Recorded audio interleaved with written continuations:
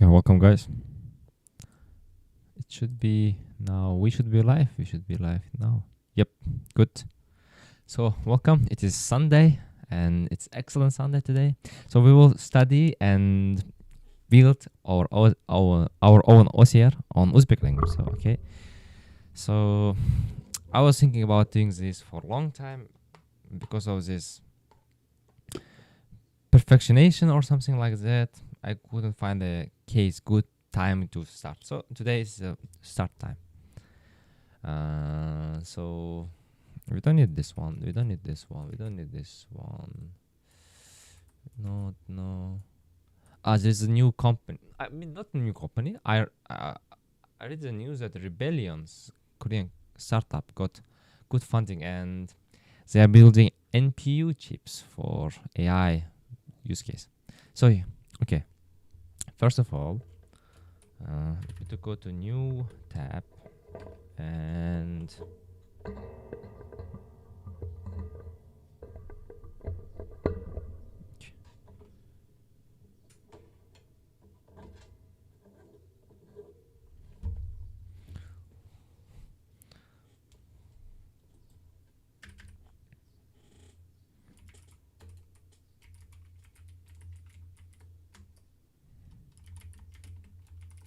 okay, we are starting new project. You can see my screen, right? Okay, let me to make it bigger.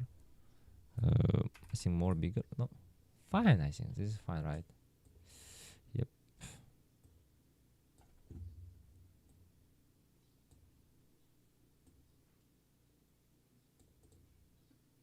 Excellent. So we are on OCR. So what we need first? We need README, guys. So what we will do in README is our plan. Okay, plan for this stream. So first thing, we need to make a data set.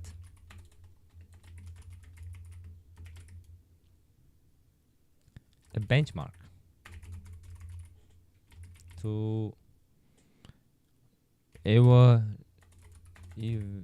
evaluate our model. So it means data collection, okay? It belongs to data collection category. So make dataset. Second one, as you know, OCR consists of we have different OCRs. So first of all, let's do the traditional one. So it consists of detection model, plus recognition model.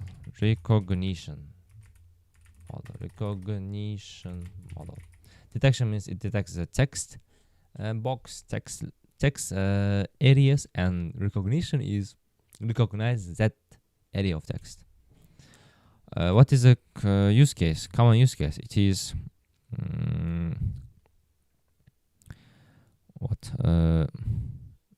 digitalize scanned images, scanned documents. No, I mean not digitalize. It's better to say extract information. Okay, extract information, extract text information from scanned documents, images. Images is good, just from images. So application may be translation. Second one for translation, for extract text, where we need to extract text to digitalize old textbooks, and etc. etc. So, but I have a concern in Uzbek language. So Uzbek language has three kind of popular language. I mean, let's say two languages for now. So it has Cyrillic, we call it, and second one is Latin. And we also had Arabic letter-based system. Arabic letter system, I don't see any kind of need for now, but I really see that it's Cyrillic and this Latin. Latin is official current alphabet we are using, but this Cyrillic was popular during the Soviet Union. So let's, for now, I am really thinking about doing with Cyrillic. We need to find how long does how much resource can we invest, should we invest in order to get good model? There is a point that if it is Cyrillic, then why not just use Russian OCR, right? Russian OCR models. But in Cyrillic, so it's Cyrillic, yes, but it has different, it's Cyrillic, yes, but it has different small alphabets also. So it's built on the Russian alphabet, but it is extended to a certain extent.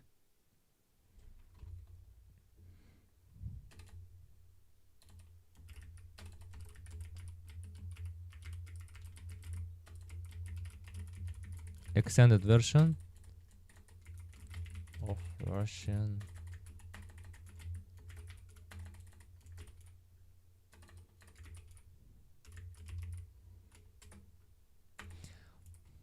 my big question, my big concern now comes from this one, number 5. How much should we invest? If I invest 1 week, or if I invest, let's say, 10 hours, or if I invest 20 hours, how good can I get based on the current situation on this data set, on architectures and etc. But it should be, this area should be already how can I say? I do believe that it is done. Big things are there are no new thing, and it's everything, I think, solved. So we need to just adopt to our language, to new language, because on iPhone, on Samsung, on Android, they have this OCR, instant OCR, right? They do work on Uzbek language. They do work, but to a certain extent, small tweaks are necessary, because it would be great if it is instantly 100% correct. And for English it's yes, but for Uzbek it's not like that. So I want to investigate on that one. So let's get started. Okay, let's get started. So I will not waste your time. So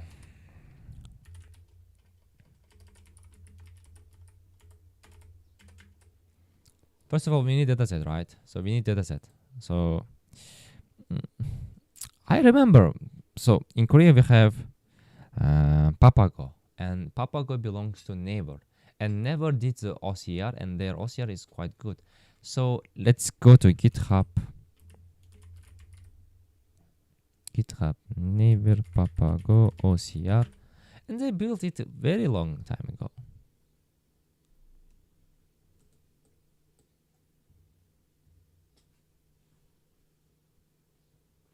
What is this? Advanced real-time translator for games, hard-coded subtitles in video, static text.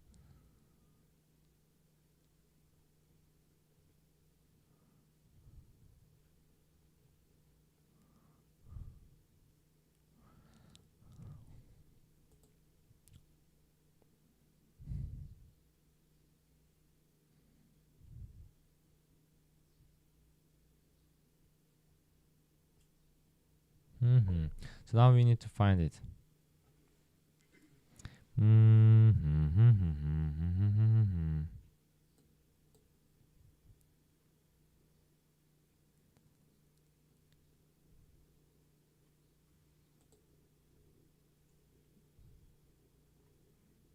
No, what is this? No.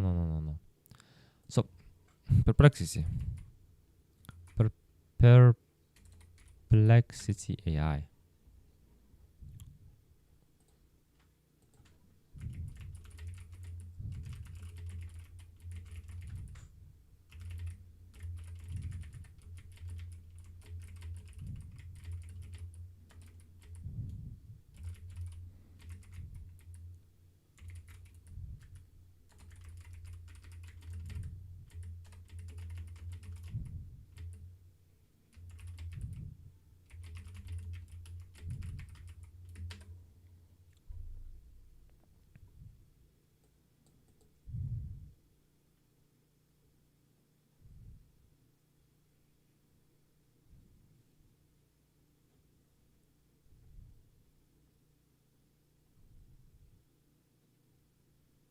No, no, no, no, no. What is this? What is this? Nope.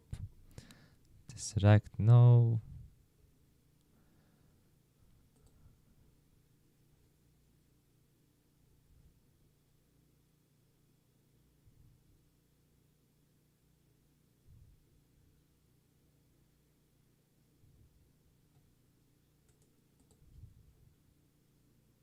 I think we visit this website today, right before, no?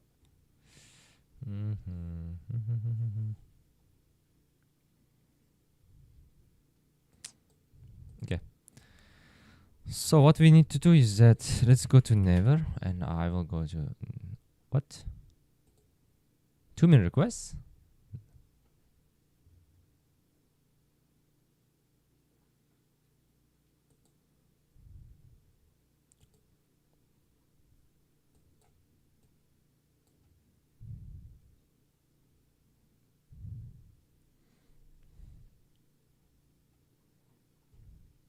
So this is Korean Google.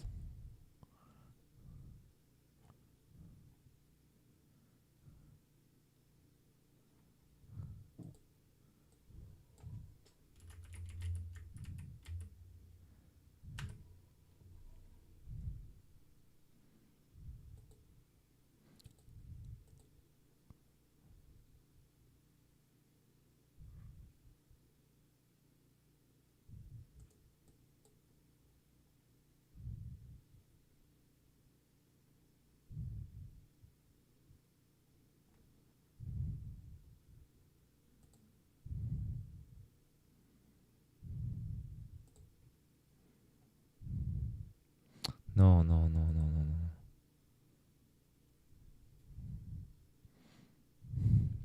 I used to have it.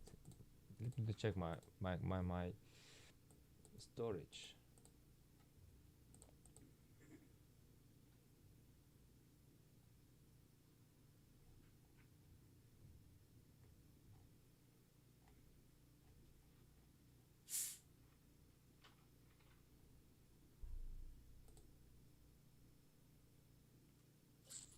Not here. Not here. Not here.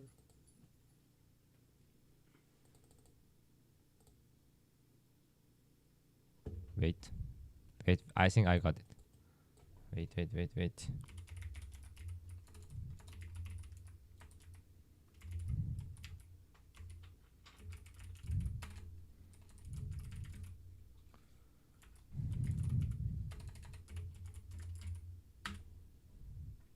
What's happening with GitHub?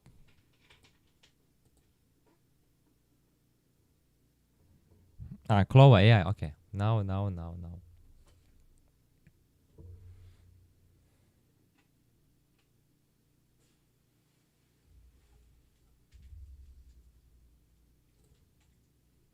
So.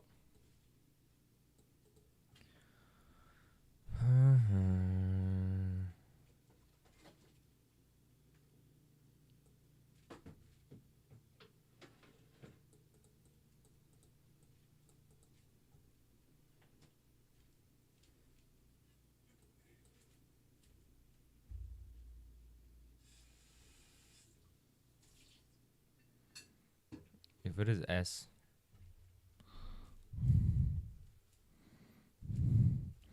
Okay, they have instruction. So I'm thinking to follow this guide.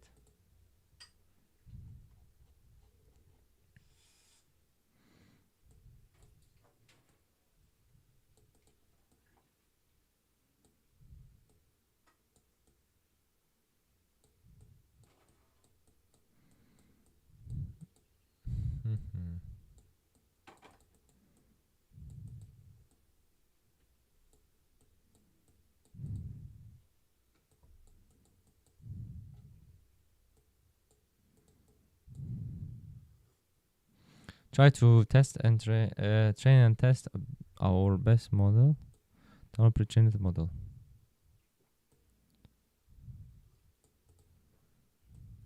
TRBAO.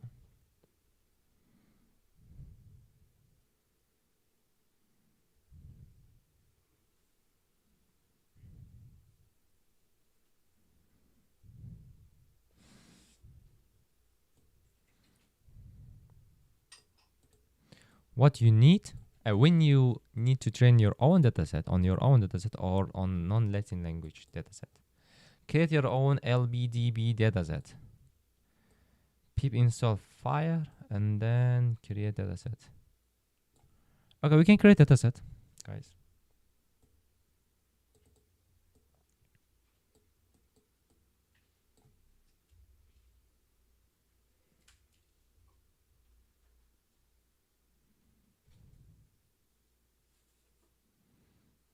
Can we check the web demo?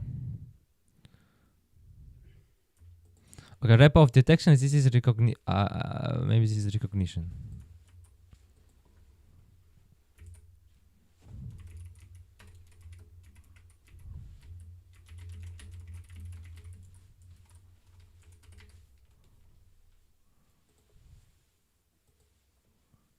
This connection is not private. Should we go? No, I don't want to go. Craft. This is text text detection, right? 6 years ago. Oh my god.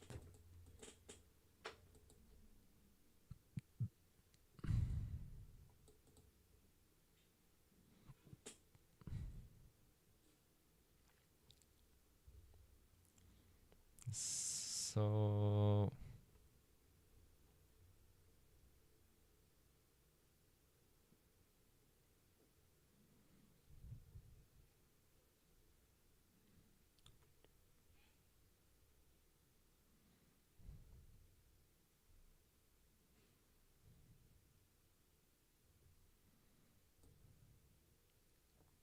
I have training dataset and then validation dataset, evaluation dataset.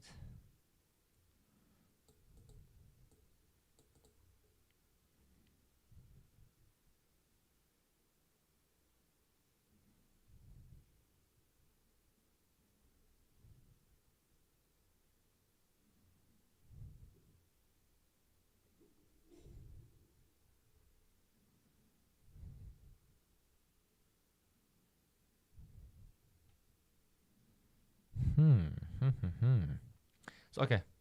So what we should do?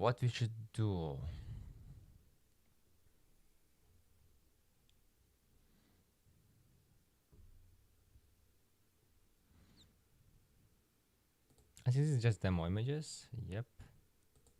Figures, just figures, modules. Oh my god, maybe we need this one.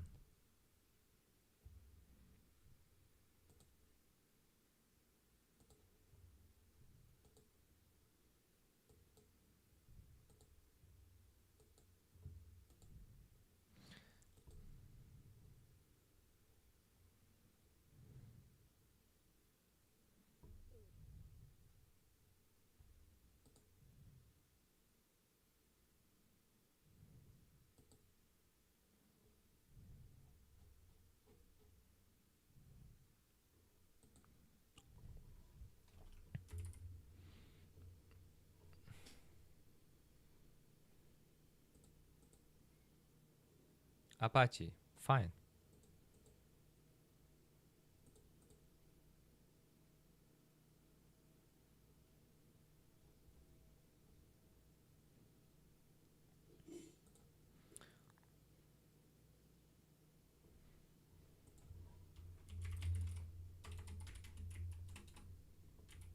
No, I don't want to clone. So let's start. So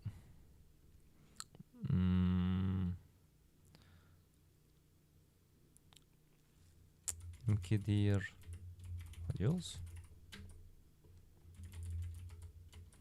modules and then vim feature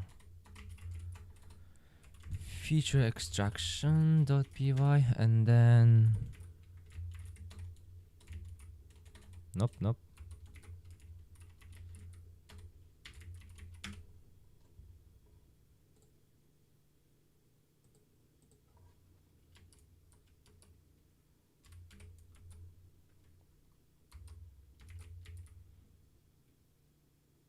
Oh, it is this one. I mean, we need this one. No, I don't want to save, man. So here, insert. Let's go. Okay. So you got it right. What we have here? We have VGG. It's old model and R CNN. Wait. So where is R? It's just convolutions. Oh, we have here GRCL. What is GRCL?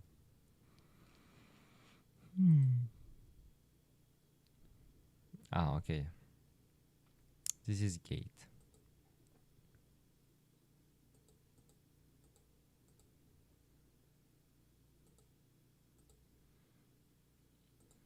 And this basic block belongs to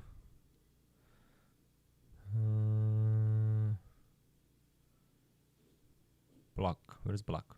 Page sequence. Downstream block. Block belongs to this one. Done. Good. ResNet.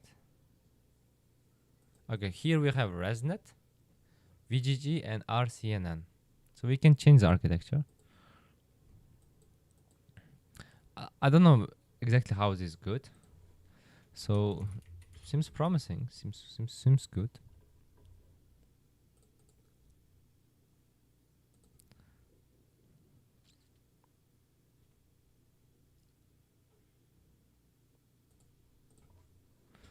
Vim prediction .py and then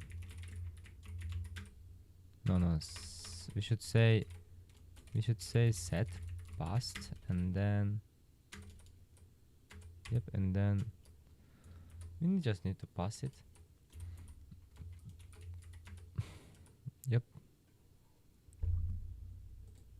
I don't know why he's using device. Where you need device? Okay, here we need device. Okay.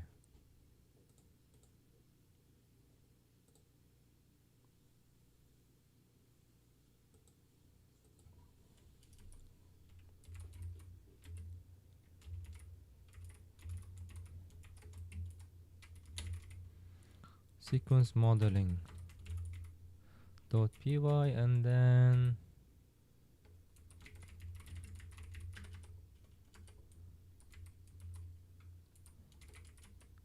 okay, sequence modeling done. And transformation. What kind of transformation? Rectification network of wire, namely TPC base CTN. Localization network. Grid generation.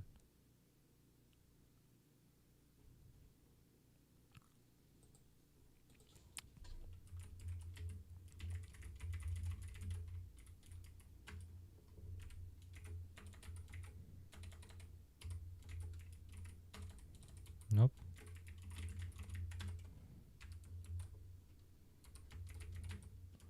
Okay.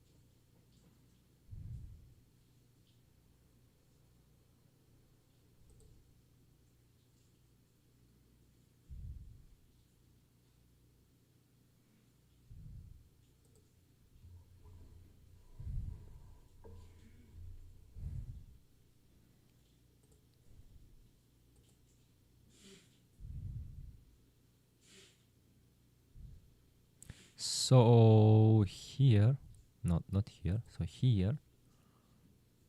Ah, no, it's here. So which one to download?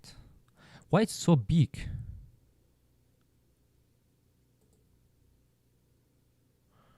Why the model is so big?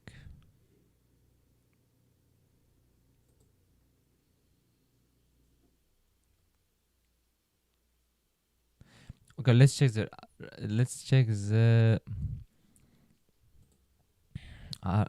ResNet. What is the ResNet number here?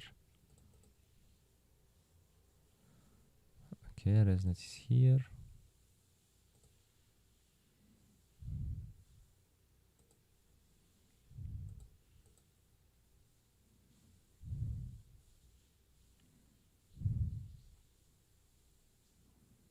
One, two, three, four, five. And we have a layer. One, two, three, four layers. And what is the layers? And layer is these blocks. We have 4 blocks. Basic block consists of what? One, two convolutions. And residual, yep. No. Let's check Apple.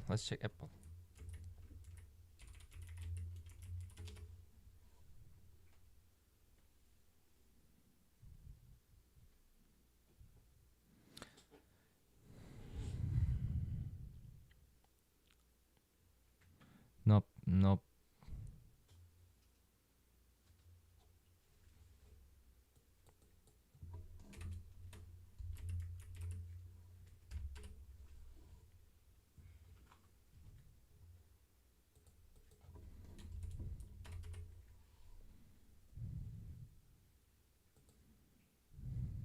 Cops. What is cops?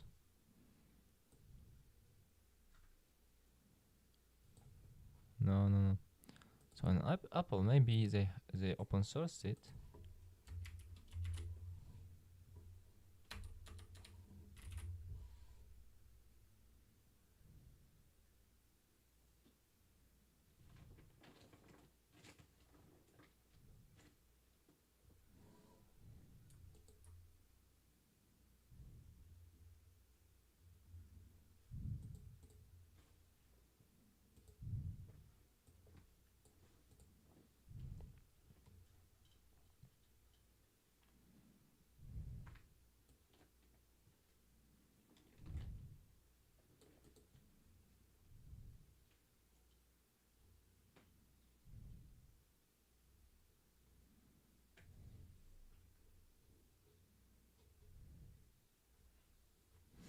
Wait, let me to check on Perplexity.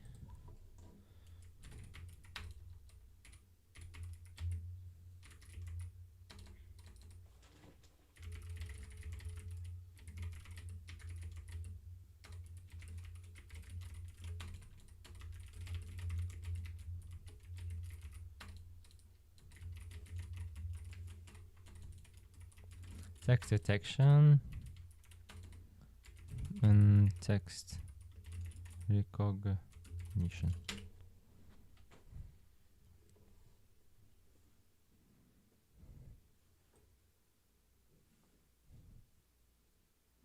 Because they have on-device processing for privacy.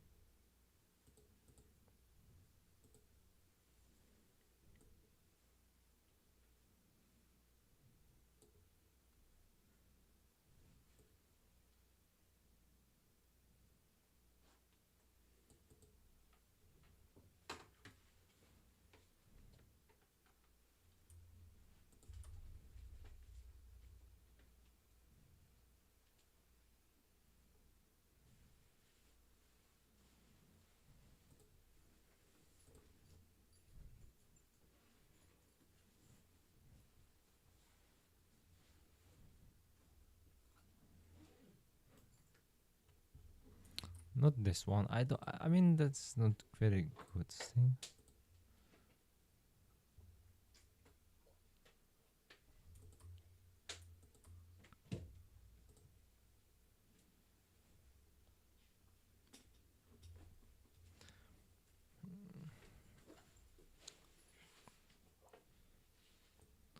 Apple OCR. Okay, what is that? Power of live text.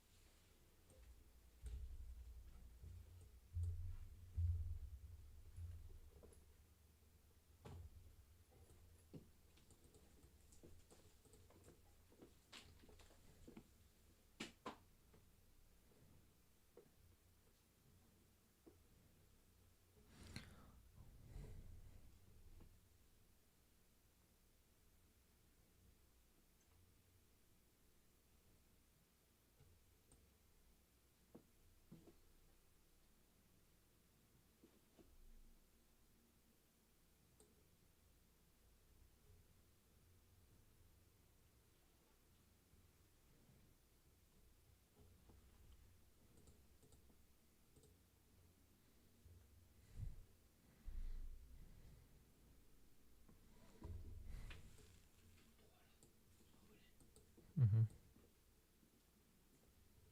Call back. Close this.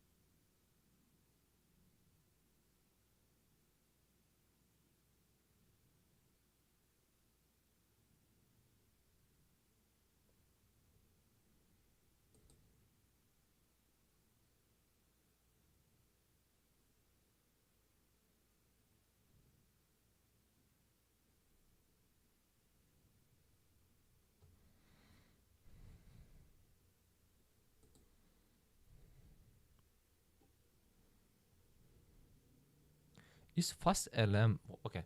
So they have fast VLM, right? Mm,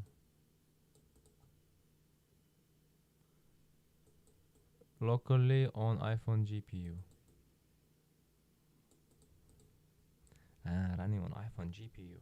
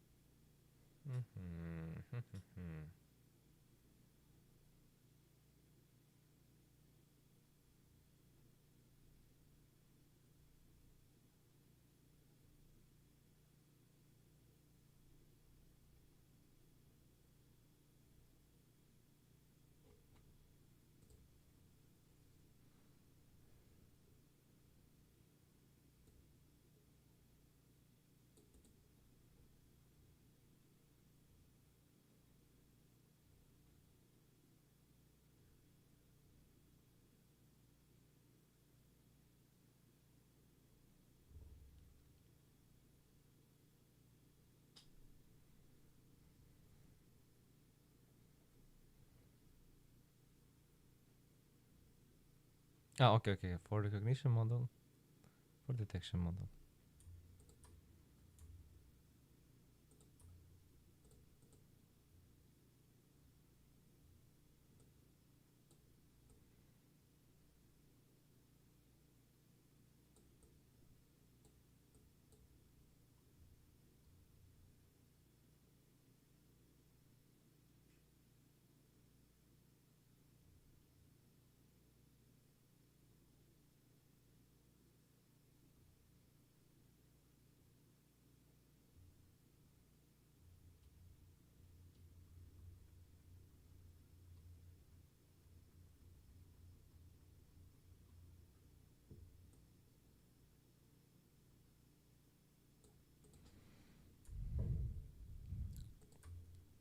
Okay, we need to generate text, right? So let's start with this one.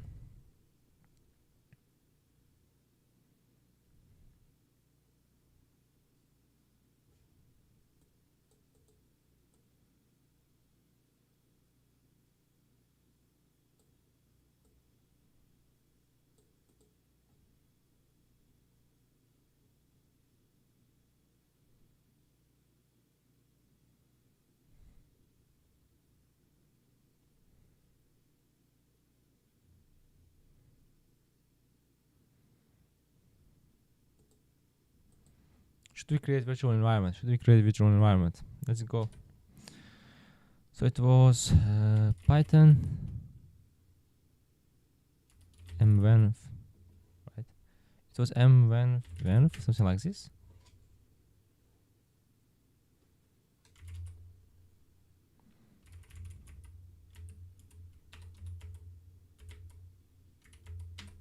Okay, activated. So then vim requirements.txt, and then here we passed what, trtg.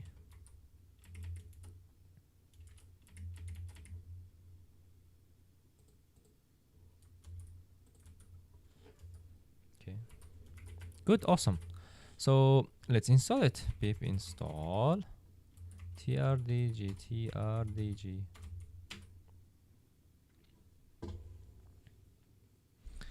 It will generate for us the text.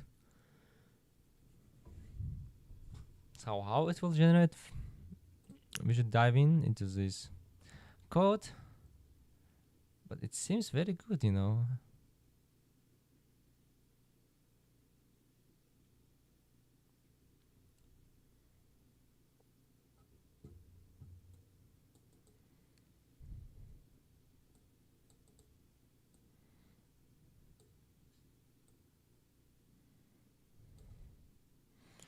Better background generation, better handwritten checks generation, more customized parameters.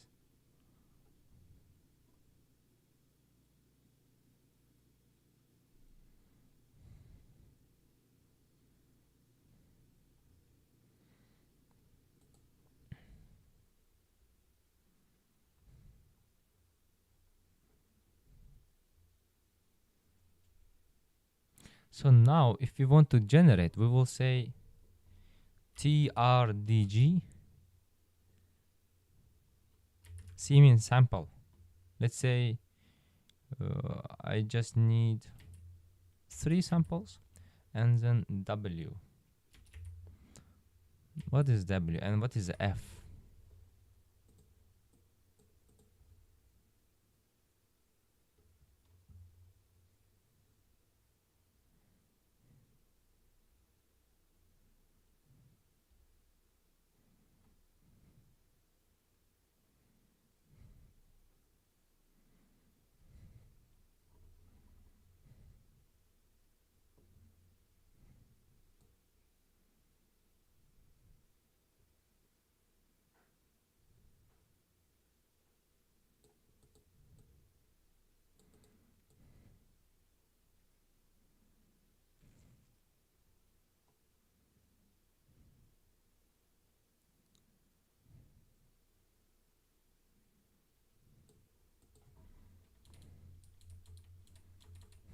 H done.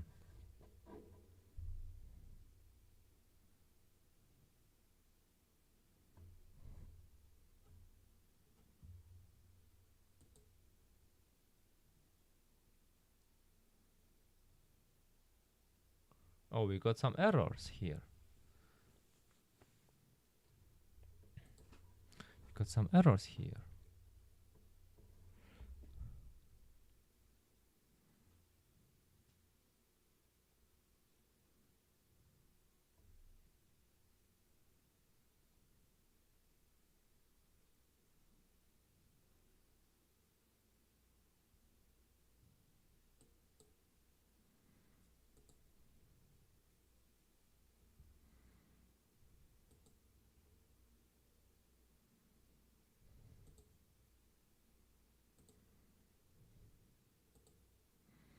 Mm-hmm.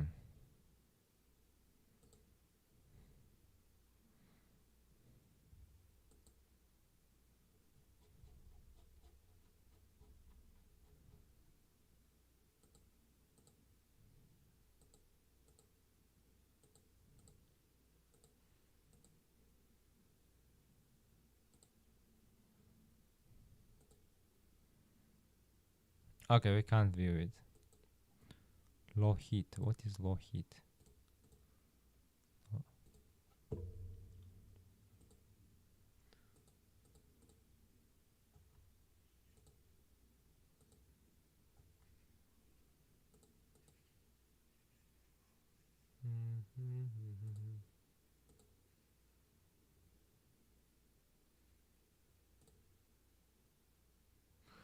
Where is it? Where is it?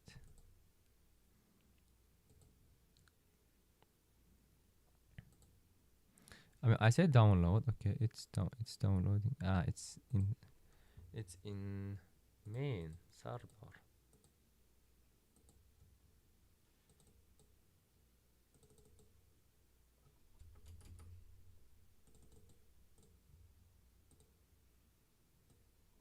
Ah, it's this one. No, no, we don't need it.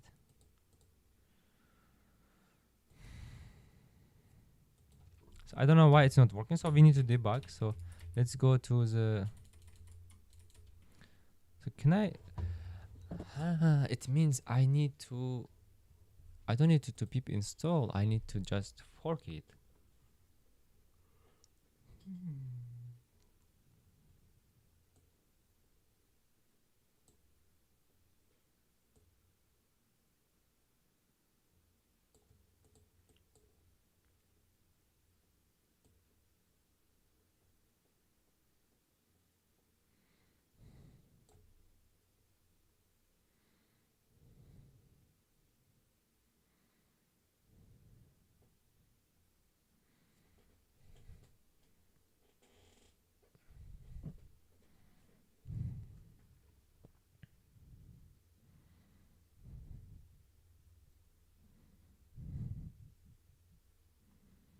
Let's check this one. Okay, icing TRDG C3 W5 F64. It seems something wrong.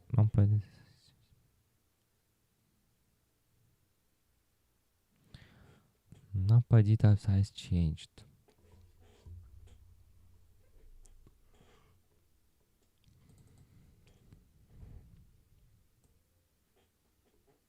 But you don't need the. But you don't need here, right? You don't need a TensorFlow.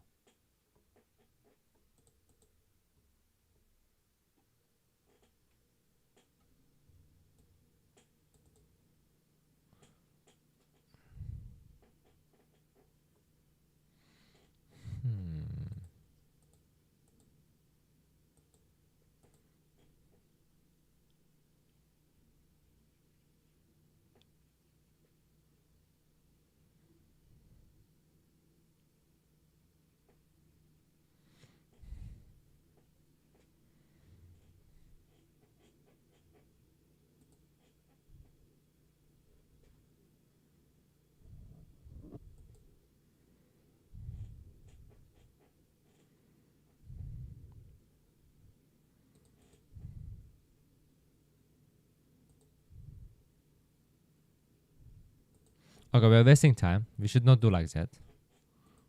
Instead,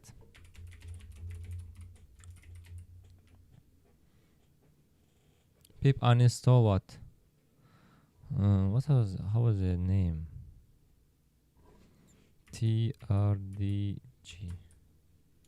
Of course.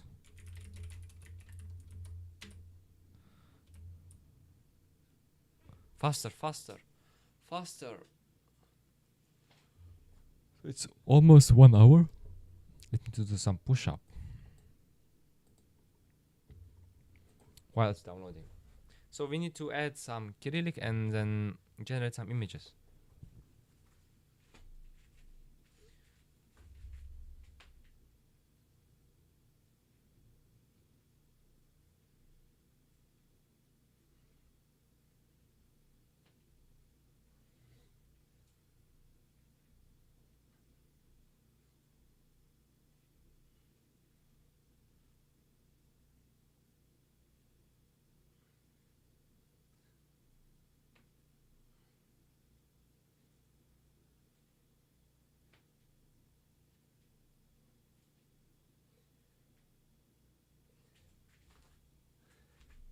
Okay, good. So now we are back.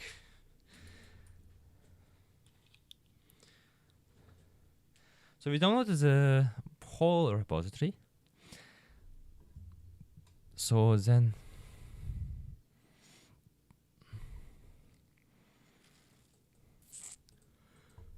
we don't need this one. So we go to TRDG and go to run. So this is how we are running, okay? This is whole thing which we can do, which we can edit and which we can run.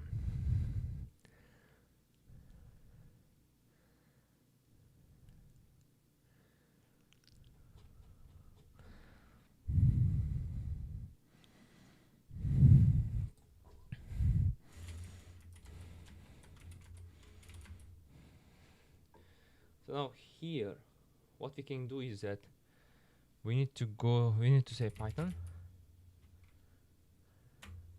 We need to install, right? Pip install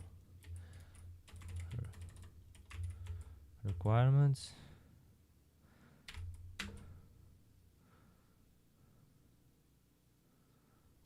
What?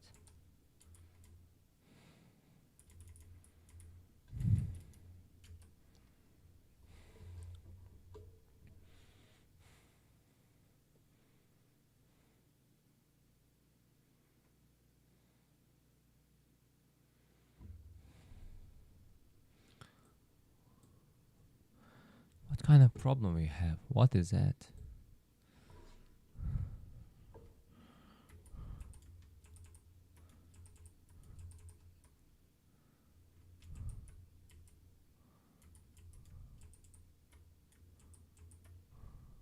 Mm-hmm.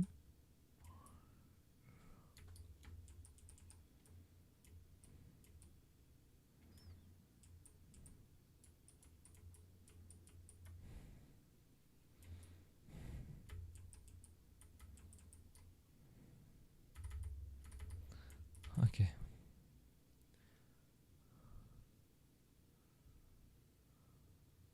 Actually, why I need a numpy? I have already a numpy here.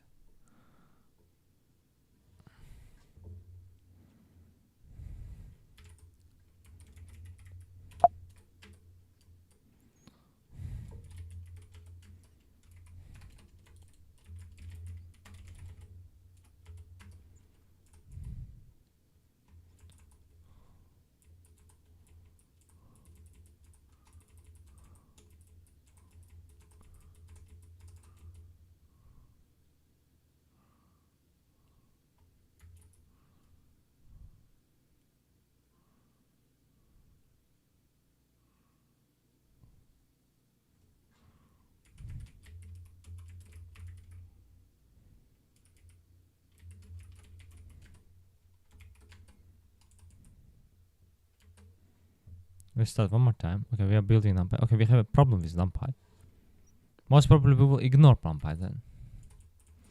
If you have a problem with numpy, it doesn't matter for us.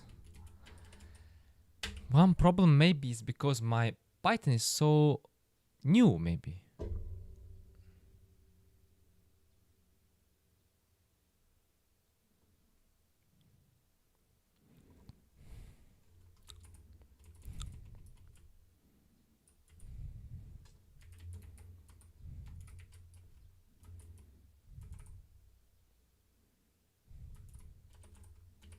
Let's try one more time. Okay, we are downloading, I think, TensorFlow. So yeah, we have some dependency problems, but we will figure out, guys. It's not big thing. Dependency problems, yes, we have, but we'll figure out. For NumPy, why is that setting NumPy to the limited version when we have a Python, latest Python, and so we cannot install the previous one, old one.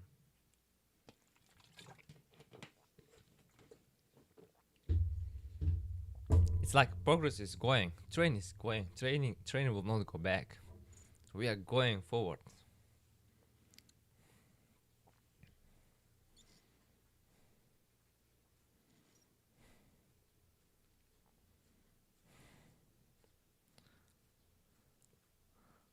So many things to install. I think it installs NumPy also. Okay, we have NumPy also, TensorFlow also.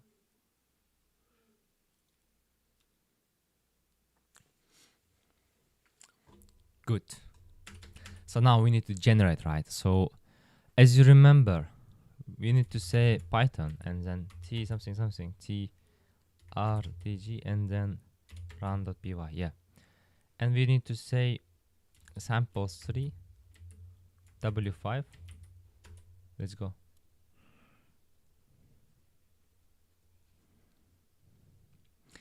I may have different problems. One problem maybe is because I'm running not on Windows, not on Ubuntu, but I am running on Mac OS. That might be one OS problem. Second problem maybe because TensorFlow which they used and current TensorFlow may not match. But do they need TensorFlow? Something was happening.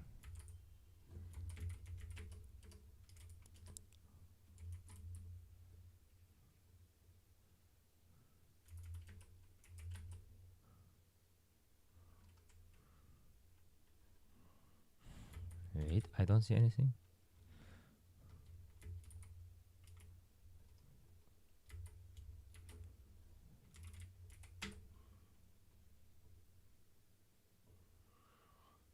Okay, some kind of process is working. Oh, okay, we done. Done.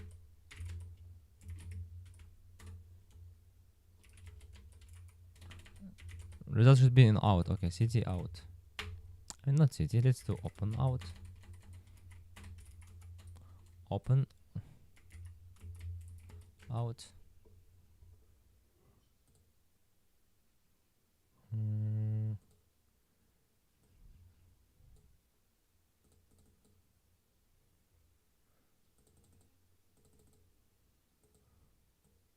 Guys, do you want to see the generated images?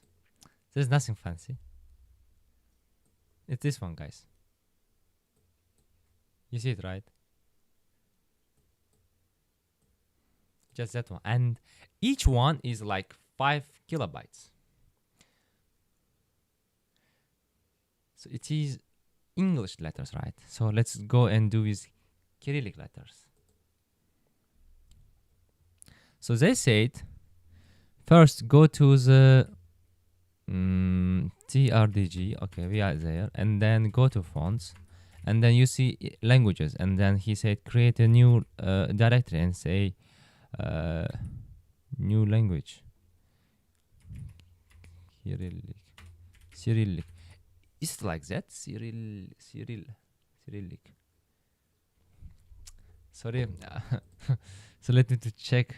Is it correct?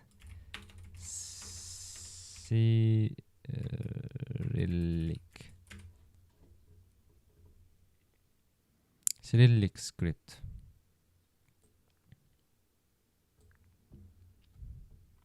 Cyrillic. Cyrillic. Insert results.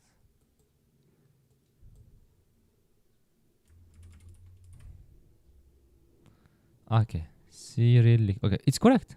There is no typo. And inside Cyrillic, we need to add font. So let's compare with, let's go like, for example, let's go to the Korean and then you see the TTF, right? TTF. So I'm saying go to Cyrillic. Where I can get the font. I saw on my computer we have a lot of fonts, built-in fonts. I don't know what is, how can I say, what is a license for that. But let's check it. So where I saw it here. Open a new window. Okay, and then here it is. So I have so many different fonts.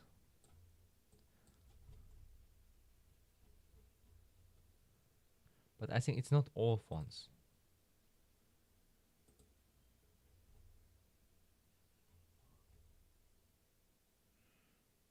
Google? Why? What does Google do here?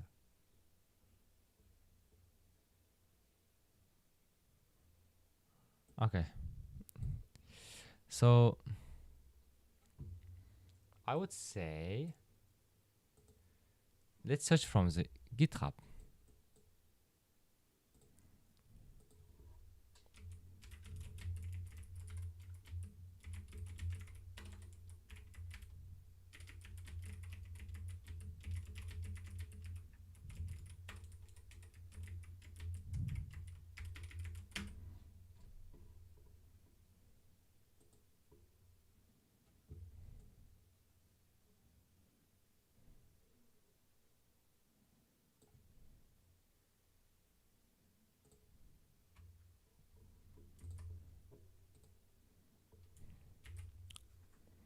Railway.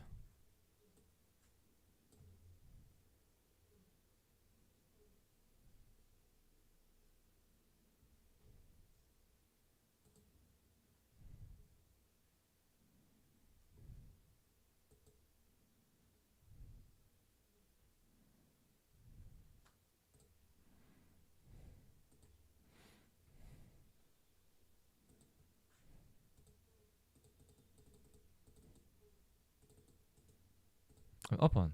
I want to see it. No, it's not what I want.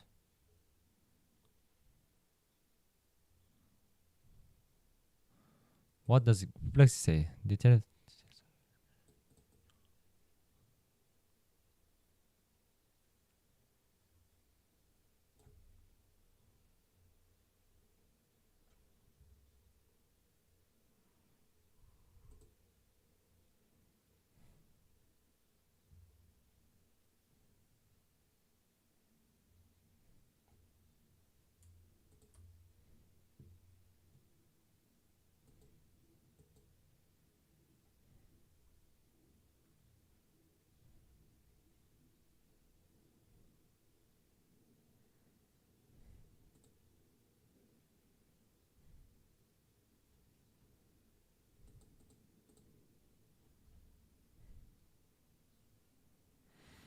Why it's a problem to find the fonts?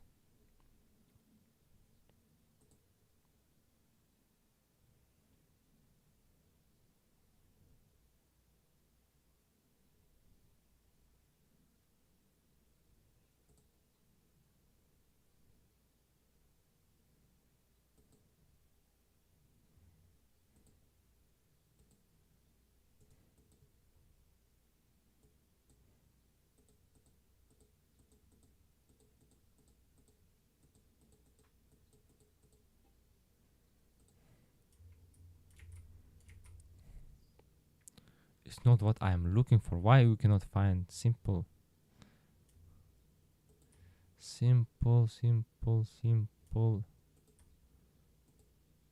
font?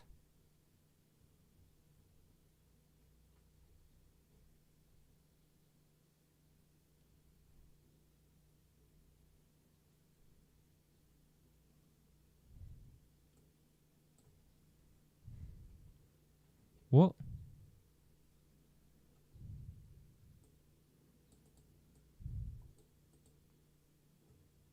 This is good.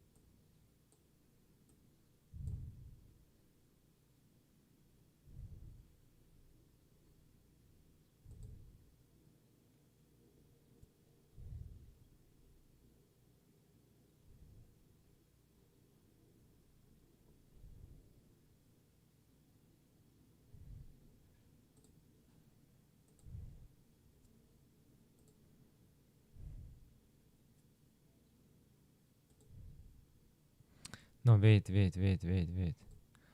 I like this Sloveska, but it's not what I'm looking for.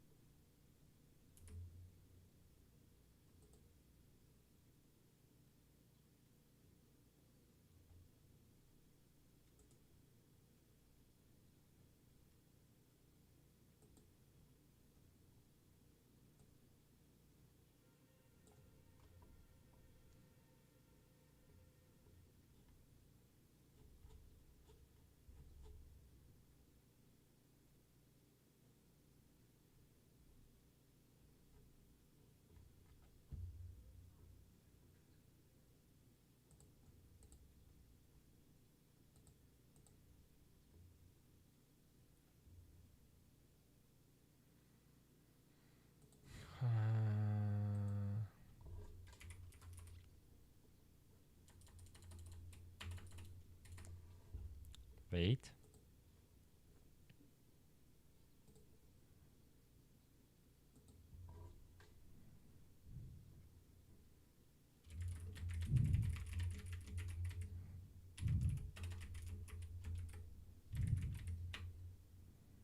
Not can I use, but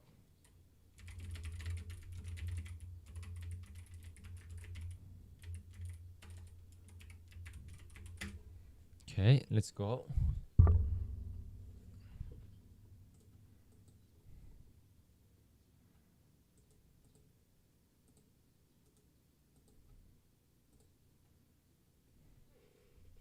What is this?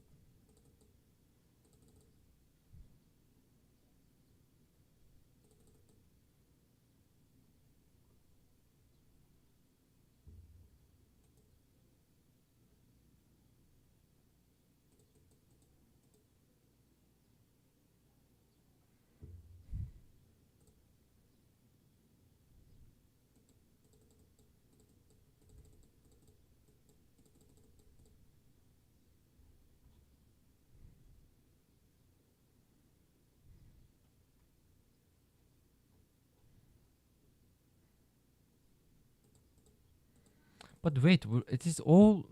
It's all English.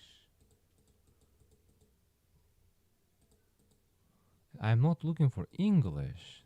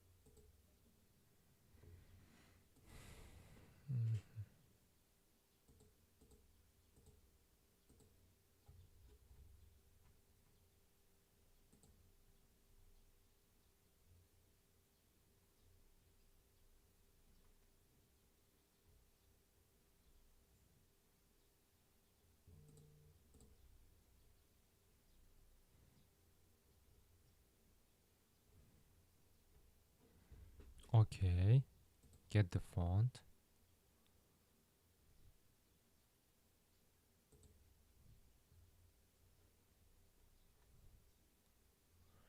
Wait, something wrong. What I don't understand here.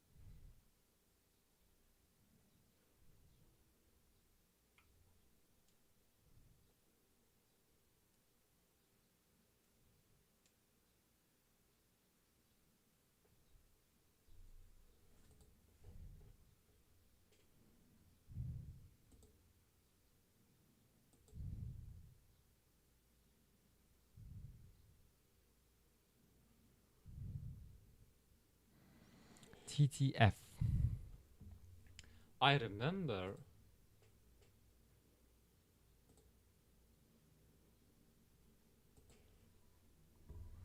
But TTF.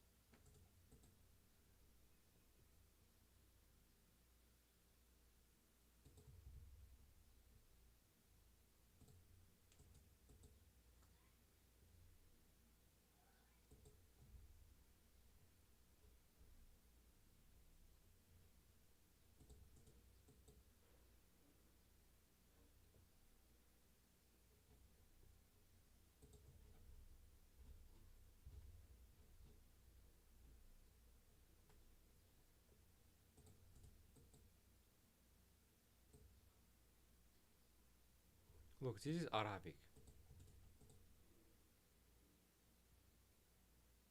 English,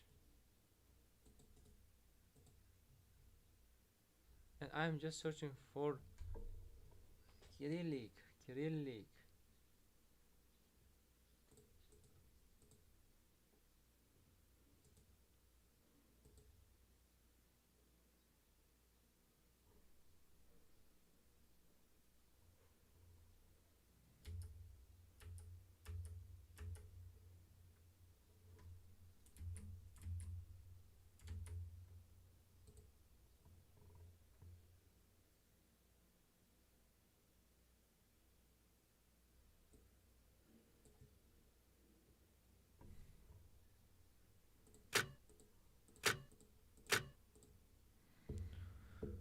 Let me to maybe change the language to Cyrillic. Maybe I need to download Cyrillic. Yep. No problem, no problem.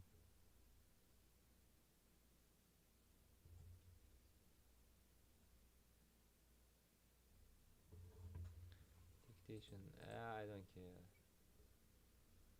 Then okay.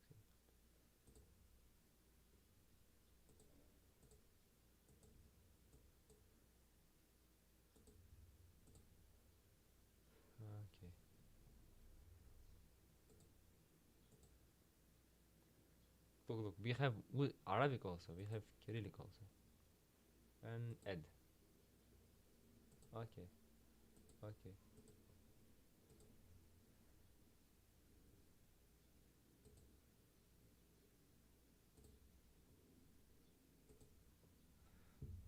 So we have now in Uzbek. Mm,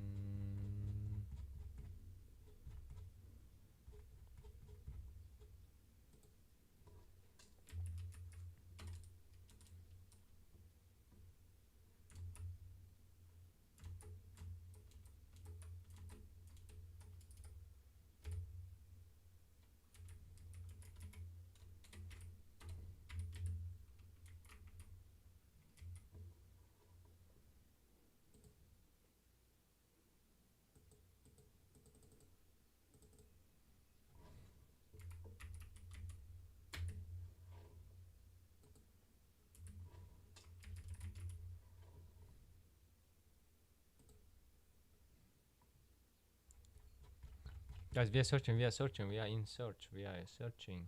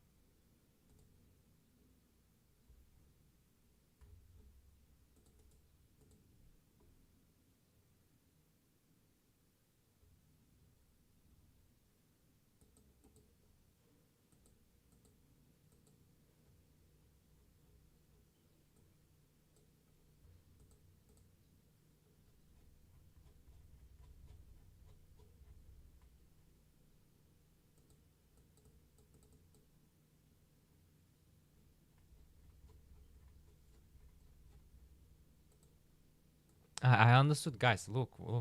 What's wrong here is that, for example, we have a lot of fonts, right? And in every font we have the embeddings, and for example, let's say this one, right?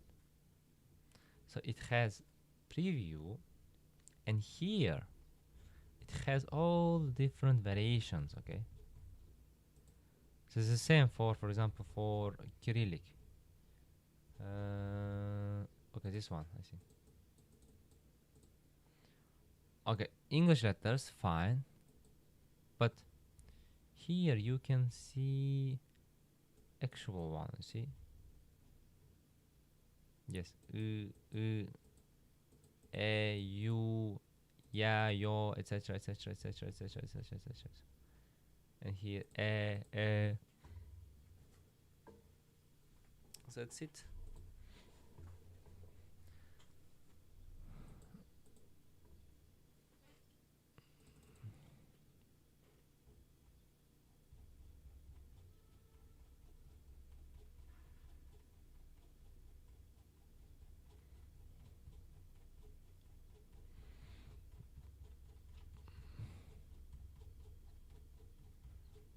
Wow, so many Arabic stuff.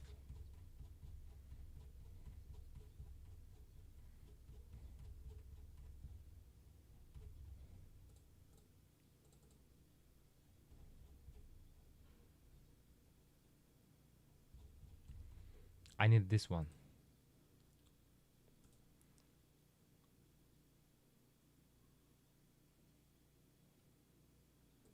Okay.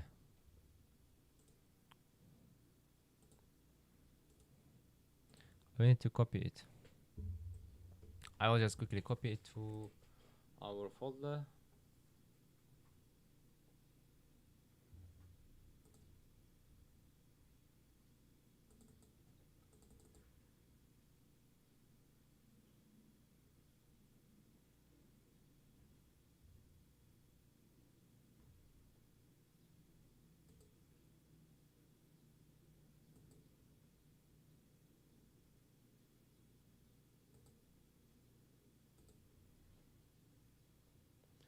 It was in where it was. It is in TLDG and fonts and Cyrillic and add here.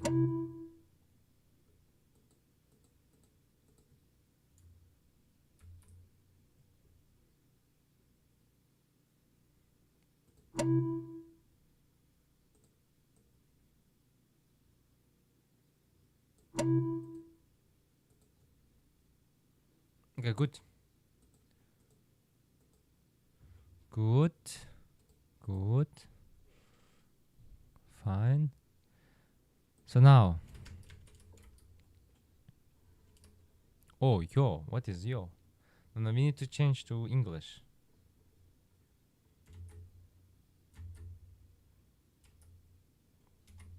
Okay, English.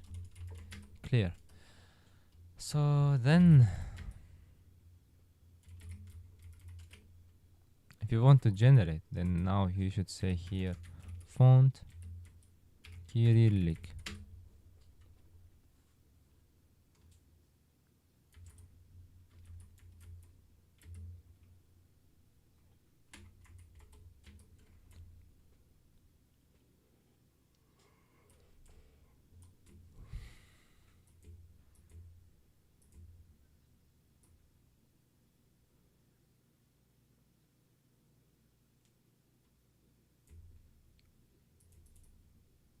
Cannot open font.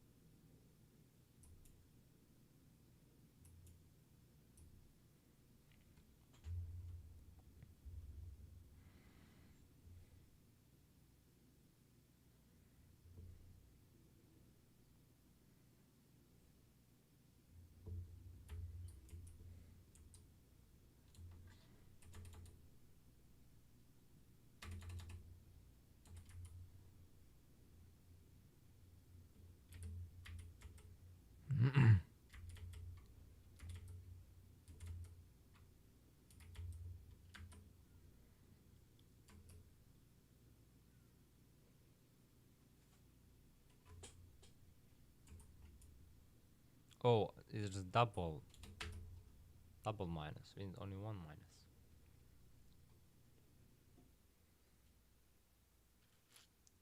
Oh, we have generated. Open out.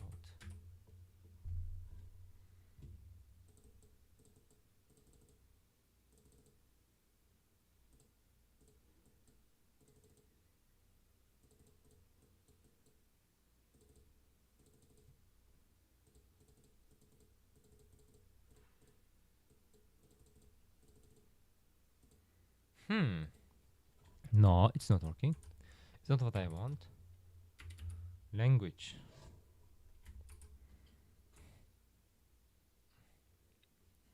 Font, margin, character, text, color, orientation, width, distortion, orientation. No. Background, blur, random, skewness, skew, no. Format, random, length.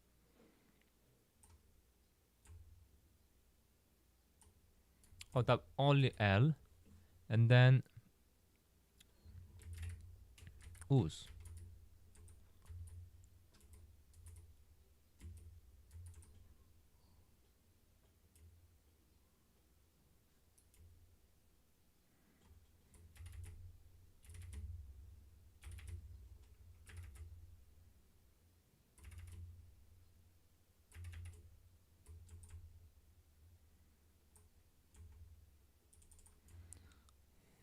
Okay, we parse arguments.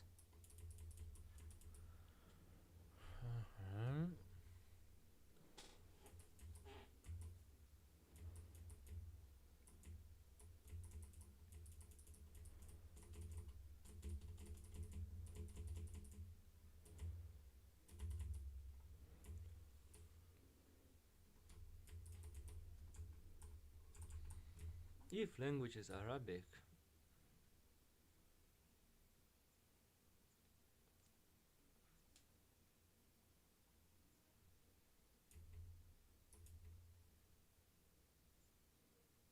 oh my god, there is nothing. No specification if language is Arabic. Okay.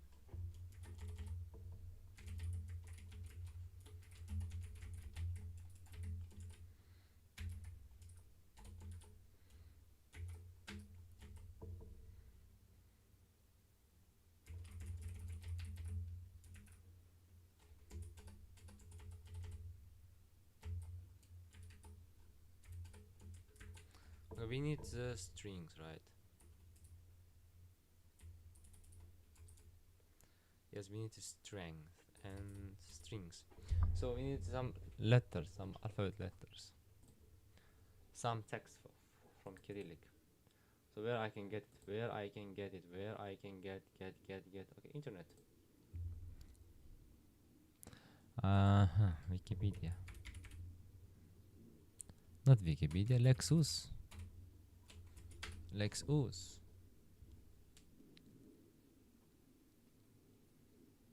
Safari has blocked something. Okay, so was a bit.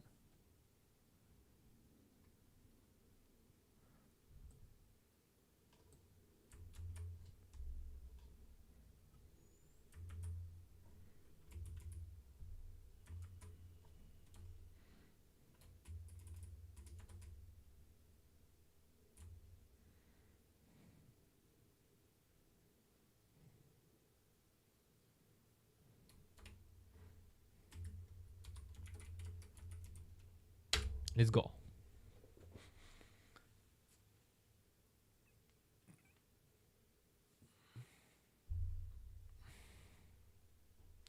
But why it's so slow, guys?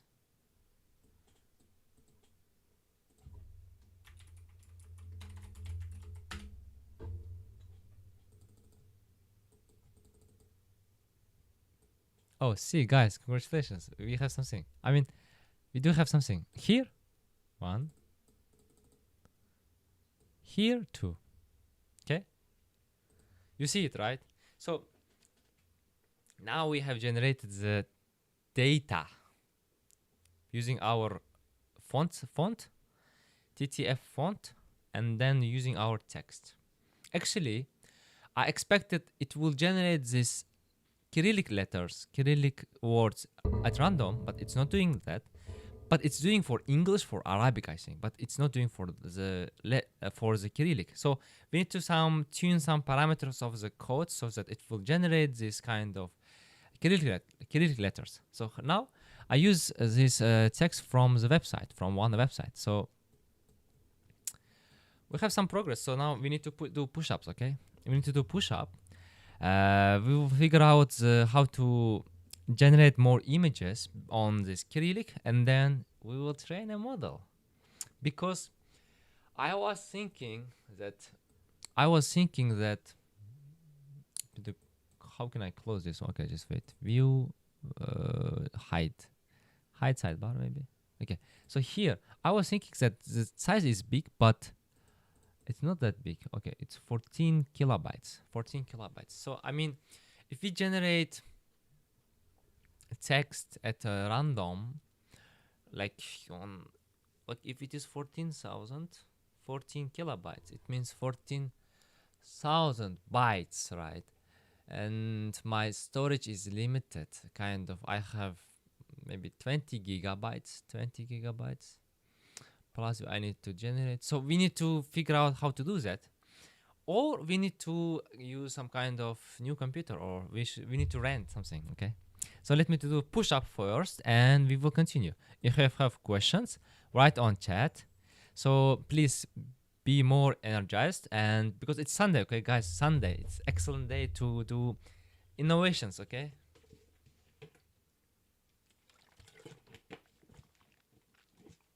what's your record of doing push-up at once? Is it 30, is it 50, or is it 100 push-ups? So I will do push-up. So let's see how many I can do.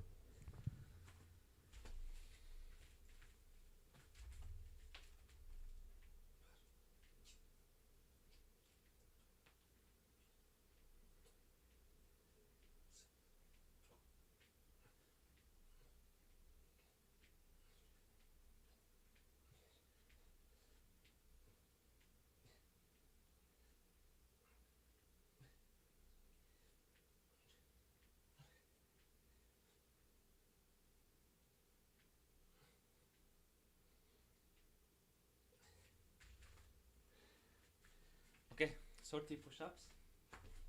Good.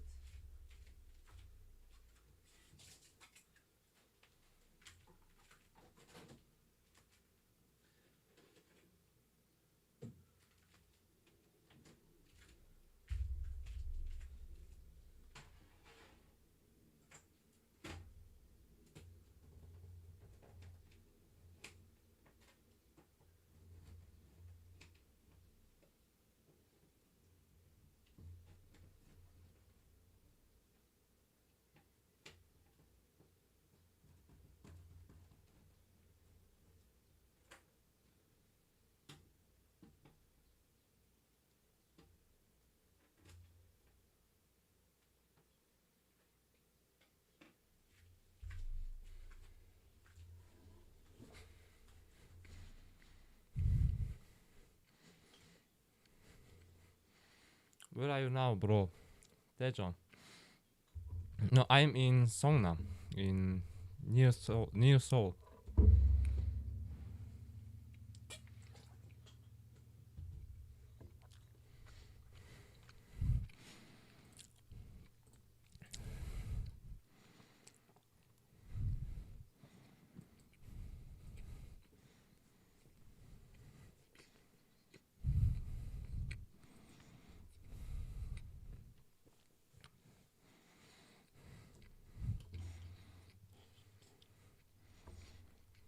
Oh, hello.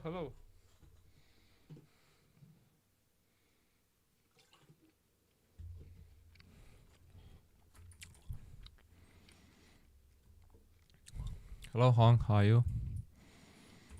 Long time no see. So, we have string, right? And string is generated here. But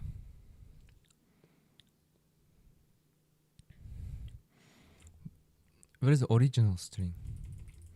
Here, okay. Strings equal to create strings from dict. Okay.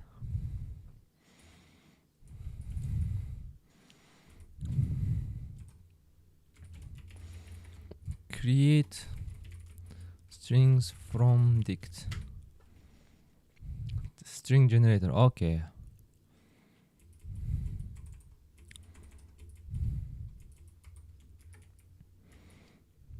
From string generator, okay. Let's check it. String generator, do you see string generator? Okay, I see it. String generator. From file, for now, I don't know. Well, maybe we can use that one, yes. From dict, yes.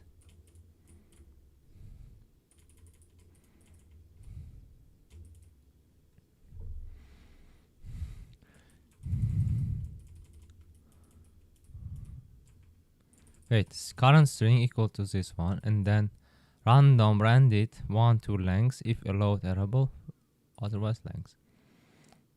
Lang dictionary.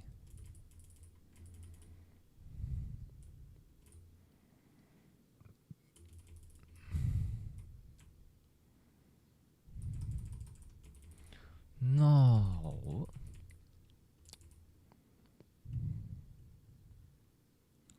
Wait, so we have empty string each time, and then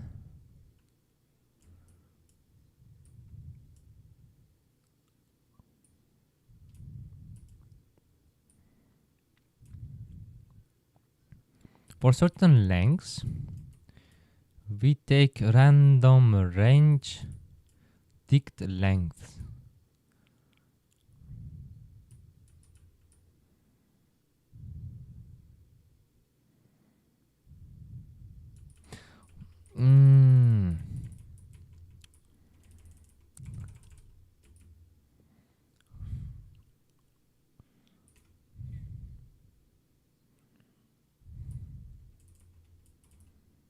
Create all strings by picking X random words in dictionary.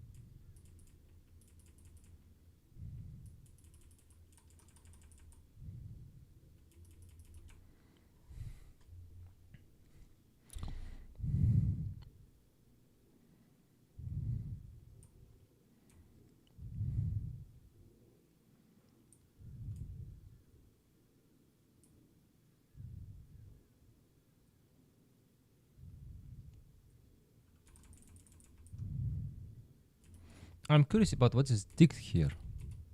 So we can do here this one, and then import pdb dot set trace. So we will trace it out.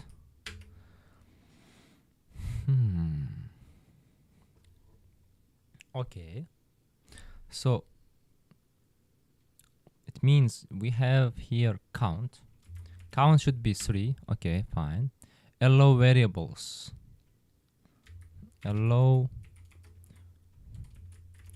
should be true. Okay, false. Length 5 and length dict.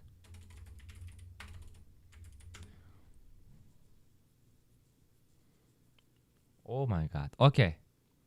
Where these words are come from?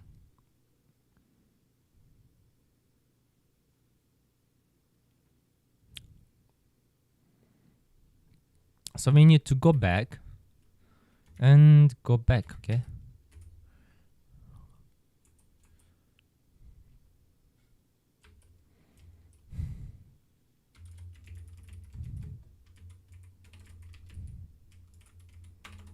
Create strings, right?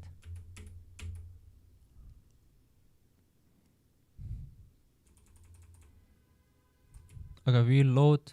Okay, we load. What's happening outside? Okay, we load. We say a string equal to this one.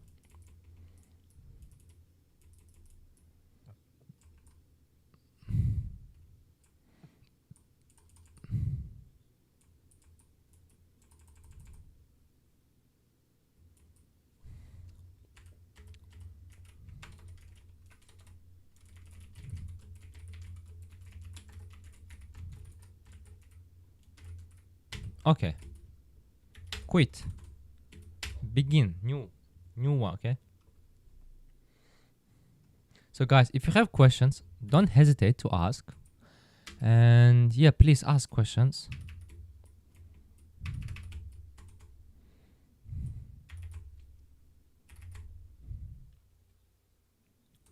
Look, we have a string. Okay. Strings should be empty. Okay. And then use Wikipedia. I think if you don't use Wikipedia, I didn't say to use Wikipedia. Use Wikipedia. Use Wikipedia.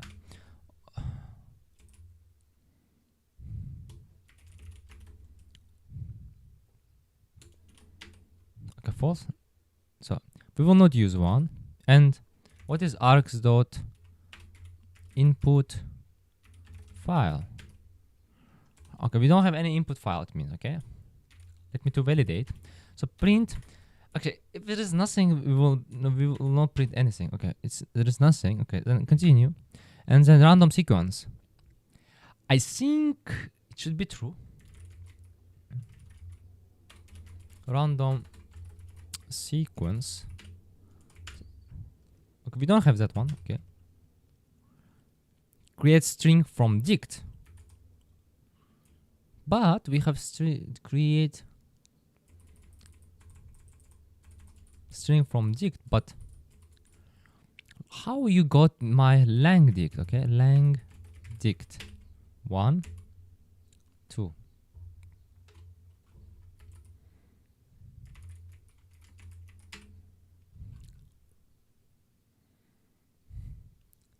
Okay, we load the dict. Okay, see, we load the dict from this path. So it means our lang dict is already defined. Lang dict. Okay.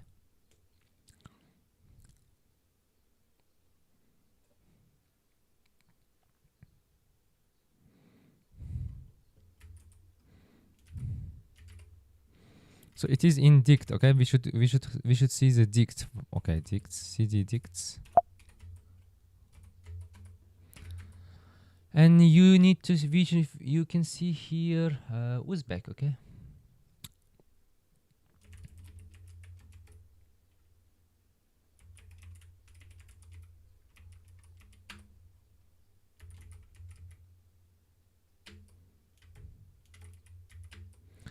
I want to see how Uzbek look like.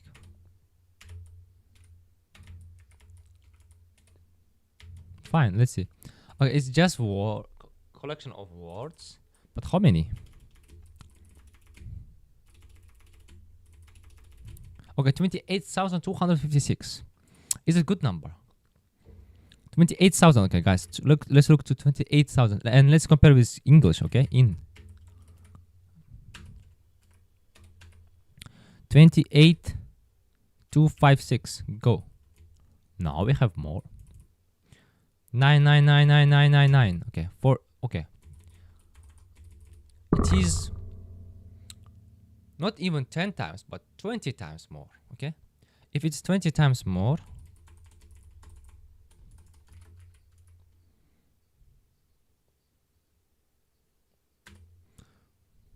and it's the same for then Uzbek. Okay, Uzbek Cyrillic. So where I can get it? So let's think carefully. Where I can get it? I need a quick place to get around 400,000 unique text in Uzbek. Where people live, Telegram. Where we have data, Lexus. Where we have data, emails. Where social media, where, blogs, news, books, articles, right? We have a lot of work to do, guys. Okay? Stay tuned, okay? Stay tuned.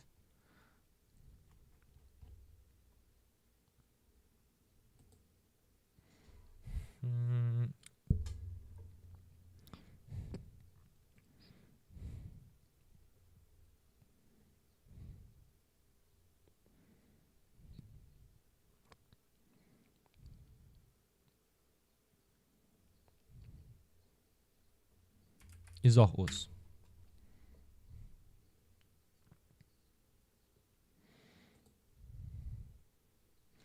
وبالتالي إذا هي لغاته we can go like this, okay.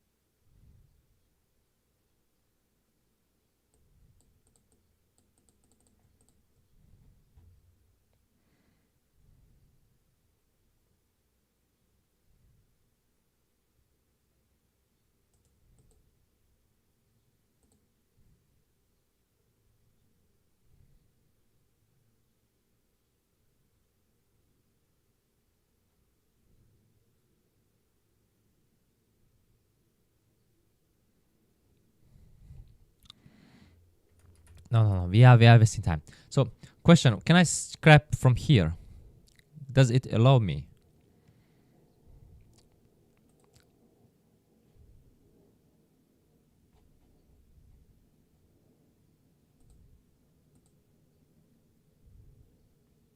Let's understand the website, okay?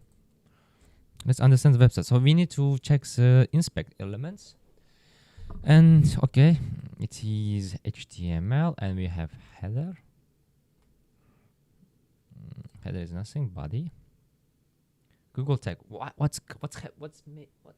we need Google tag here? I think it's because of the analytics, no? Google Analytics, maybe.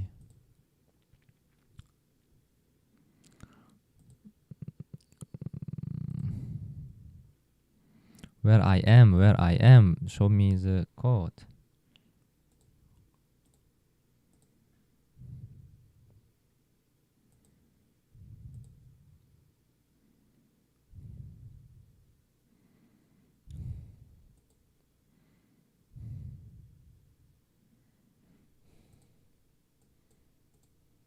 Wait.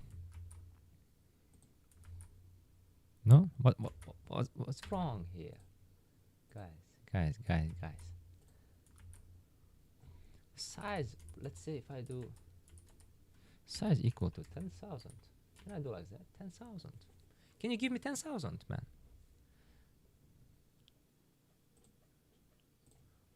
Oh, it goes to default. I said 10,000. 100,000. Can you go? No, it cannot go. Okay. Then let's say 500, okay. And if I go to page 2,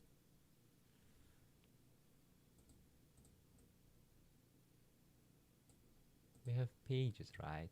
Okay. Size and pages, okay. Alif boyunca.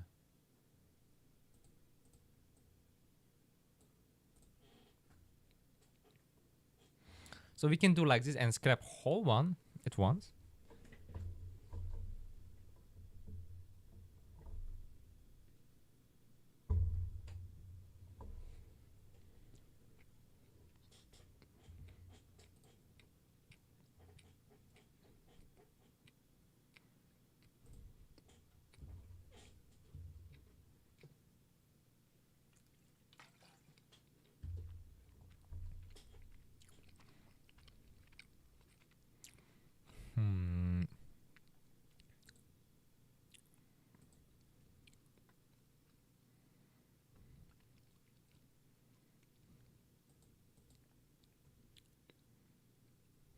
Okay, see? It's here. It lives here.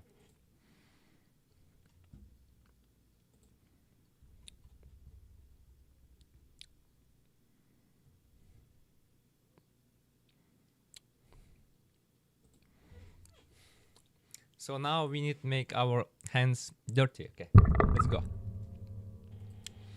First, I want to check Izochus. Where does it live? Okay. No, no, no, no, no. Who is the is.com? No, no, no. How?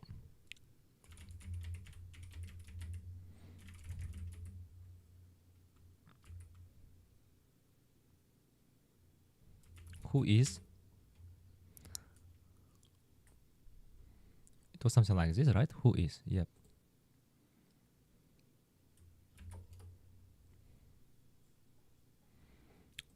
Domain registration. Okay. Who is?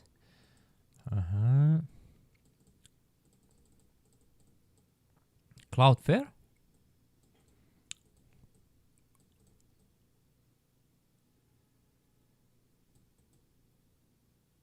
Why HTTP? HTTP. Guys, HTTP is not safe, you know? HTTP is old and you should not trust. Auction. Sana. Matan. Ah. But why are you living in HTTP with Infocom? HTTP. Oh, okay. HTTPC. Fine. Domain. Okay. Domain. Excuse me.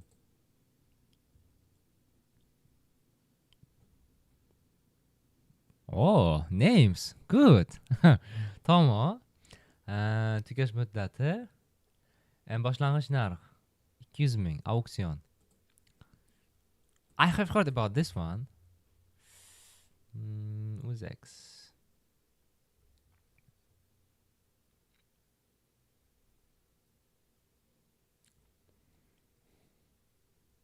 I will just take it and email, okay? Just give me a sec. Just give me a second. So it is. Let me to email this one quickly.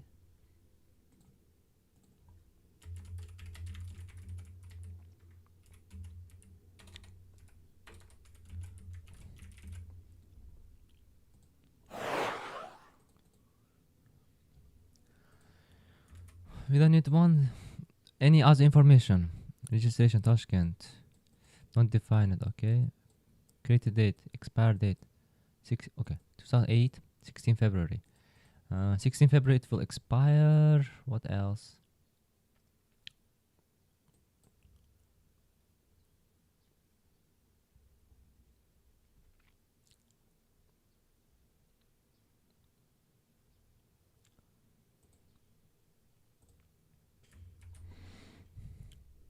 So now I will show you some secrets, okay? I mean, not secrets, some tricks, okay? So, OCR, and then text, right?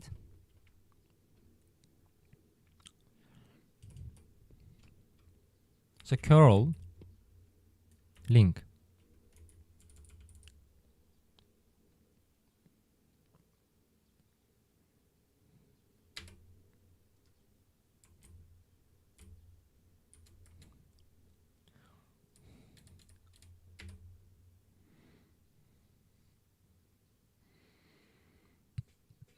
That's what I'm getting.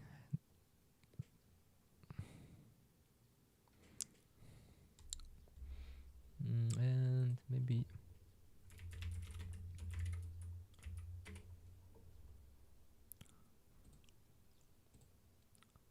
brave. Let's go.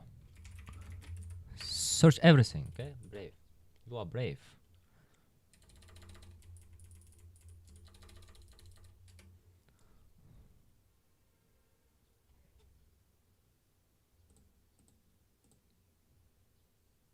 If you say word and this one, and it gives me a word, okay?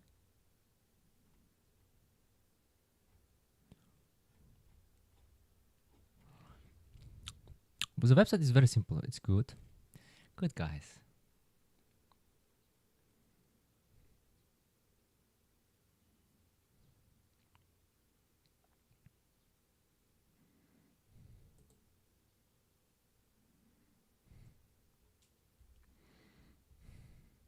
You know, we don't need to parse on the Cyrillic because we already. I remember from Tahrirce, they did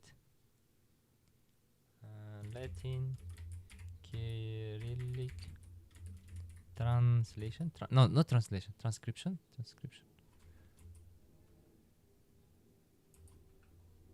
Okay, see. Yeah.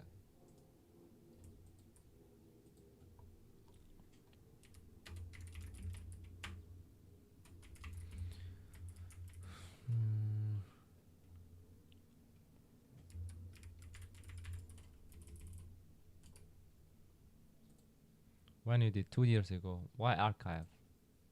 11 years ago.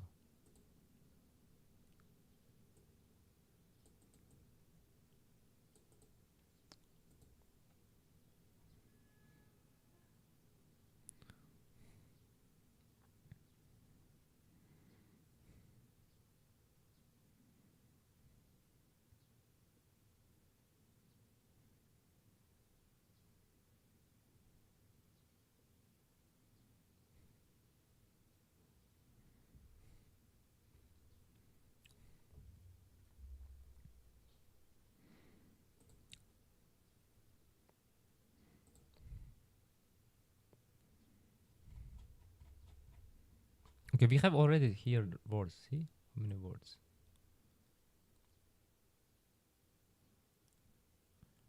31,000.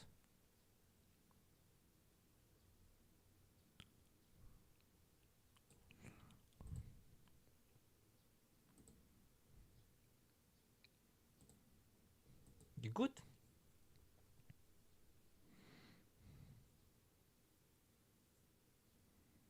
Case? What's case? To do case. Case. What do you mean?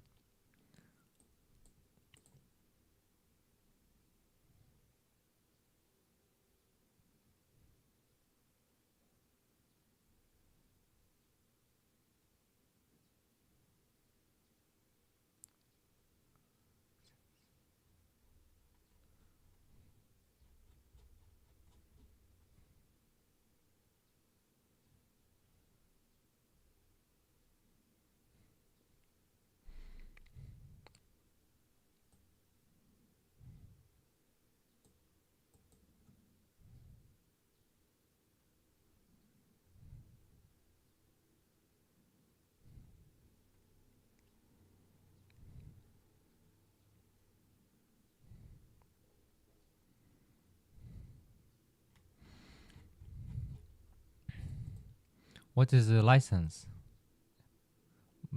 Excellent. Very good. Very good. Good.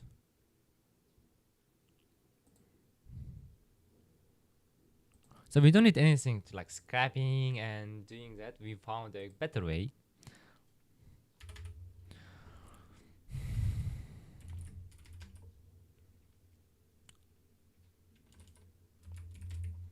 What is the name?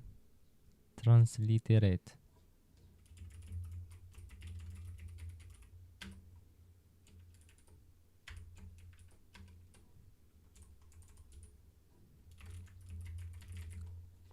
Thanks to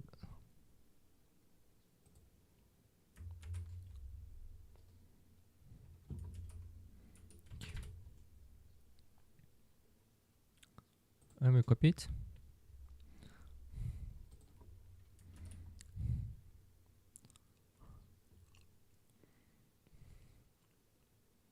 Okay, we made a mistake. Why? Because when we are copying, guys, we should say set past, and then we should say Control V.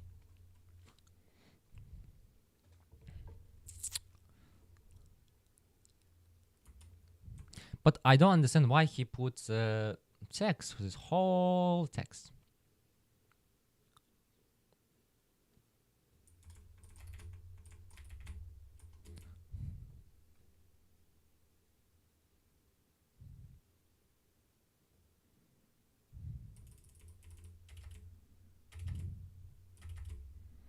Wait.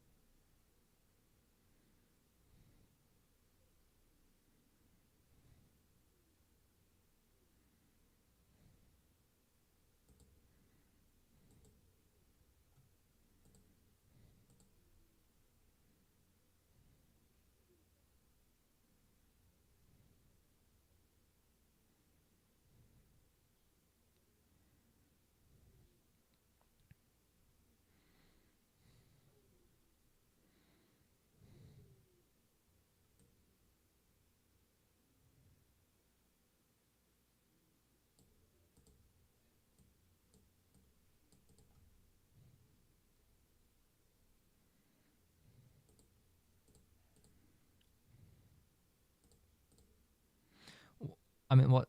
Because Python's limit. Wait, words equal to list. List plus list, it will be big list. Whereas list, words. Belletaj. Bugun erta.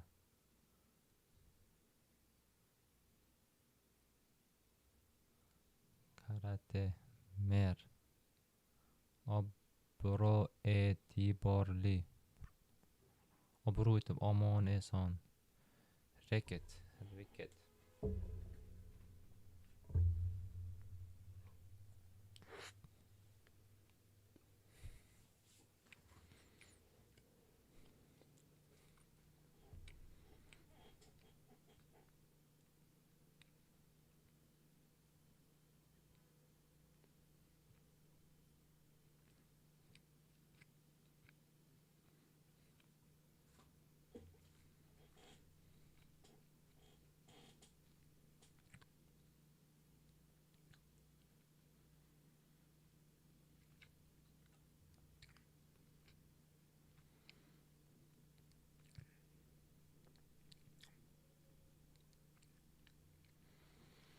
Okay, we will figure out this one. Man, Quanchback, thank you very much.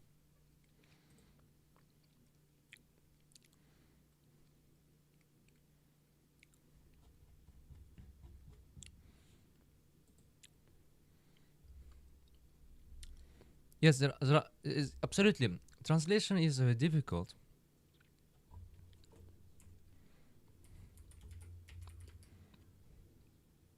Wait. What?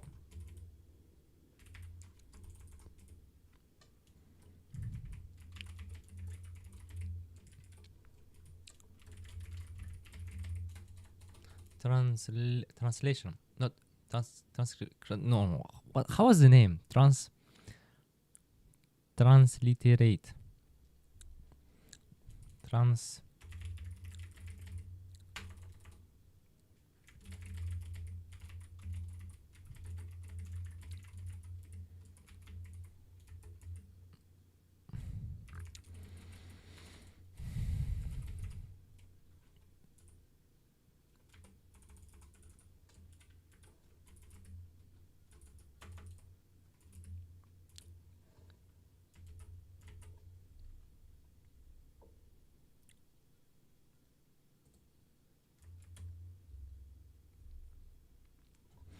It's always good thing to. It's good. It's good. It's healthy to put the link, the reference.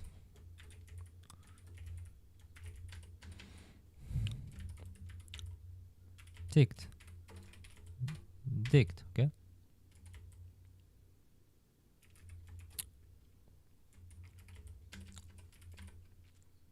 And then paid.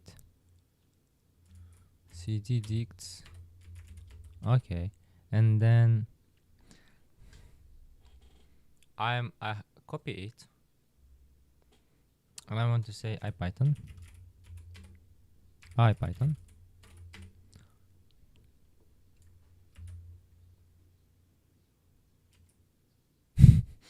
I just passed everything. So it's now syncing. Or I just could just write on file. It seems it's I did a big I think it's a big deal for computer, for my computer. For my weak computer.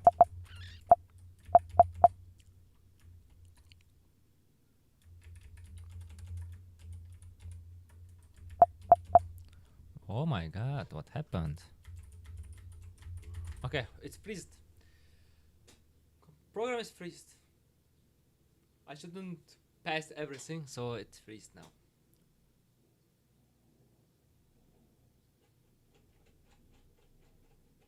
I want to close it. It's not working. It's not responding to me also. Okay, translation. Okay, translation is a big problem, right?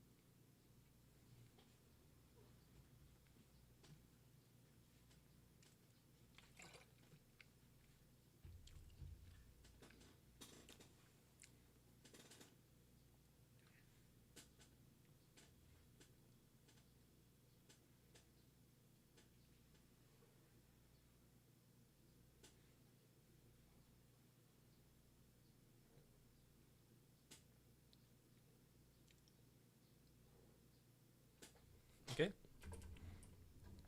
So I will say just open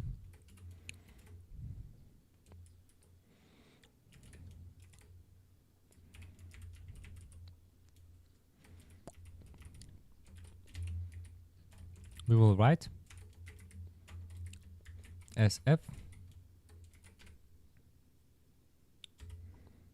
then for w in words. Okay, it is words, okay? Words, okay?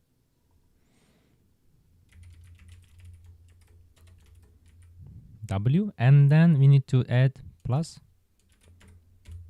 Go to new line, okay? And then done.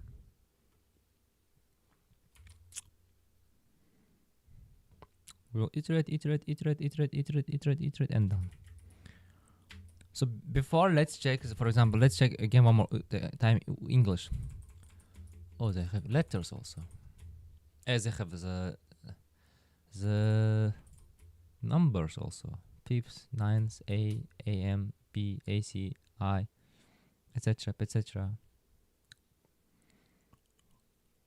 Okay, it's just number. It's just letters. Going.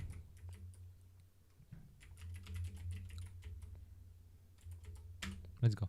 Okay, done. Vim, Uz, Cyrillic. Abad, Abadi, Abadi, Lashma, Abuja, Aberration, Abjarlik, etc., etc. Okay, good. Now,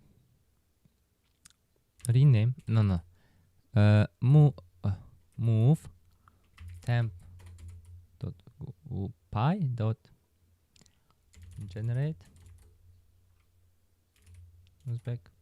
It's not generation.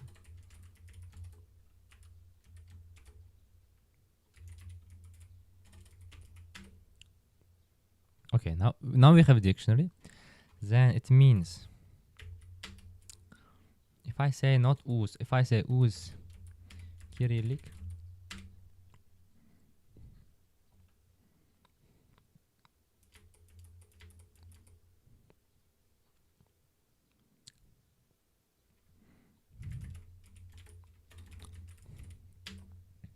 that's our dict, okay? It's working. Then we say N, and then N, N, N, N, N, N, N, N, N, N, N. Continue, continue, continue, continue, continue, continue, continue, continue, continue, continue.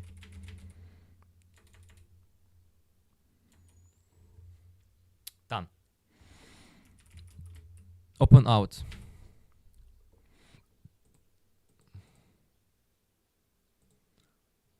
Let's check by date.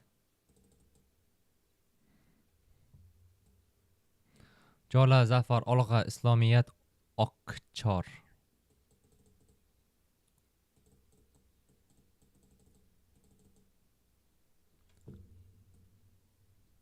Hayol yopilmoq, xon, shona, shakar kamish.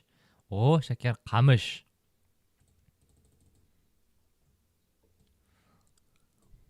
Invasin qun tapillamoq, kam quvvat uhu. Good. We don't need anything. We are just deleting everything. So now guys,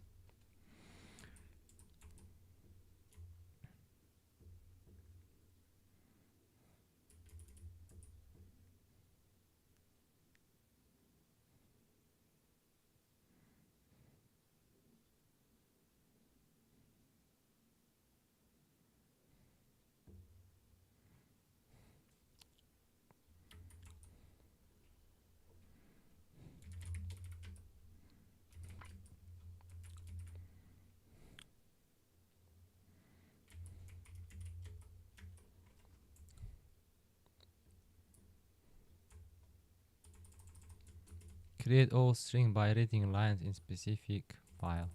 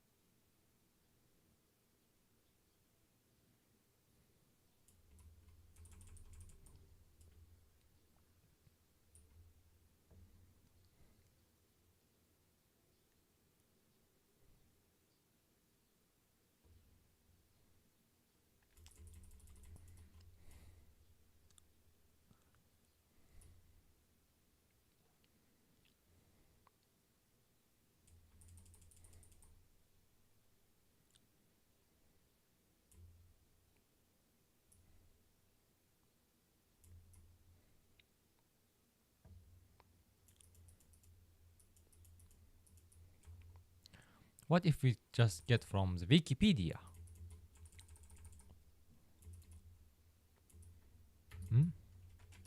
Okay, let's go with the Wikipedia.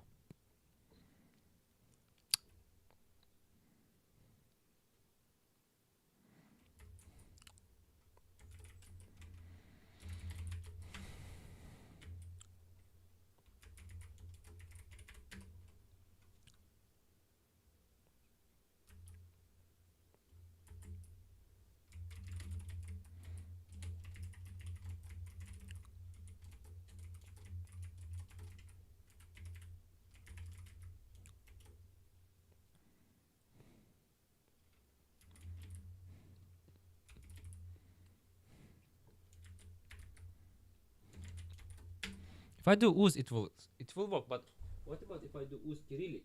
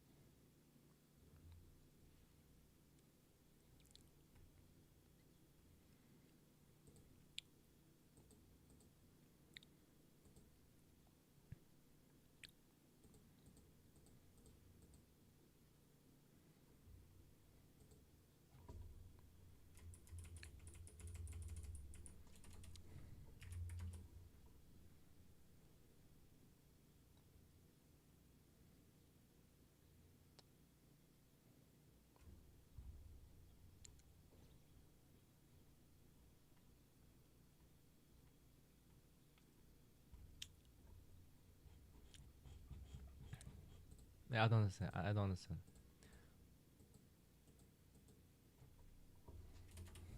If it is Ru, it will be in Russian.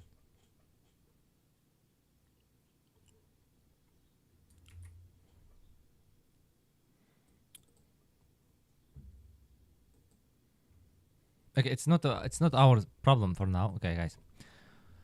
So quit.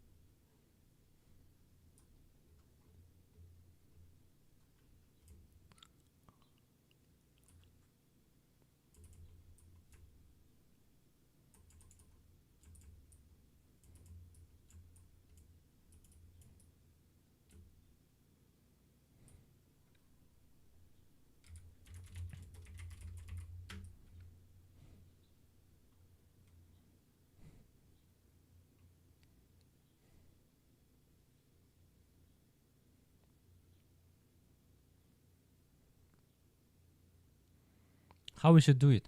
Let's check the internet. Nope. Nope. Nope. Nope. Nope. No.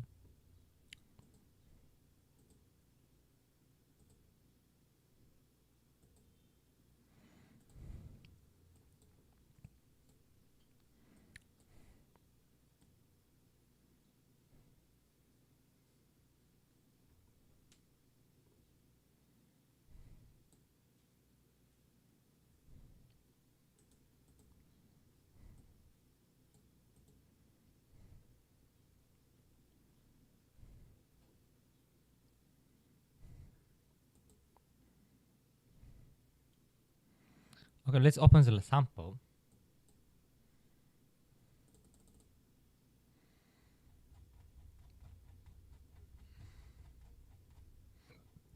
Okay, it's images, and we need a label. Label CSV.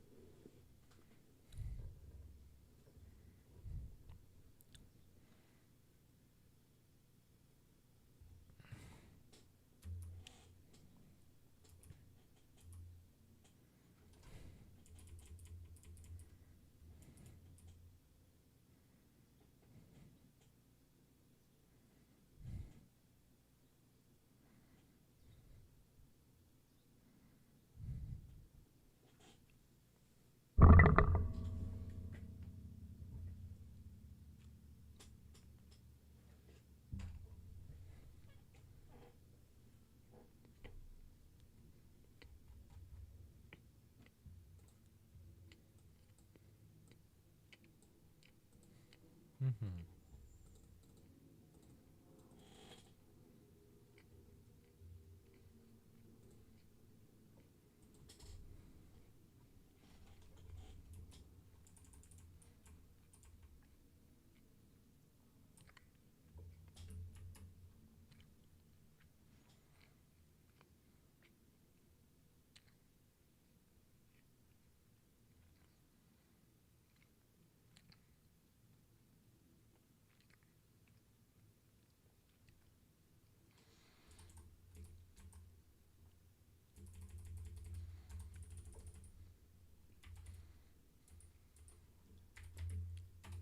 Why I put two? Because of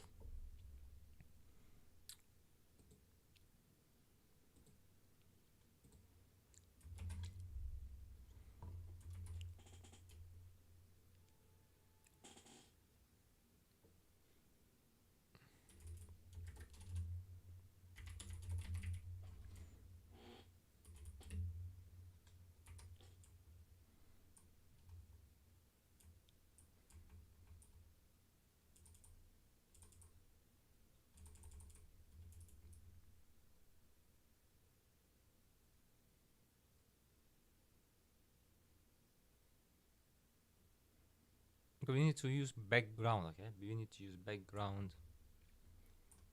Random blur.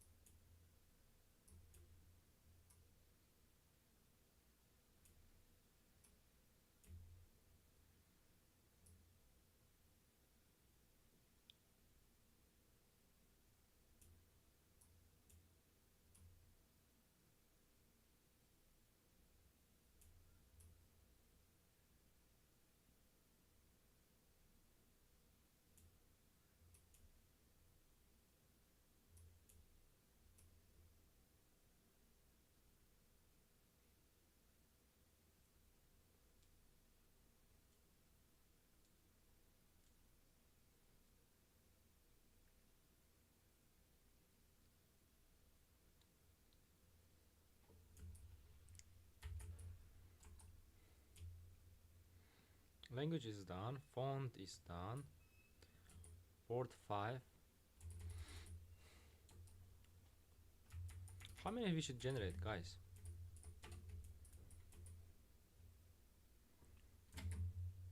Let's say 10, 1, 2, 3, 10,000, right? 10,000 times, let's say 10, 100,000 kilobytes.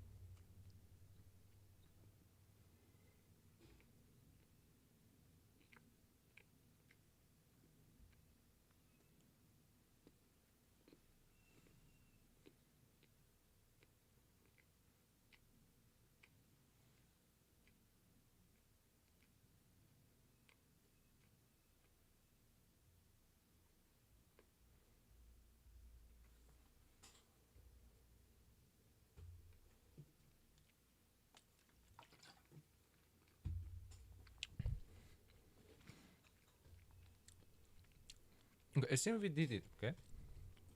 What's the next step?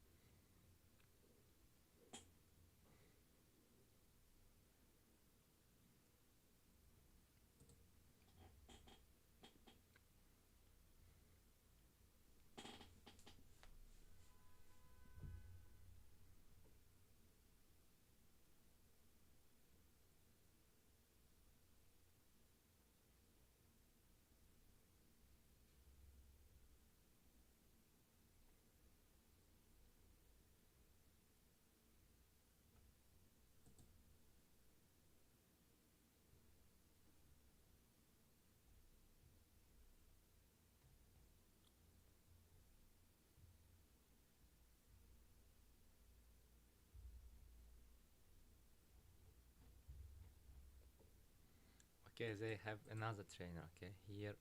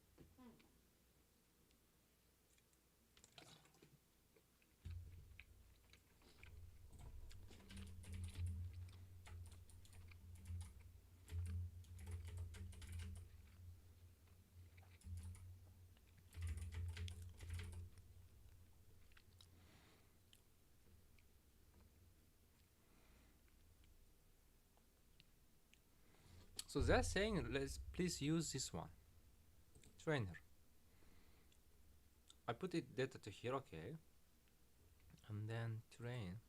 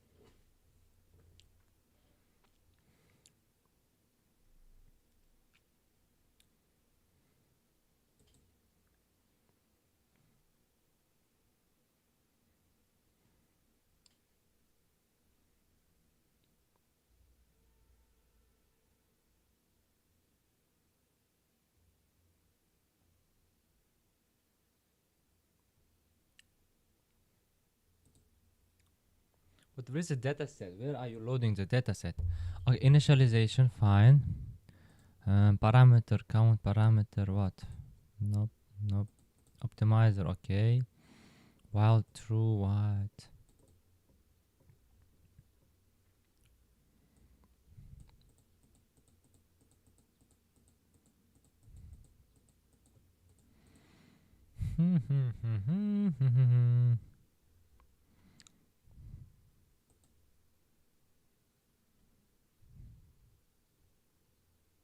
Okay, train dataset.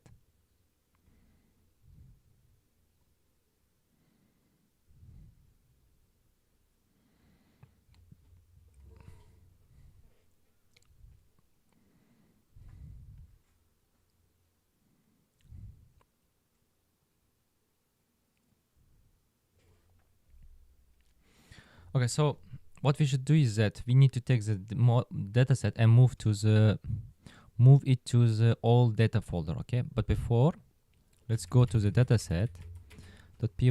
Okay, you can see my screen, right? Okay. Contrast gray. It's all just fancy stuff to hold data augmentation. Page balanced dataset opt. Page balanced dataset opt. Okay, this is what we will load. Okay, here.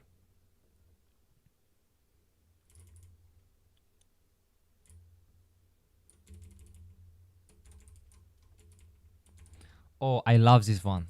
Very good, very good. Smart people, smart. I like it. But this is not smart. See, double. Anyway, good. Align what? Align. I don't know. Total page size. Where are your? Okay, it's just writing.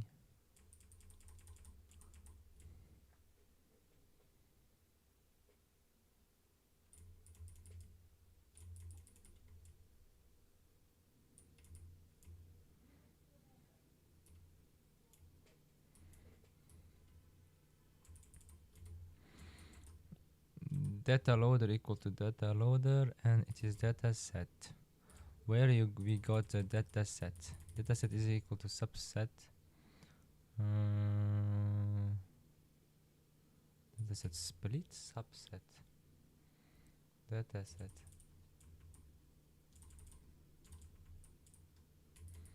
Hierarchical data set.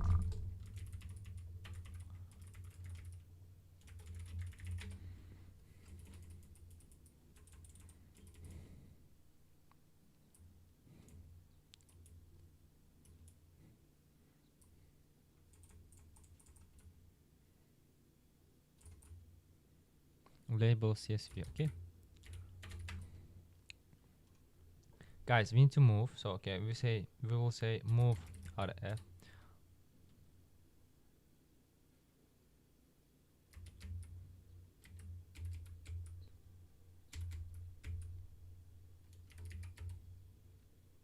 And it was out, right?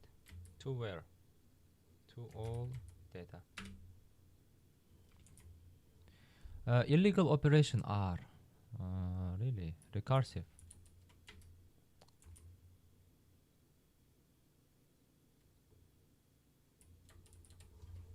F.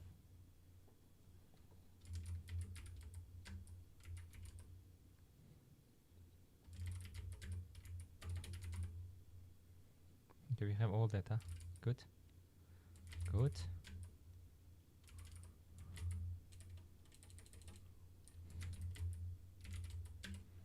Place dataset folder here. Okay. Place dataset folder here. Okay. Good.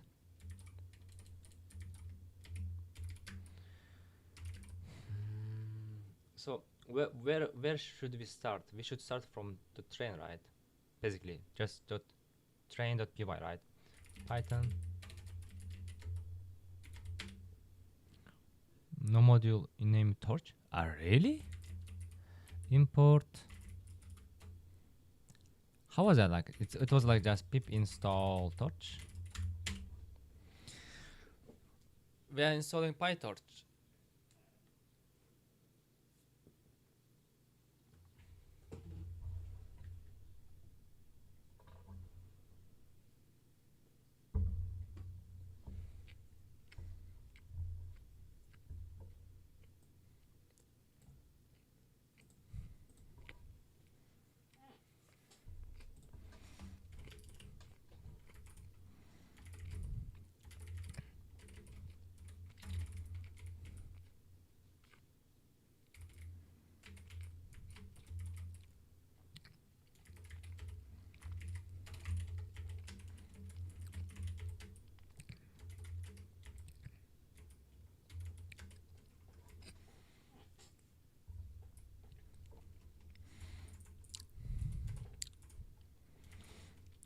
First of all, our device is not CUDA. I don't have a CUDA.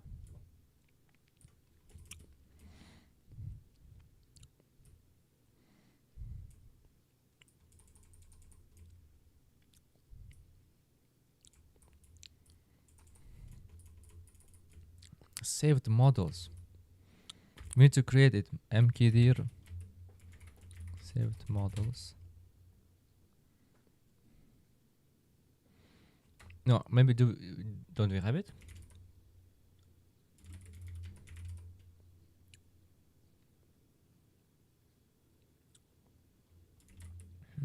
So trainer.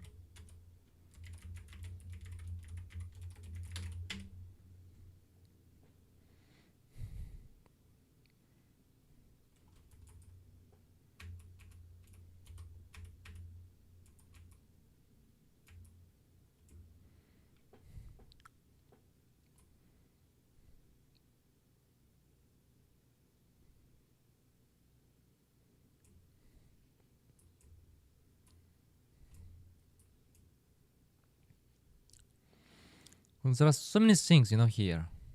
So many things I need to study and adopt based on their code. So let's just start from beginning. Just say python.train.py. No module net sort. Okay, where it's come from? So it comes from the dataset. And my question is that why do you need net sort?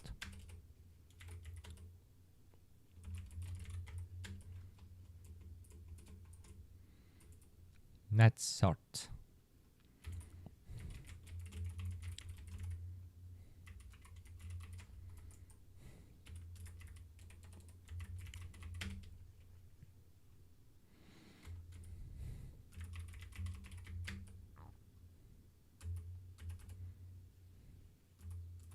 Why you are importing something which you are not using, guy? Man, it's very bad.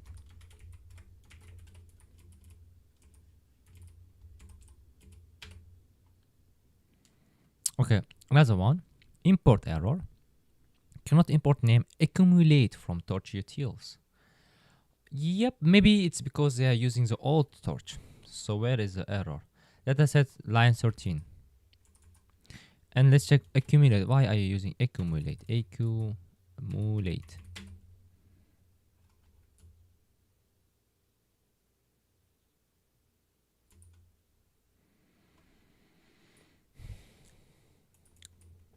Okay, let's check the torch.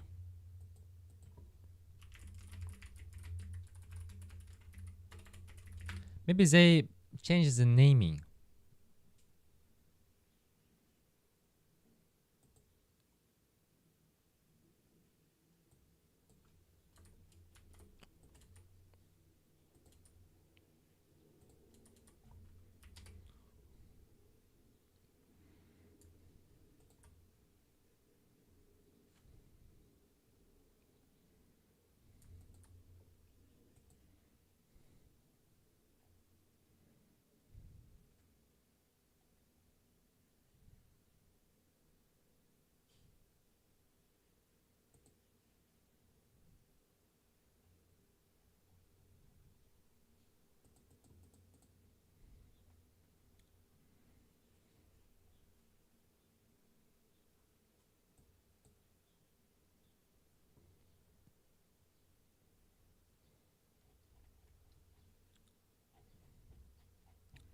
No, where I can we check? Where we can check it?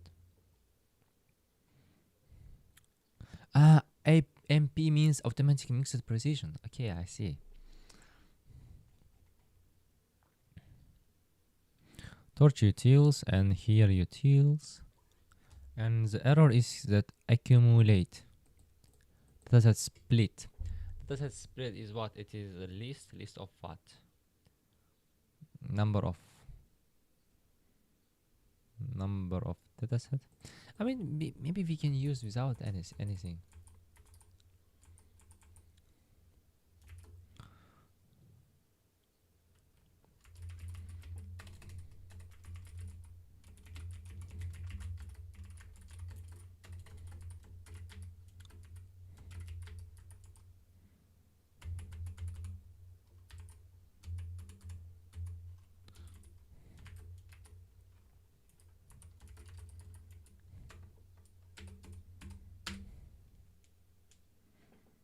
No module torch vision. Pip install torch vision.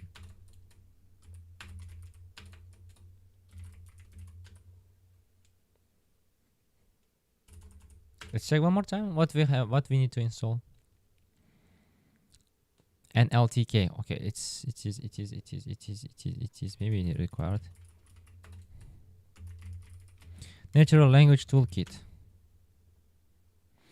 It's very light. I mean, TensorFlow is not light. Oh, it's running. It's done. It's good. It's running. I want to check the dataset.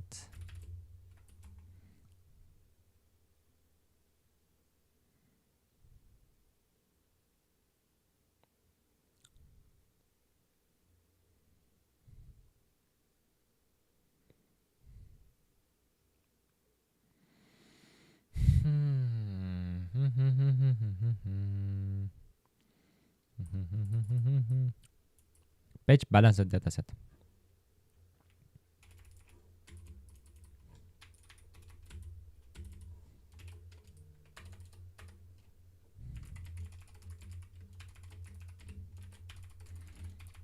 Who knows why I add this kind of line of code? Why I add? If you know, write on chat. If you don't know, write on chat. Just guess. Balance it. Page balanced what? How it was? Page. Balance it.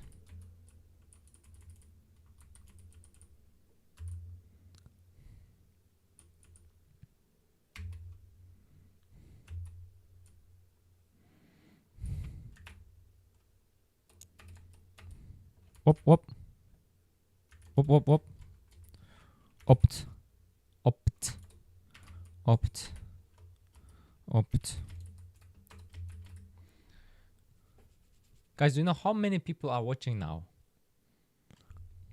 It is 2%. Is concurrent viewer. And overall view is 37. So opt. Why we need opt and who and for what we are using opt? Opt has experiment name. Okay, opt has train data. Opt. Oh my god, opt so big.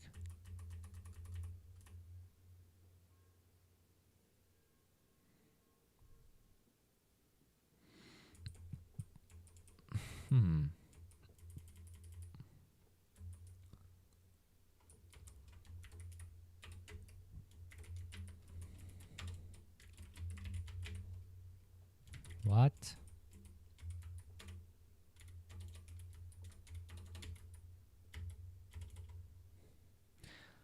.py, okay, and then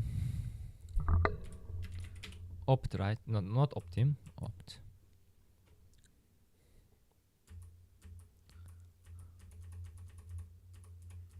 You can see so many opt, right?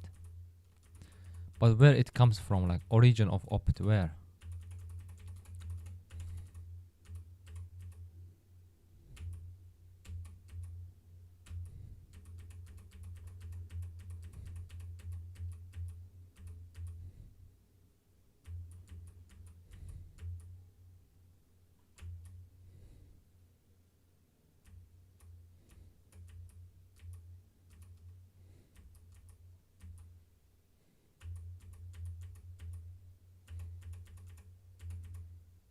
What if I search like opt equal?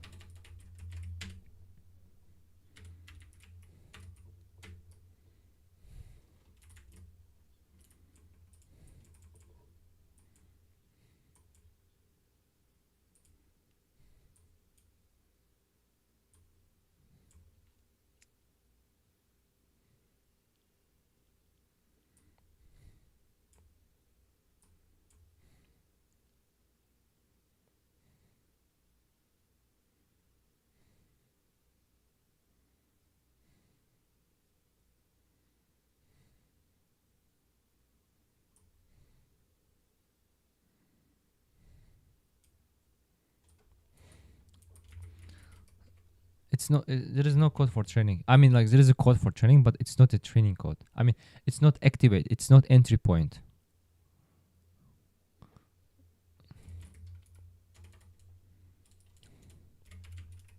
Do we have Jupyter Notebook? Maybe we have.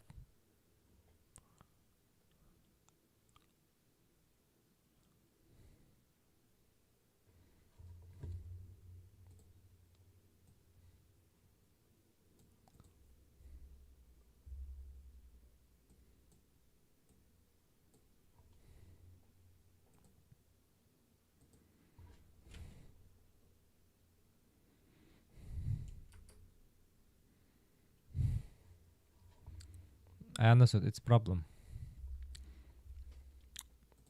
Problem is that problem actually is simple here. Oh, done. No, we are not searching anything. We are not searching anything. Shut down. Yes, I want to shut down because I want to activate. Because I want to say source and then when bin activate. Okay, now I want to say Jupyter Notebook, but now Jupyter, oh, okay, we have now Jupyter Notebook and now we can go to trainer, okay? And now it's bad. It's good. Now it's good. Now it's time. This is time. That's it. That's it. Okay, it's time. I will put it here, and now we will say like this. No module. No module torch. We have the model torch.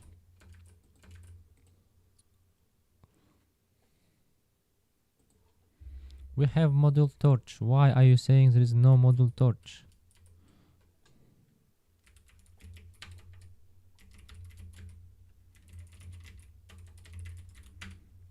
No module torch? What?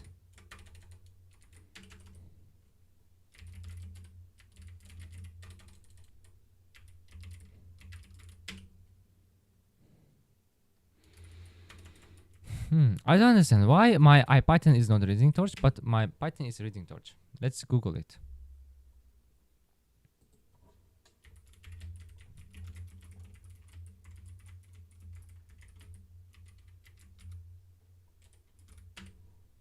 What time is it? 9:20. Oh my god.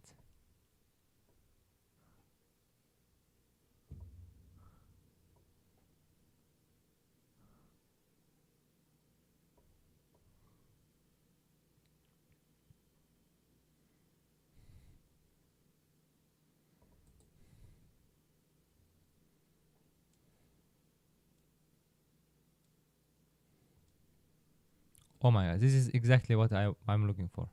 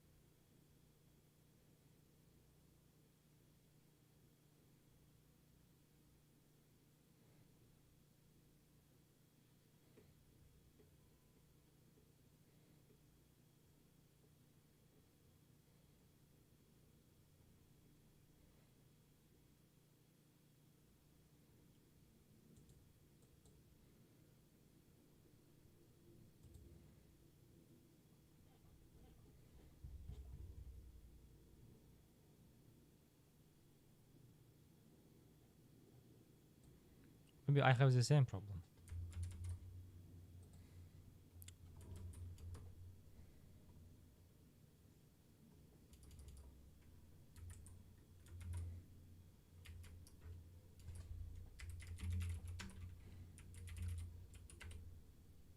No.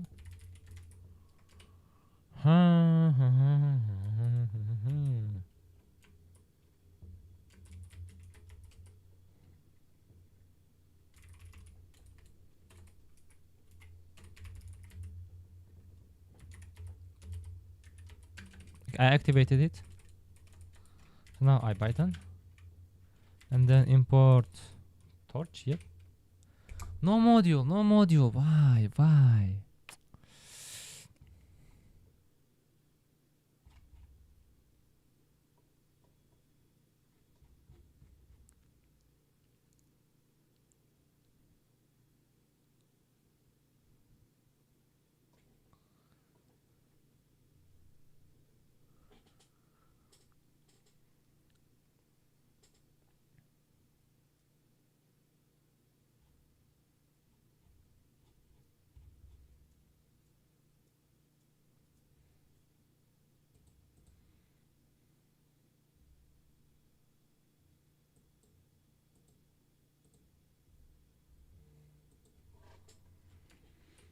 No module torch.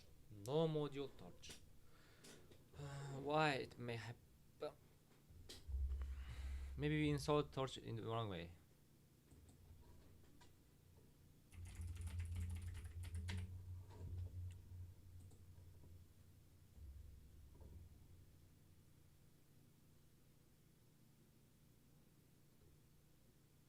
pip3?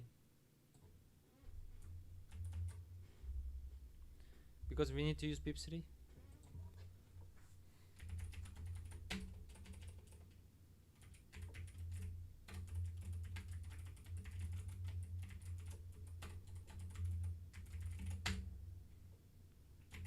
Yes, delete everything.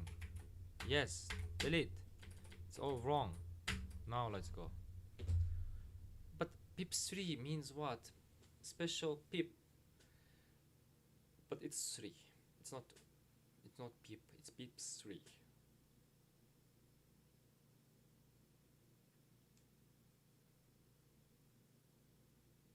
It's fine. Okay, now IPython.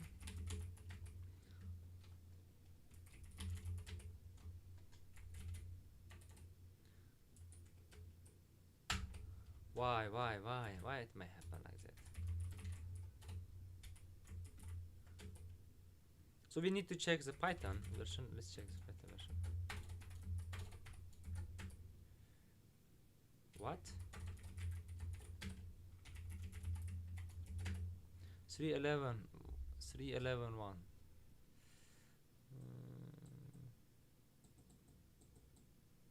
I mean, I downloaded the stable one.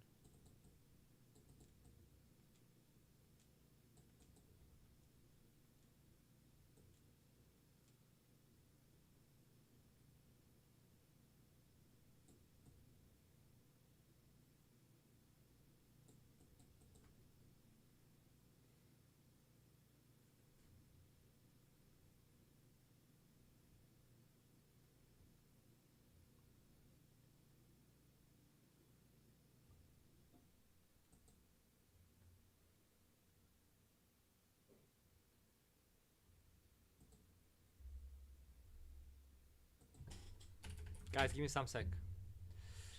This is problem, maybe. But it's warning.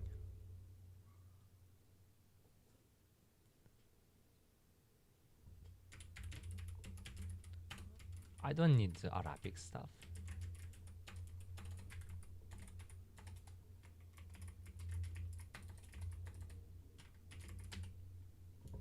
Yes.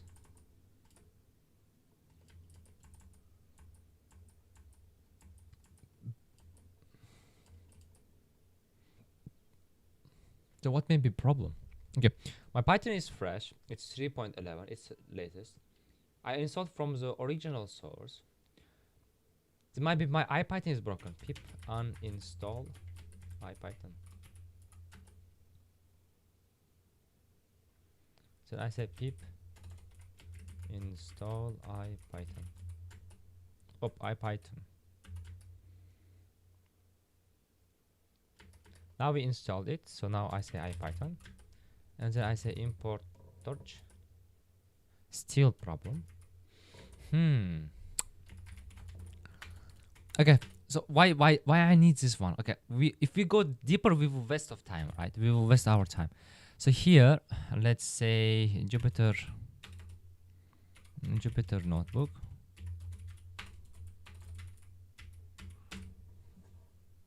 Because we need the Jupyter notebook, okay? Because we need this trainer.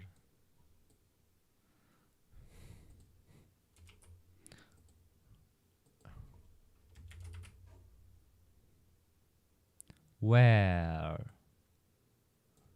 Why?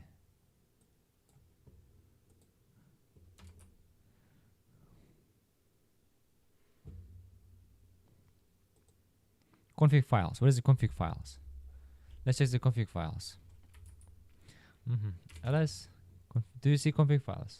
I don't see. Easy OCR and then config files. Do you see config files? Config file.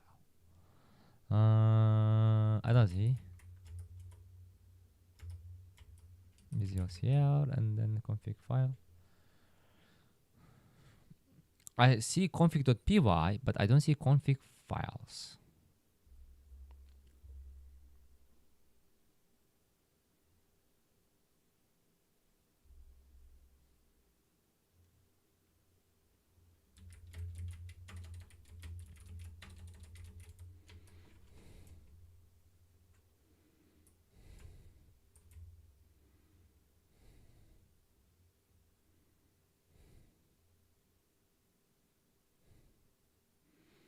What is this? Oh my god. Quit.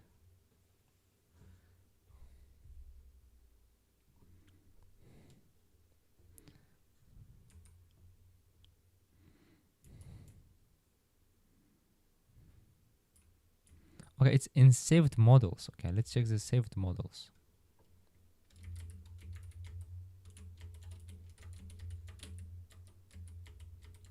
No?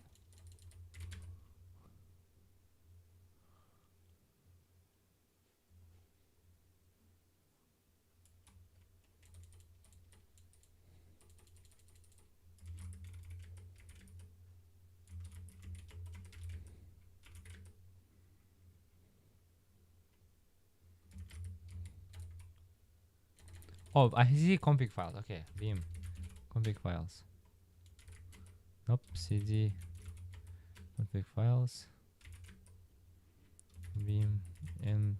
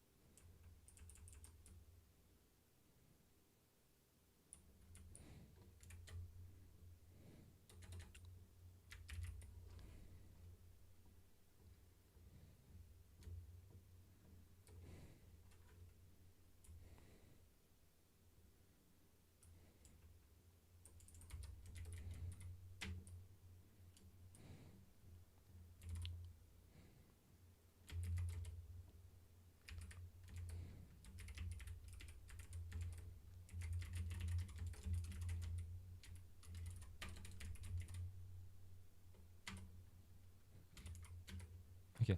So now I don't use Jupyter Notebook because it is broken for my computer, and if we want to fix it, we will waste of time. We will waste our time.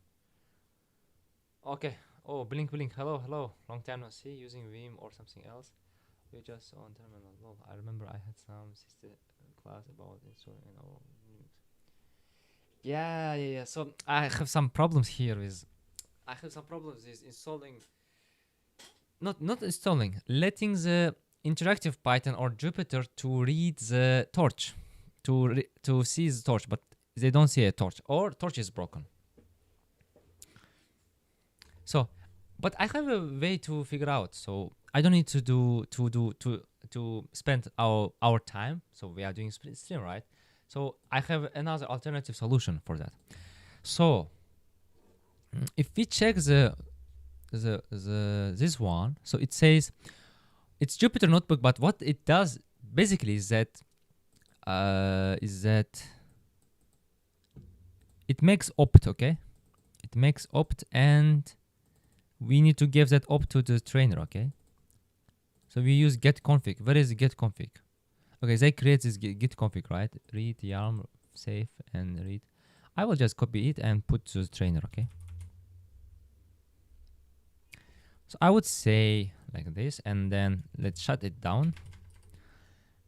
And then in trainer, right? And then vim train.py, and we will go to the till the end, and then we will say here. Oh no. Nope. And we will say if name main, and then we will say print. Why I'm doing so many simple stupid mistakes? So I need the opt, right? So I will find the opt, and then I will say train, right? Get config. Let me to pass git config. In order to pass from the clipboard, I need to use set pass, and then I, and then Control V. Now it should work. And then opt equal to get config.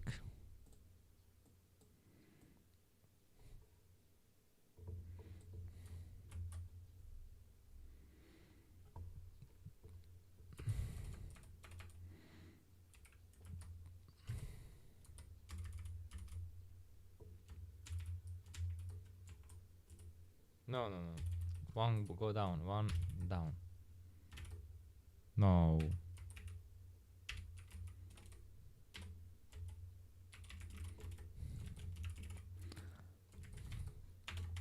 Print down. Okay, train opt. In order to get from git from config files, I need to say go bum back. Okay. pvd. Config file trainer, right? But we are also in trainer, right? If I will call trainer, it will go to config files. Then I don't need to use this one. It's enough. And I don't have English. I put it Uzbek and Cyrillic and filtered config yam. Okay, fine. And what's here?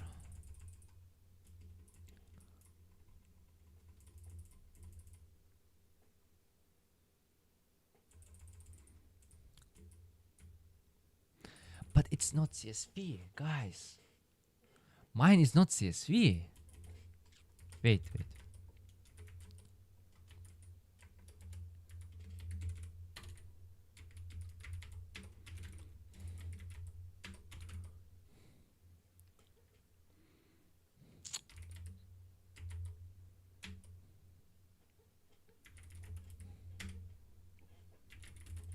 I'm open this one, okay?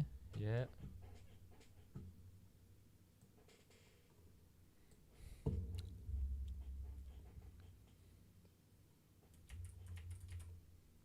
Leave.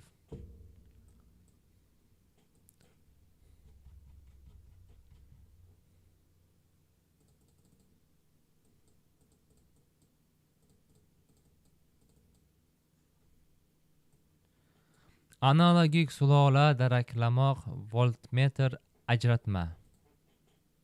Okay. But where is our label?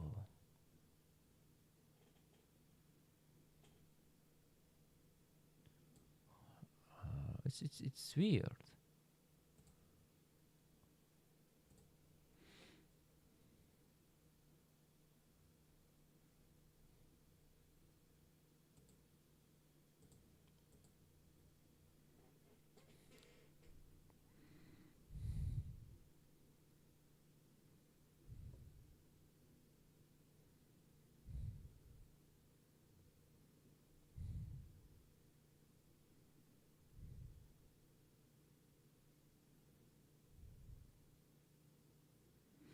Right. Is there a label? Should be label here.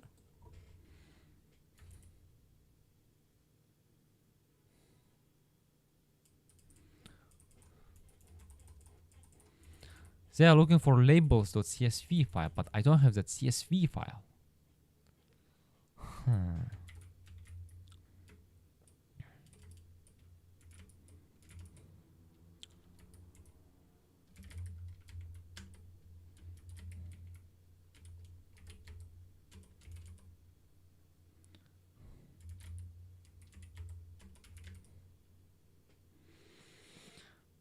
Okay, vim run, okay.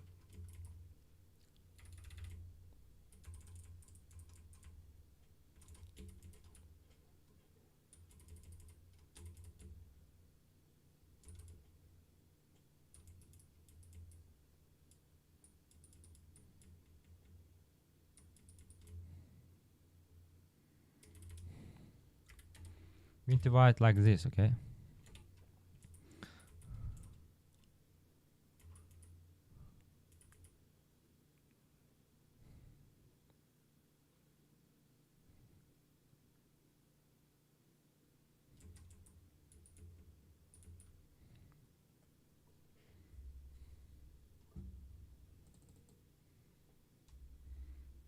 Please look to this one, okay? So images, just number, index number, and in the end we have labels.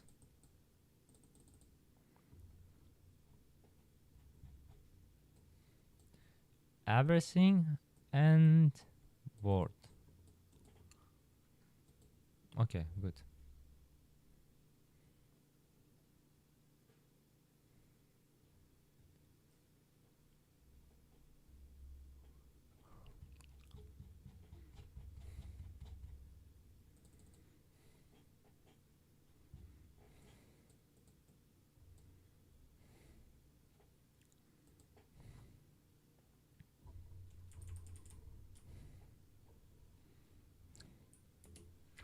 For us, it doesn't matter, CSV or etc. etc.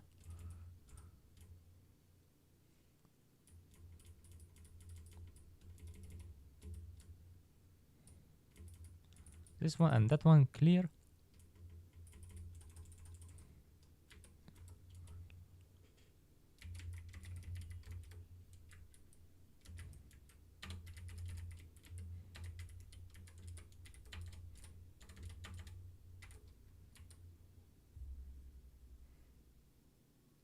File name on Word.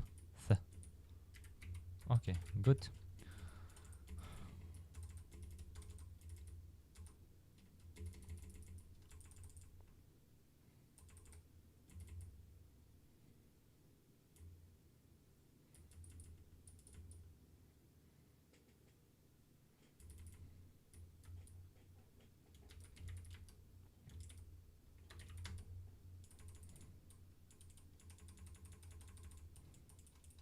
How we used to write.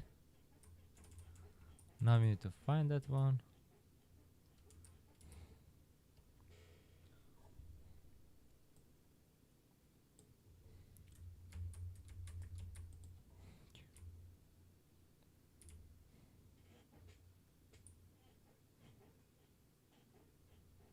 Oh, I forgot one thing, guys. We need to check one thing, guys. So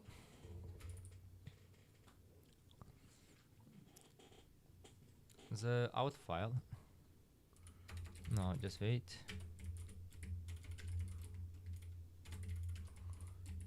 No text generator, and then it should go to cdtr.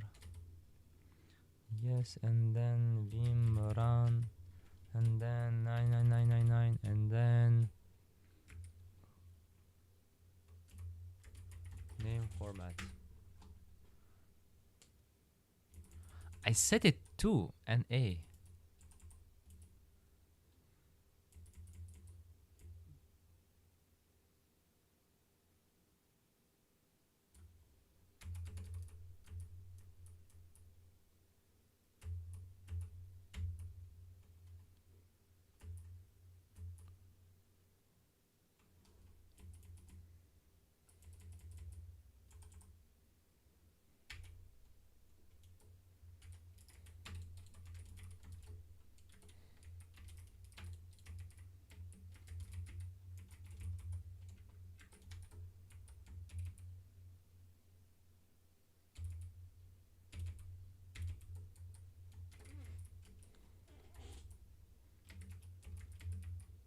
No, it should work.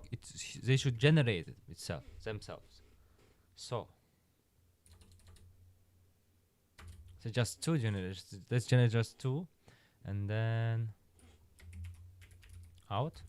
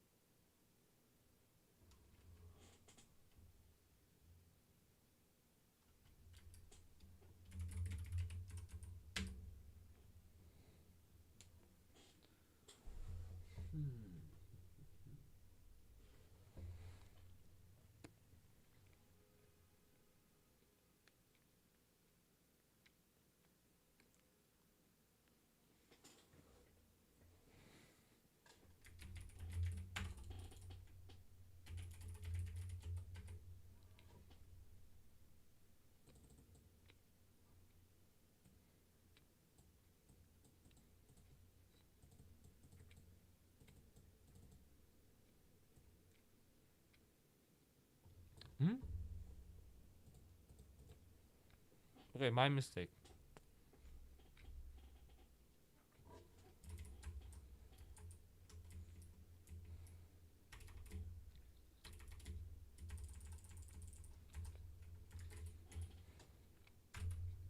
Now it feels good.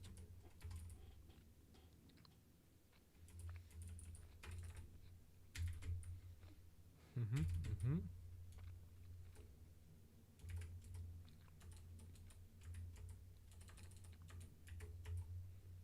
Mm-hmm.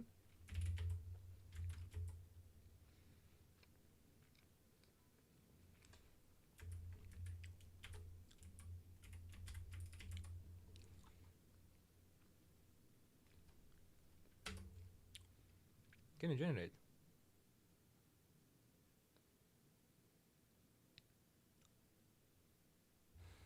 Wow, good. Guys, excellent.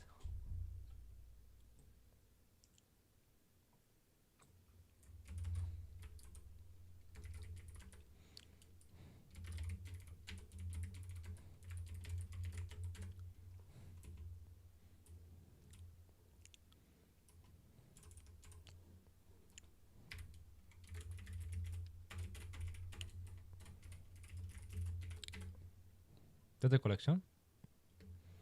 Mm-hmm.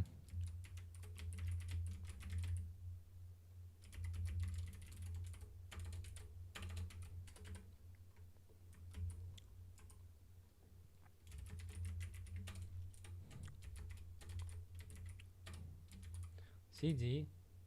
Where? TRD.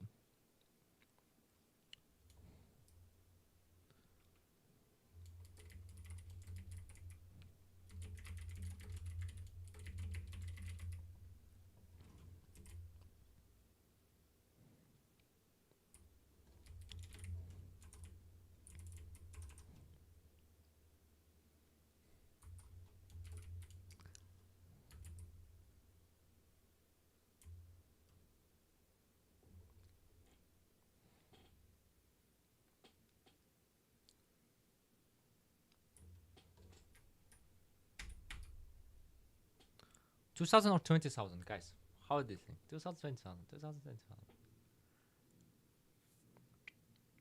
Let's just do 2,000. Why 20,000? And then out is fine. OCR, then it's fine. Easy. Trainer, all data.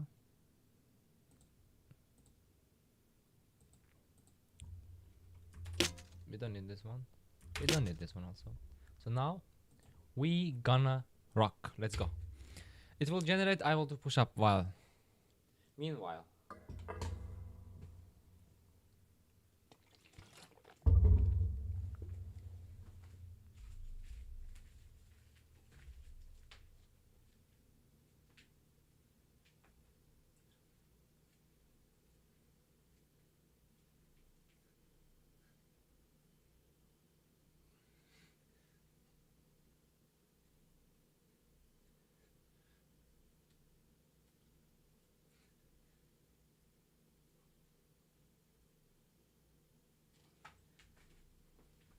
Okay, good. Let's continue.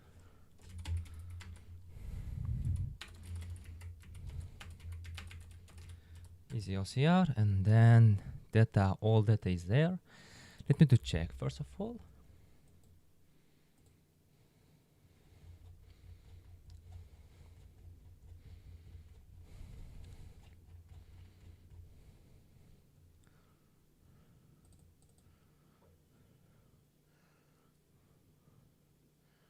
Good.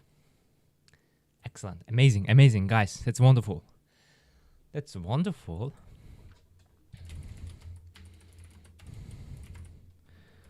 Vim. No, guys. Why trainer?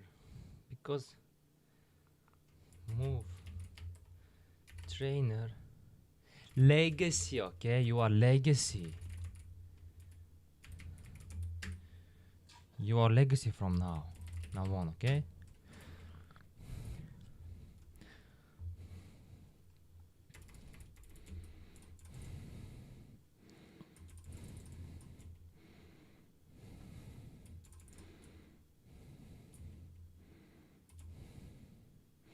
YAML will be reading. Use Cyrillic filtered config. Let me to check that one.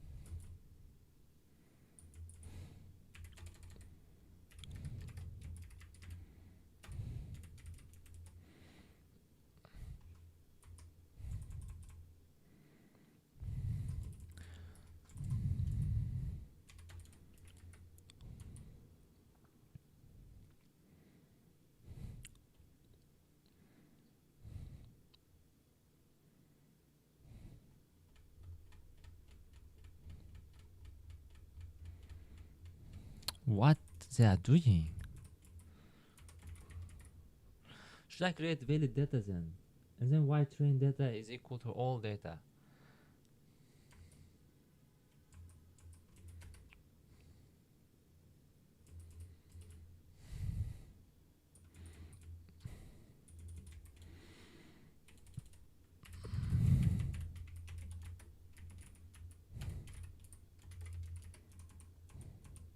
Let's go.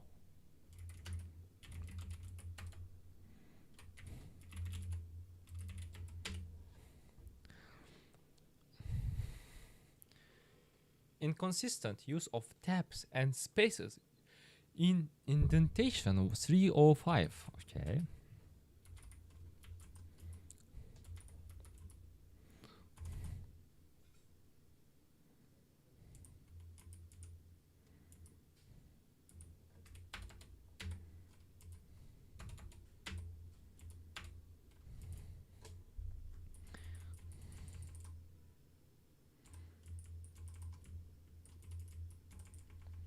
Where we have problem? Where?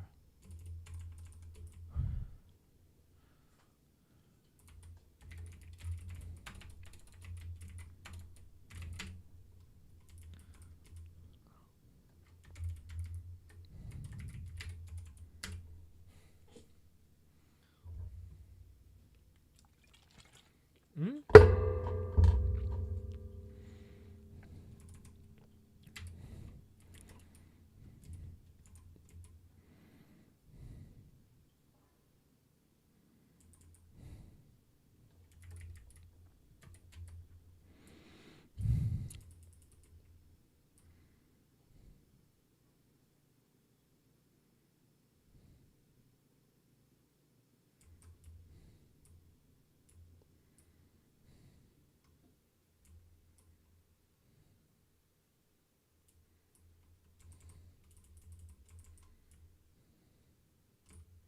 Okay, we are calling get config.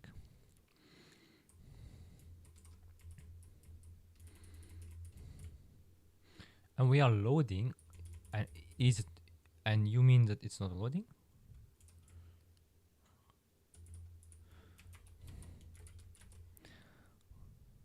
$286. But I don't have that one. Are you sure? On dataset.py. Okay. Then vim dataset 286 go down.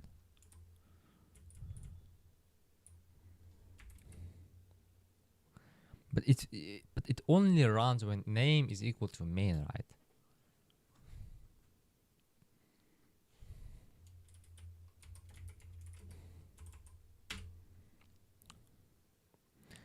Unexpected intent.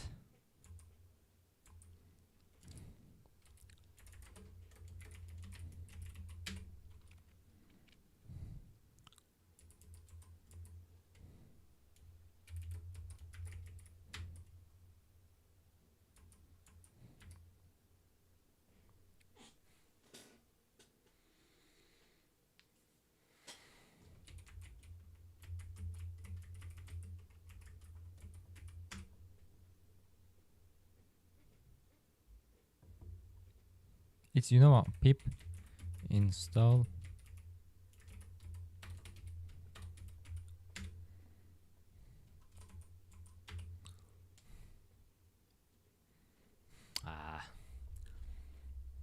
We need to be patient.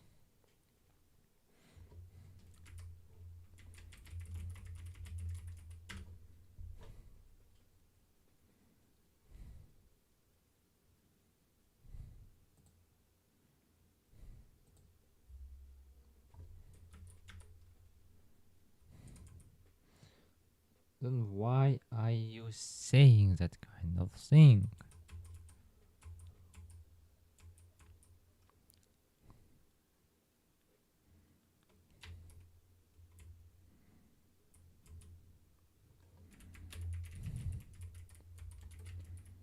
Oh, now good.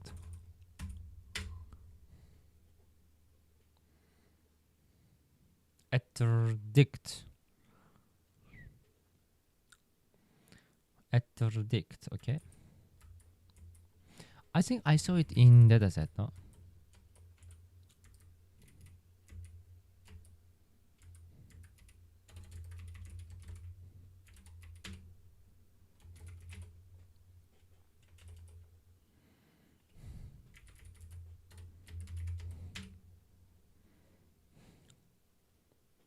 Utils.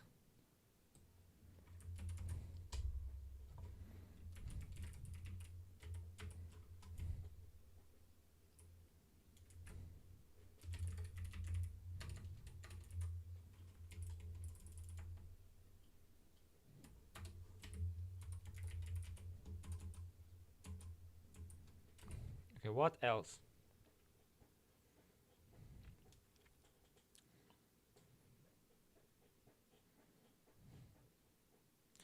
Because we have accumulation, right? And we didn't know about accumulation.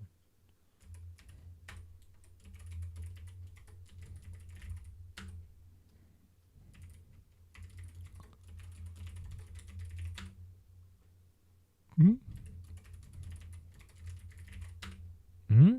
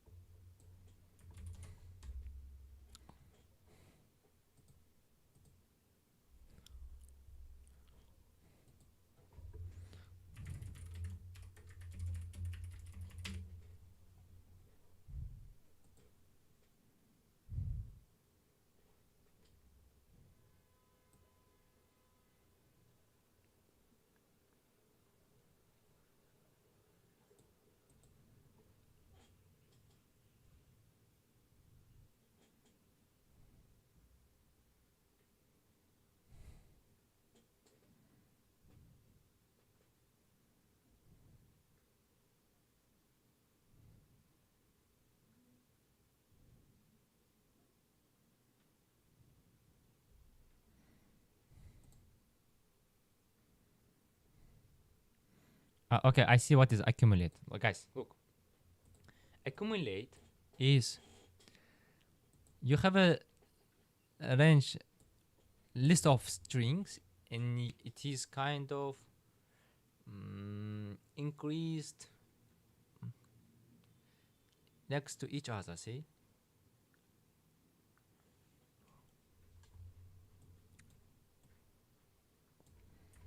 it is raining outside. So awesome outside. Guys, look, we don't need any torch stuff. We can do just lonely, just only in Python.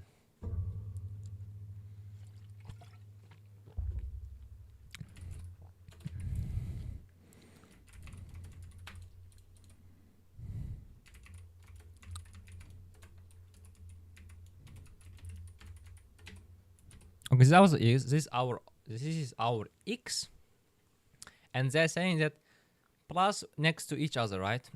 1, 2, 3, and then 3 plus 3 is 6, 6 plus 4 10, and 5, and etc, etc.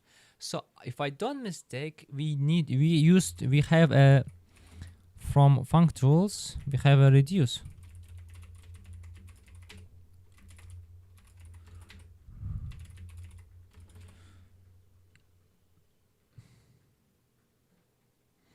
Look, reduce, and I say x.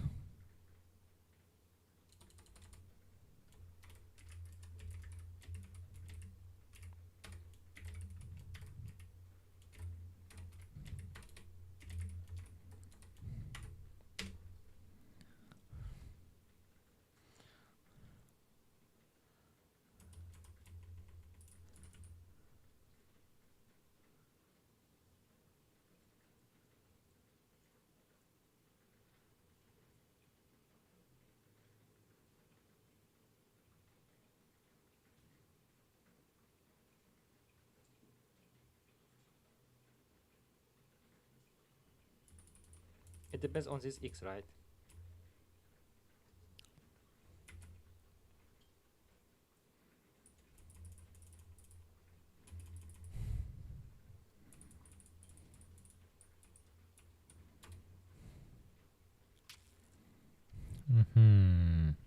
Temp.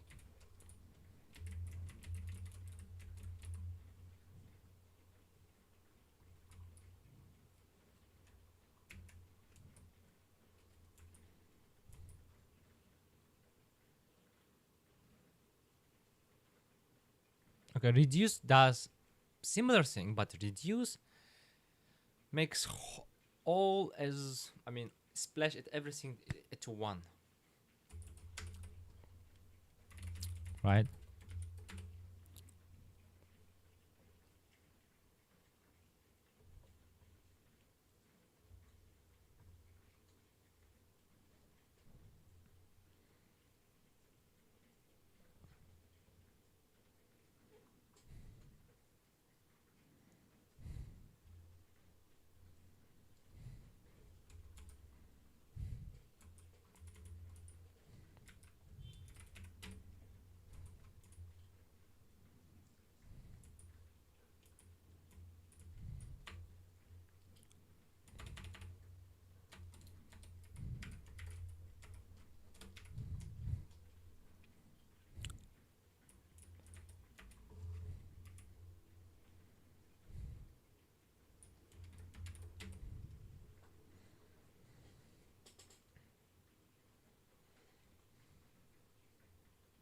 Okay, let's think. We, what we can use. Then we can use maybe another thing.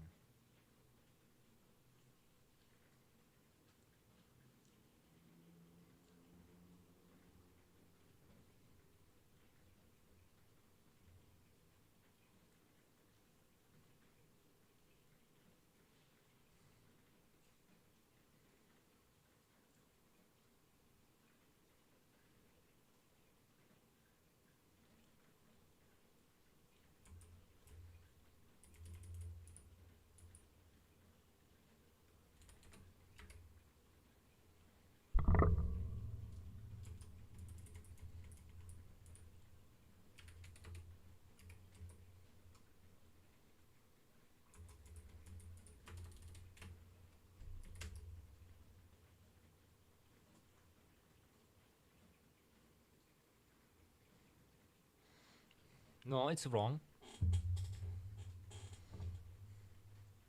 And why I need to give lambda? Okay, here, guys. I don't need to give lambda. My accumulate.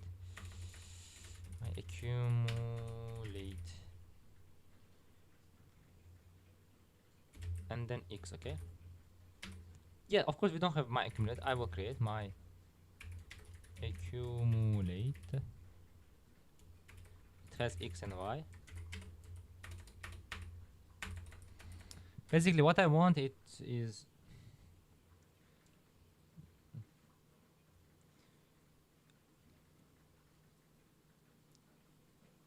should return me.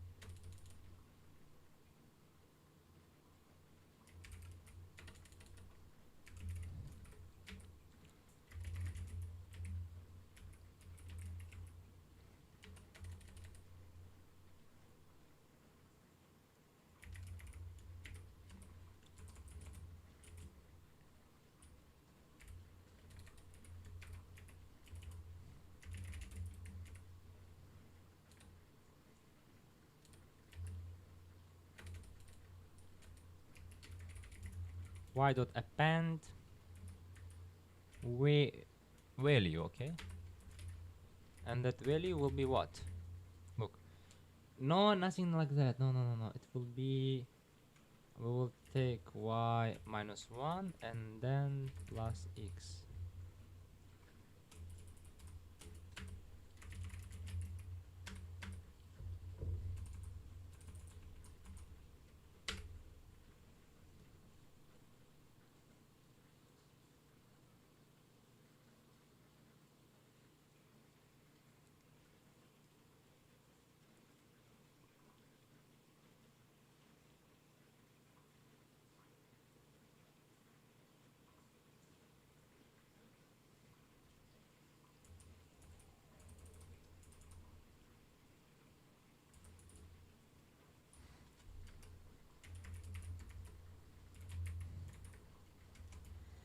Maybe I made some kind of problem here. Mistake. I mean, not problem, mistake.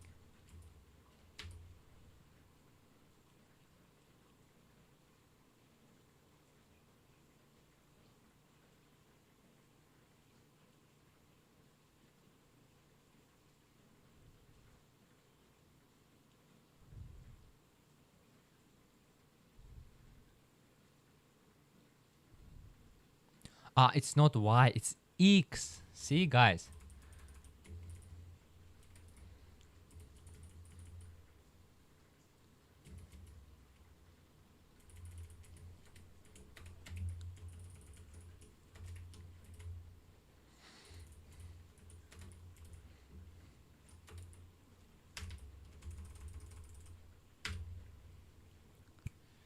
One, 3, 6, 10, 15. It's what we need, and that's what we got. Can we reduce? Can we make it small? Yes, we can make it small. We can make it precise.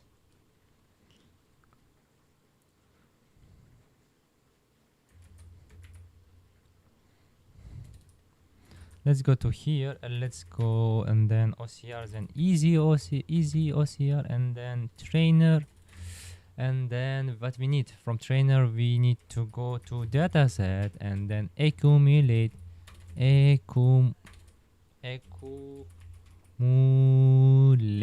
okay, and then here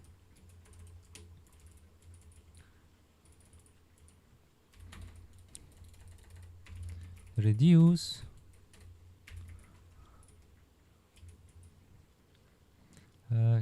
custom tiny, okay, tiny accumulator.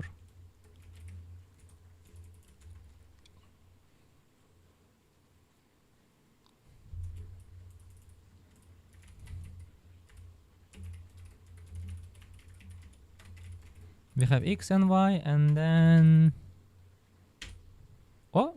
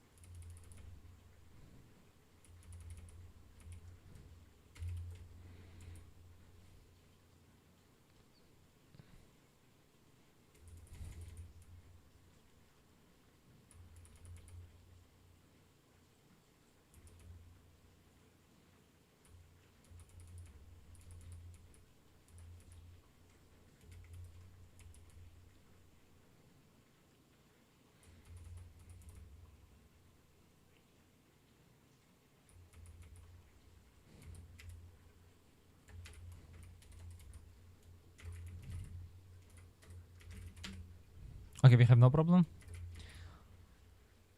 Accumulator is done, but guys,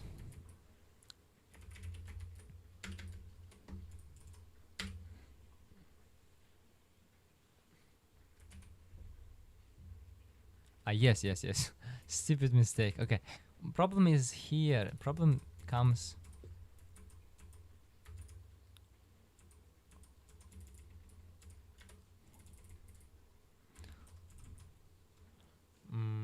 Func tool.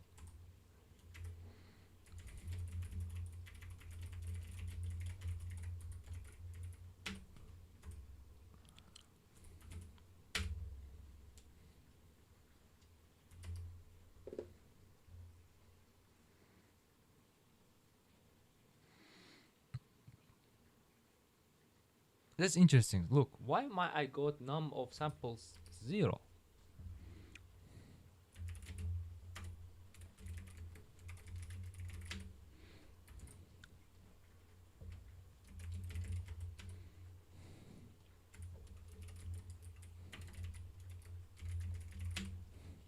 Hmm?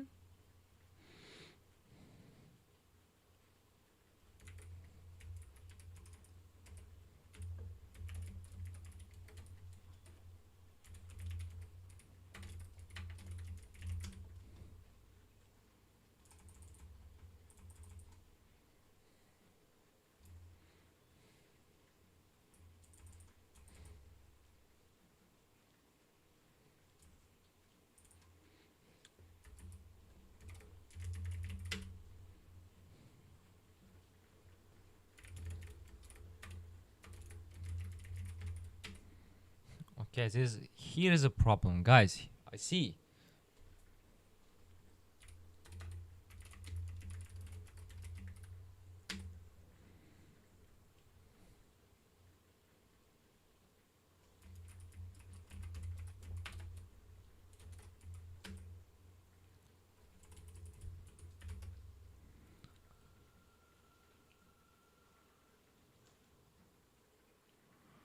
What? Wait. Maybe you have a mistake. Hierarchical dataset. Hierarchical. That's it. Okay, next one. Okay.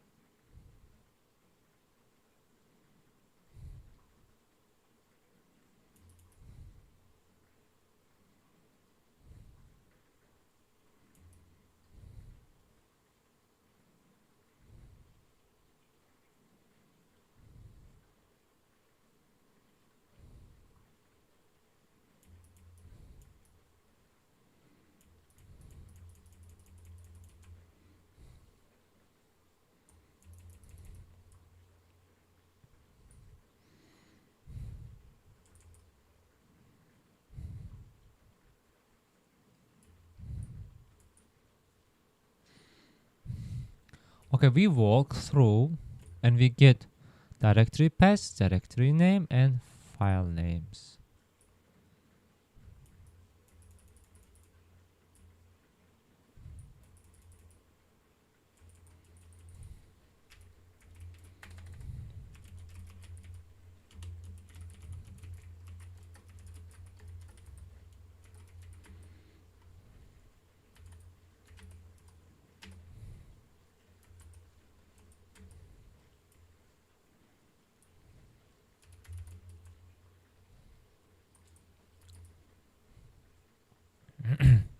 Next. Okay.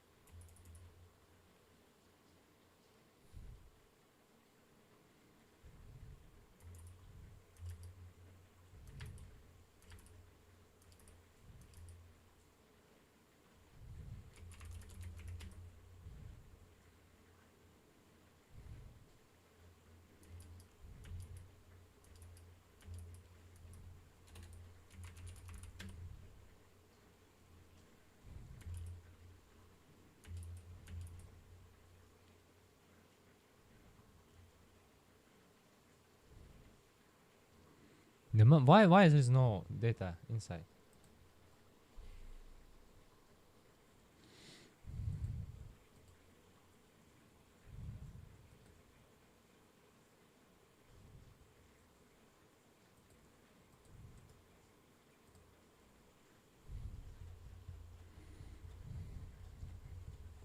We have so many data here. Why it doesn't show it?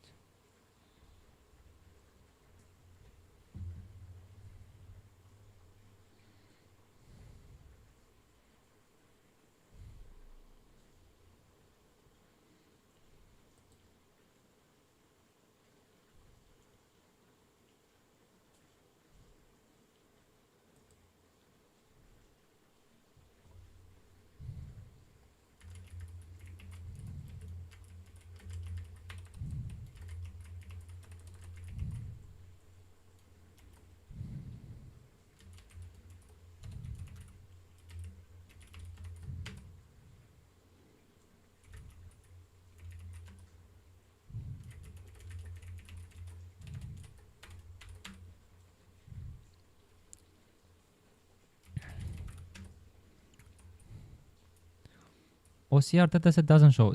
OCR dataset says there's 0 images, zero. So OCR data set 1.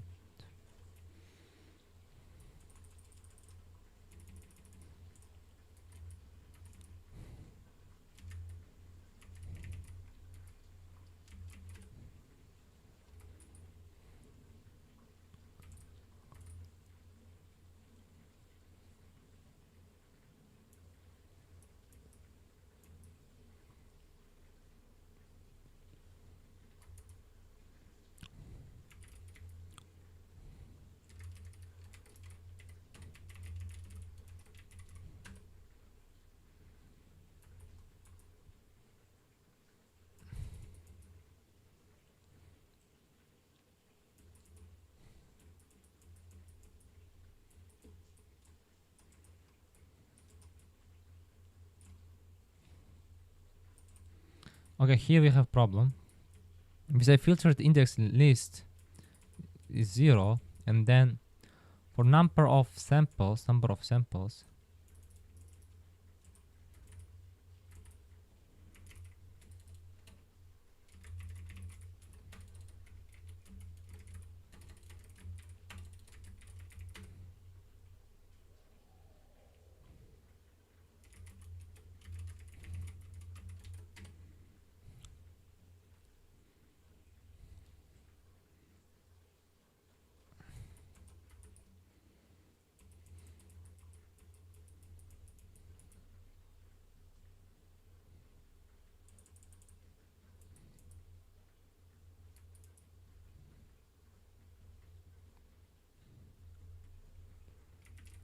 wait opt.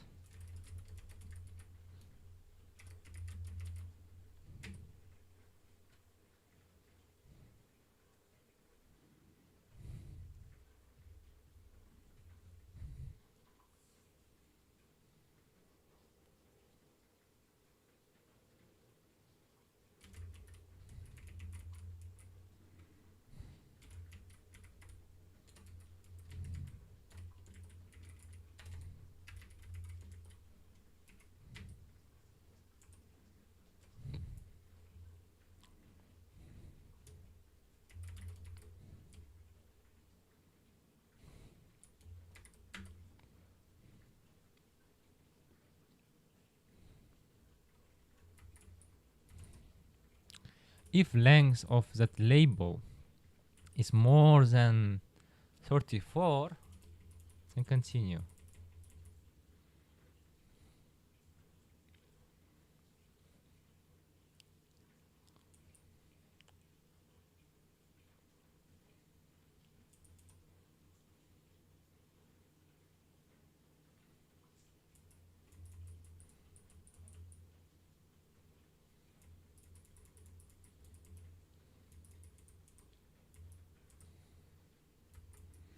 Okay, we have another thing also. Opet dot character.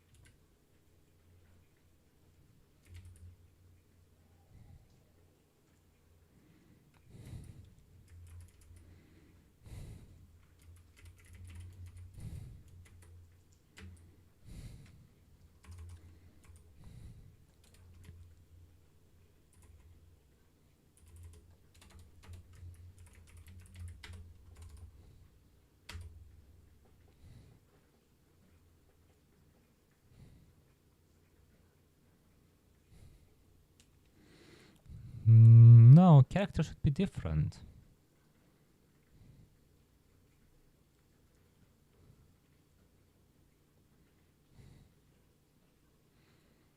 Opt character. So let's check opt character.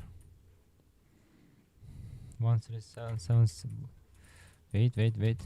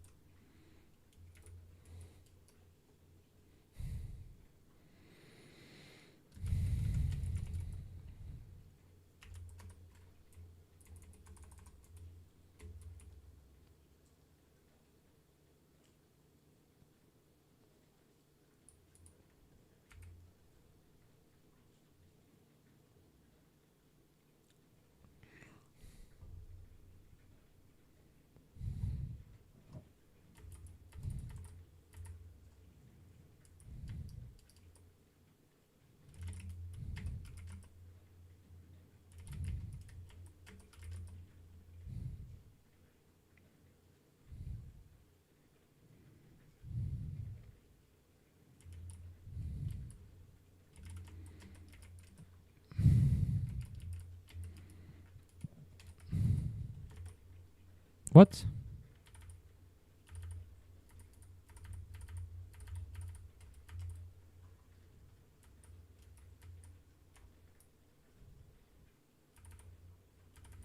What happened? Oh my god, what's happened? I think I delete something.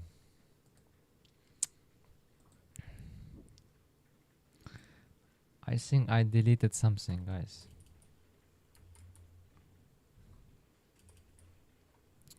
No, maybe it's another. Maybe it's another folder.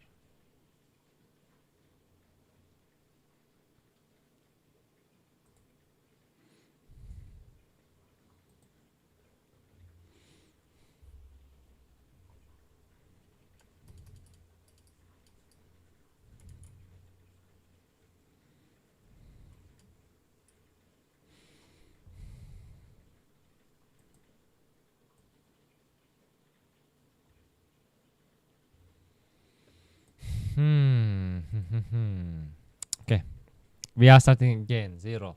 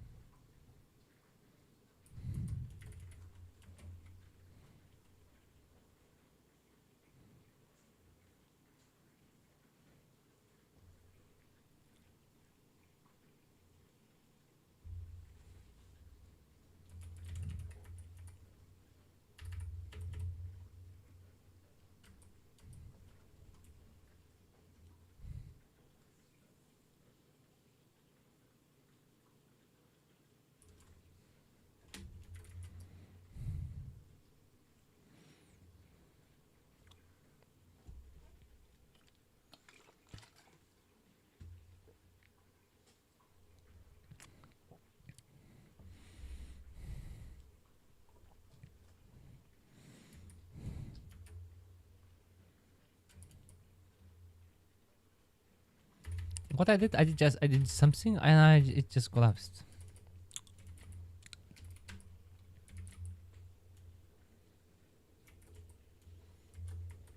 And actually basic and then OCR. Okay.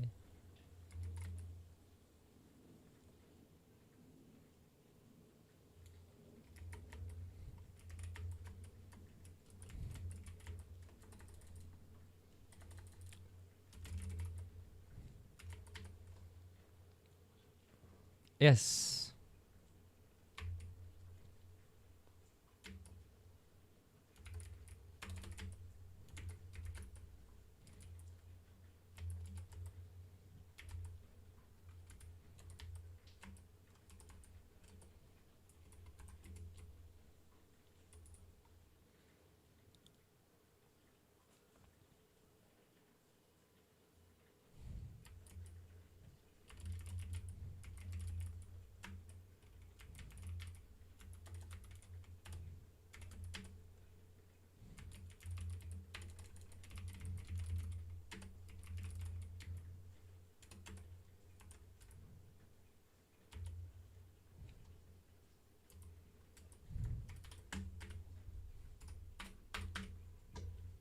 This is ASCII letters, but I need not ASCII letters, but I need Uzbek letters.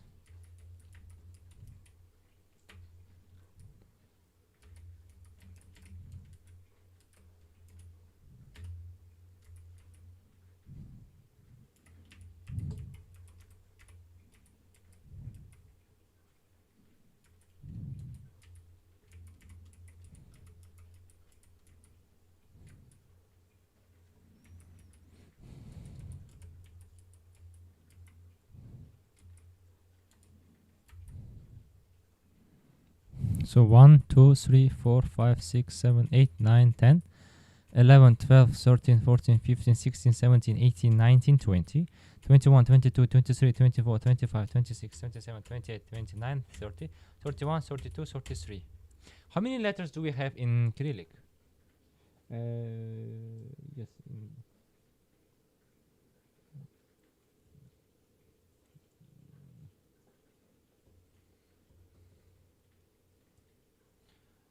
Russian letters.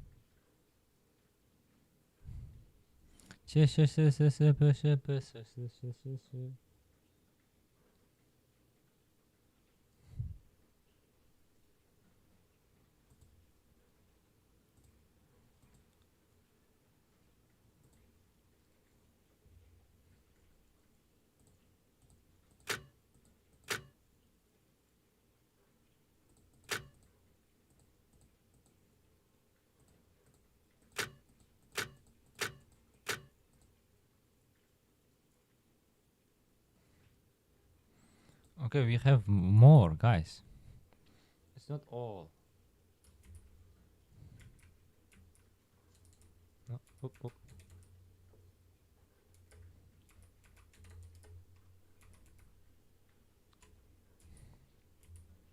Now it's caps lock. One more time, guys. Let's start. We are starting from yo.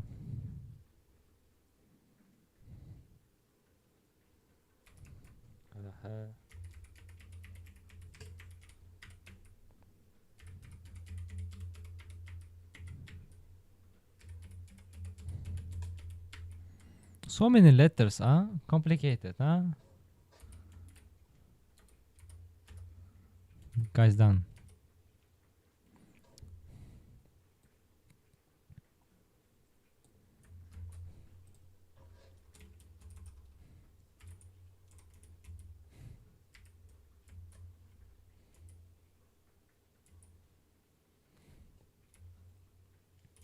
Oh, no, no, no, no. Just want to delete it. There was one command which deletes all at once.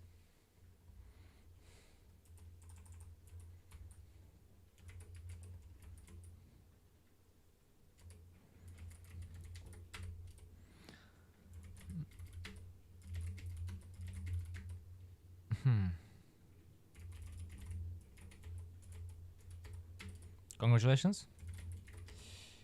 Trainer. Python. Trainer.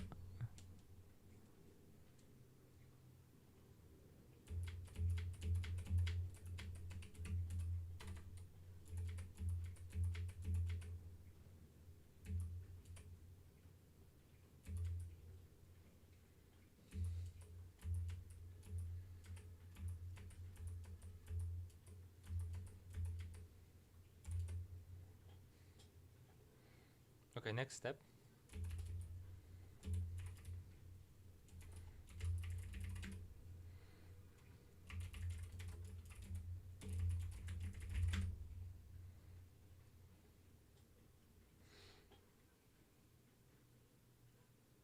Why 175?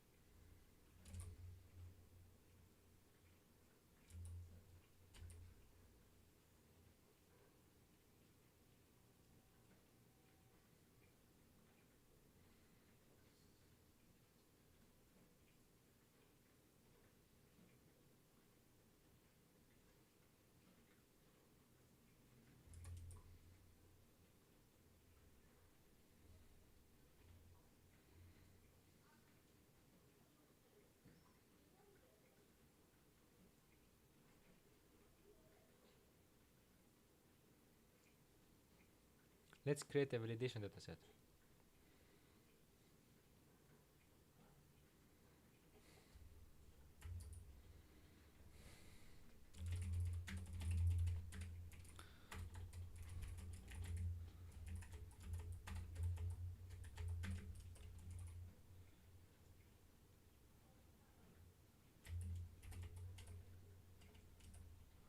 Okay, and then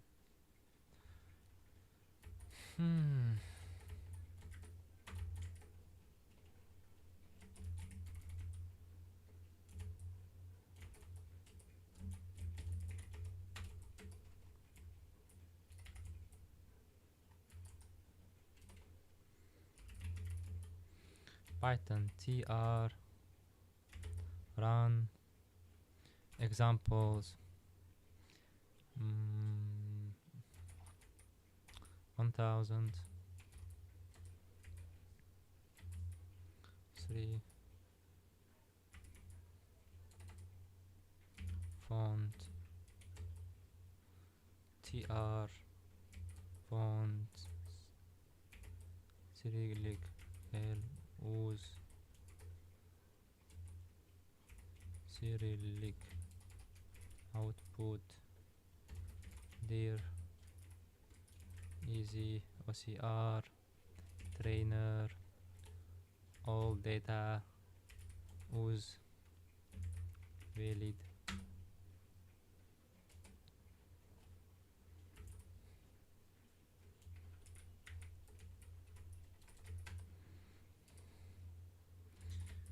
cg easy OCR and then cg trainer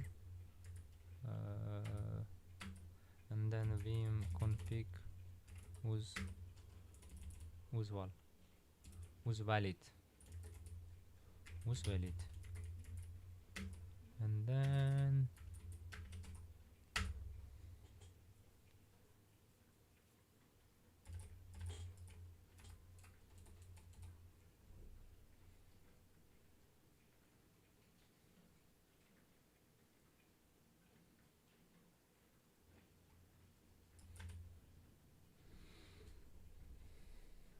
multi-processing data loader iter object has no attribute next. Ha ha ha.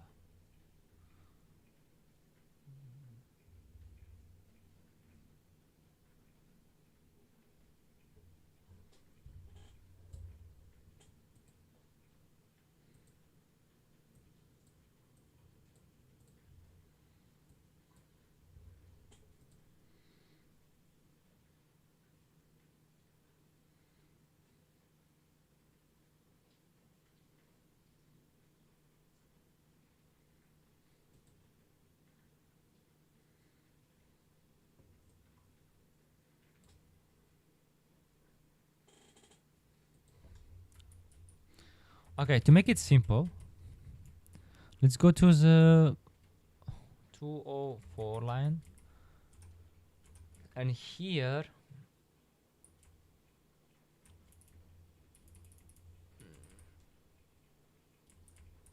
this is their problem. Train dataset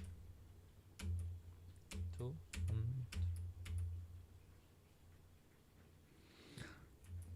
if not AutoCast, and then use this one. Okay, yes, we are using this one, and then train data that get batch. Get batch comes from what? Train dataset. Train dataset is what? Batch balanced dataset. Okay.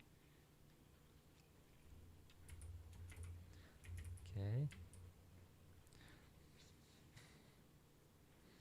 Then I think good idea is one good idea is, you know, to look at the dataset, but better idea is to debug on dataset first and then go to another place.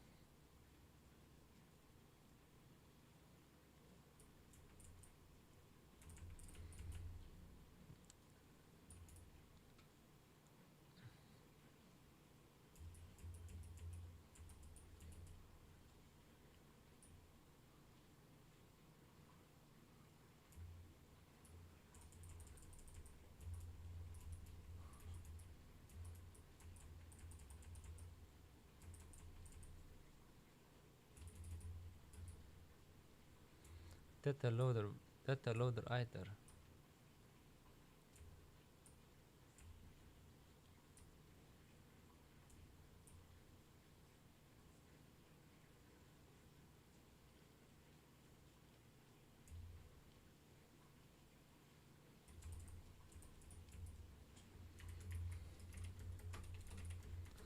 But I don't think this is a solution.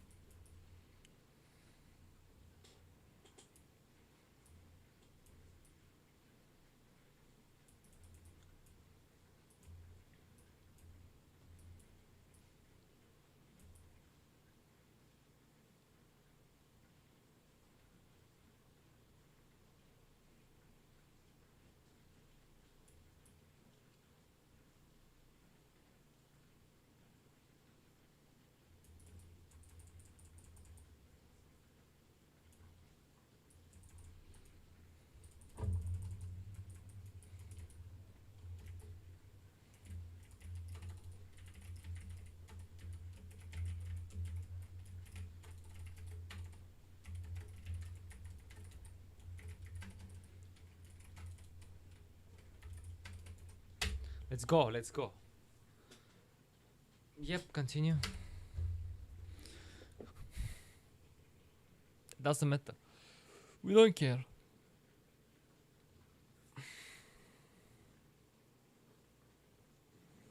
Continue.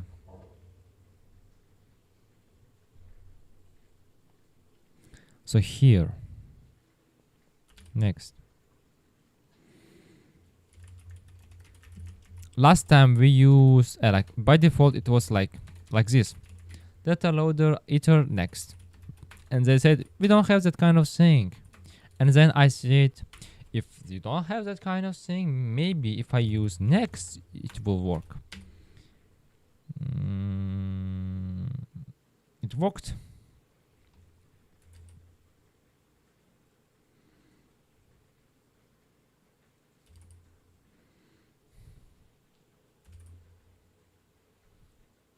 Okay, it seems we fixed the problem.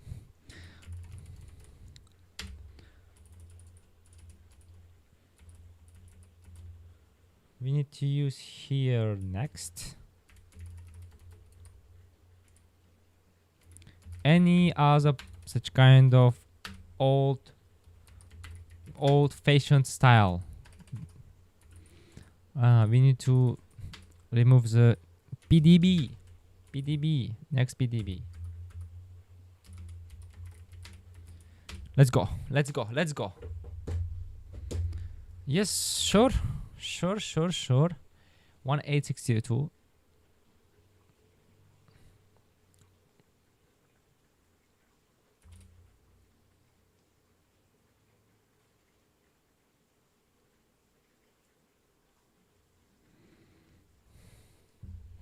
I don't have CUDA. Maybe we should fix that problem also. I don't know. I become a bit lazy and a bit hungry.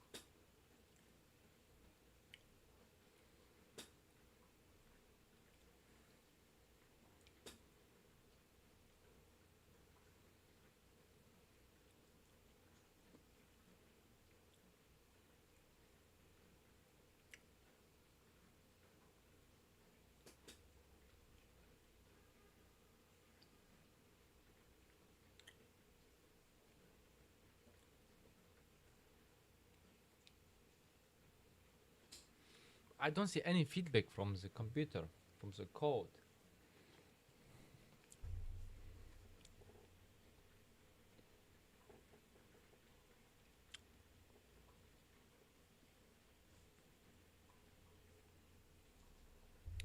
So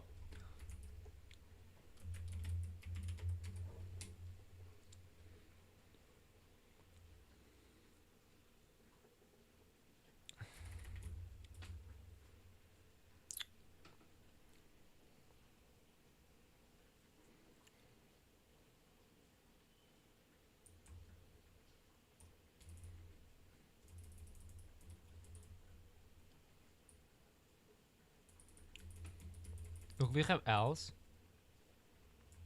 Why we start from else? Because we don't have this amp. Its amp is adaptive mixed precision stuff for conda, but we use else. So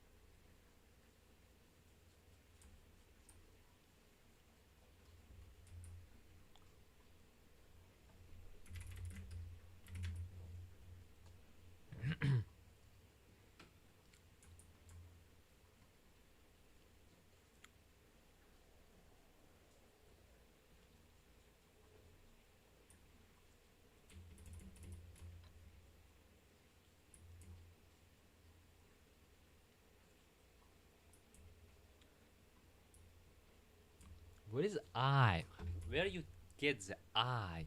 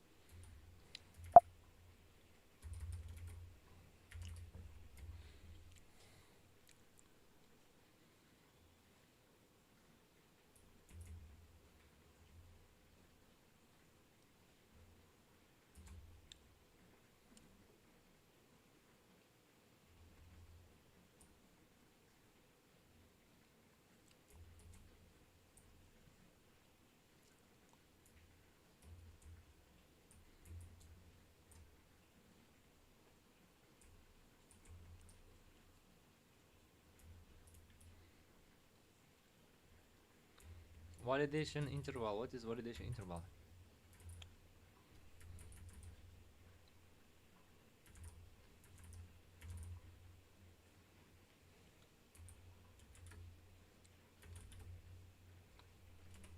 YOLO. No, no, no. Actually, basic OCR, easy OCR, and then we go. Okay, easy OCR, and then trainer, and then go we to ls save model.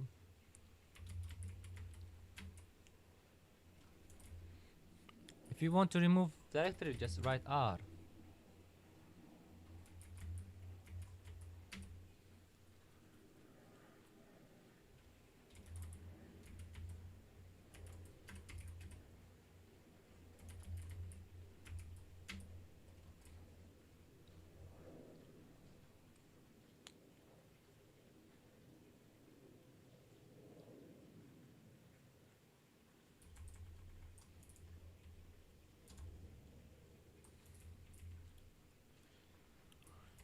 Okay, guys. Okay, okay.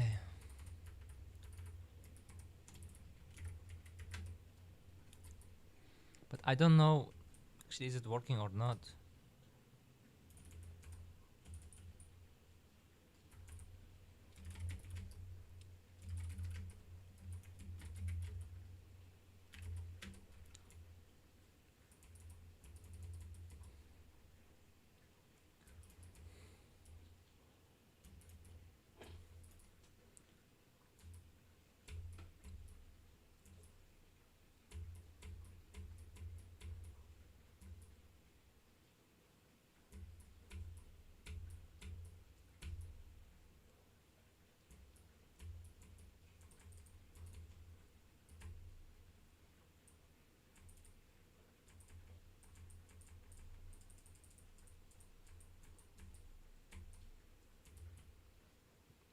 Oh, validation interval is 20,000.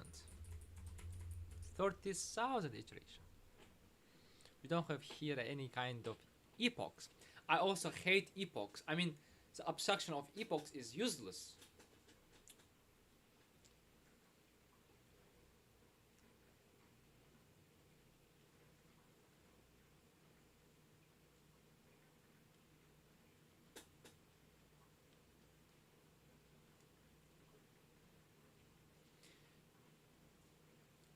Be careful when you are using epochs,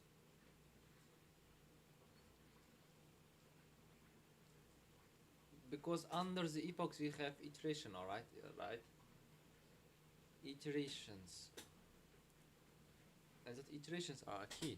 So okay, I cannot just wait like this because we are it seems like we might be not doing good job here.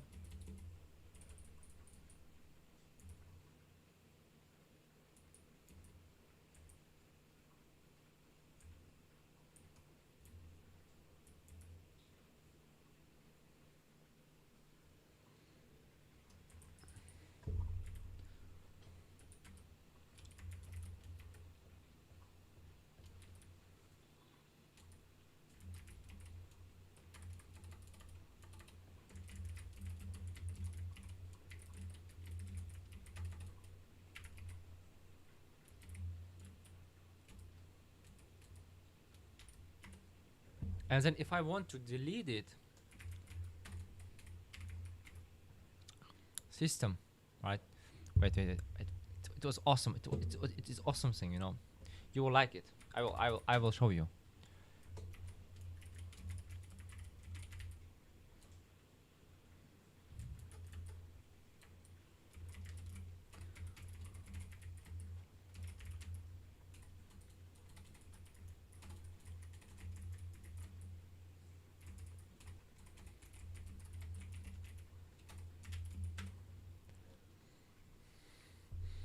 Outside weather is so beautiful.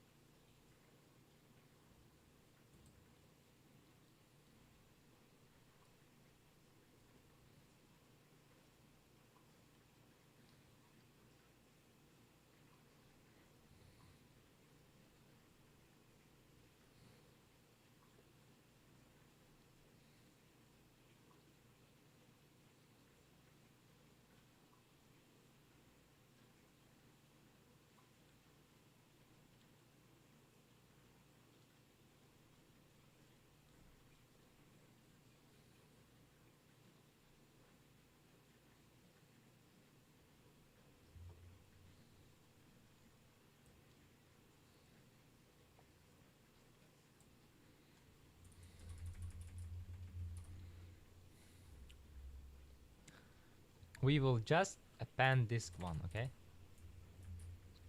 Done. Okay, good. And I will, unfortunately, I will stop it. We will start it again. And maybe I need to get rid of that one.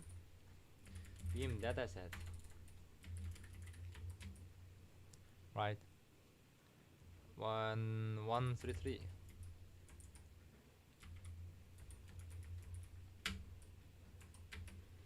And pin.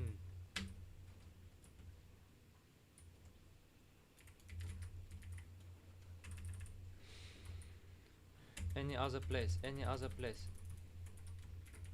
Okay. Quit. Start again.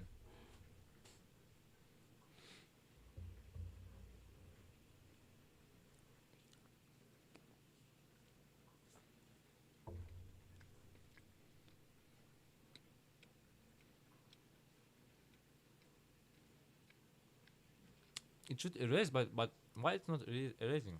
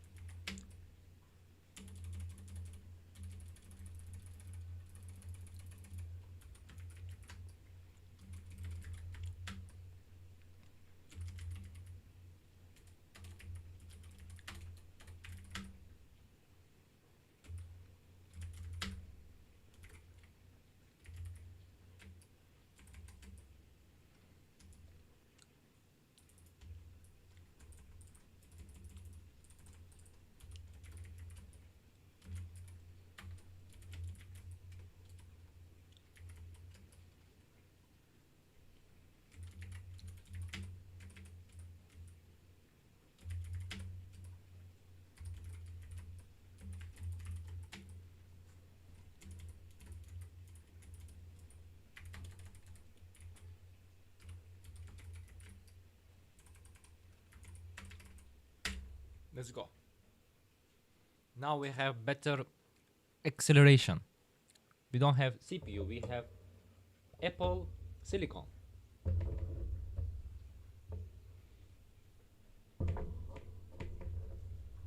Okay, we have error. What kind of error?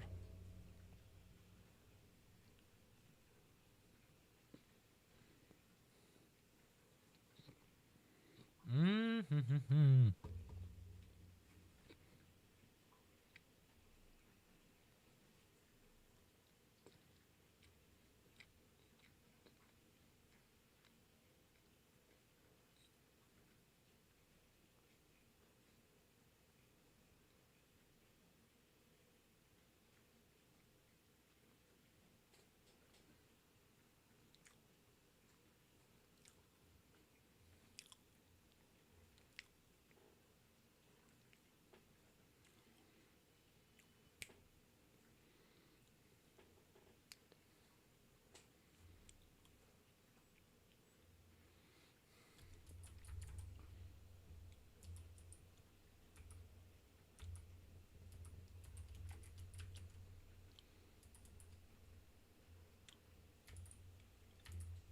You got it right. You understood right.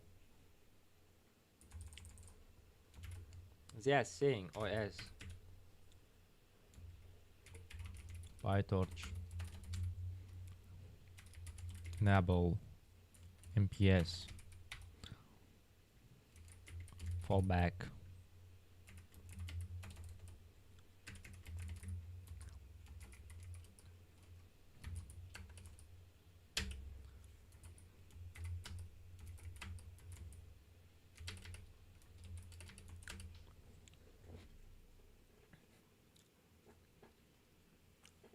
Really? os.env. It was some, or I made mistake.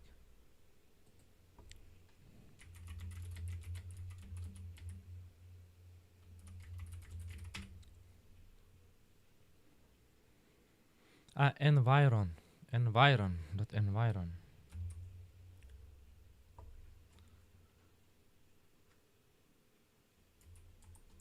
Where are you?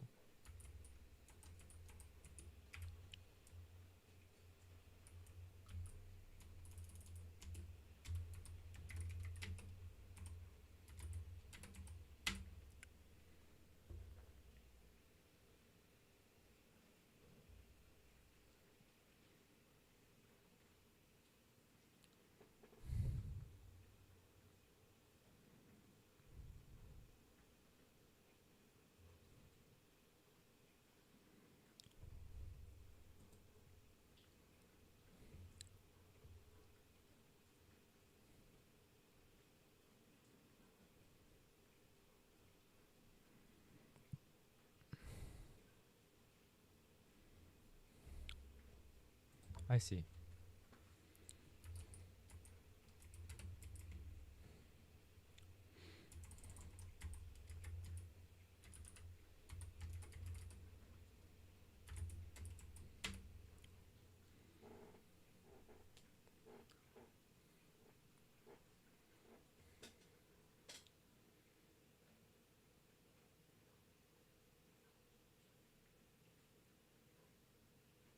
Do I have any typo? Why it's not working?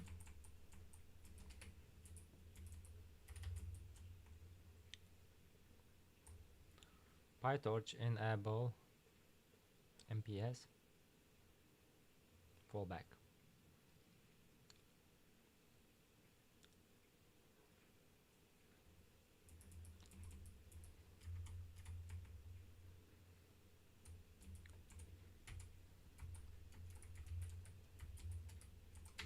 Maybe I should initialize in the first place.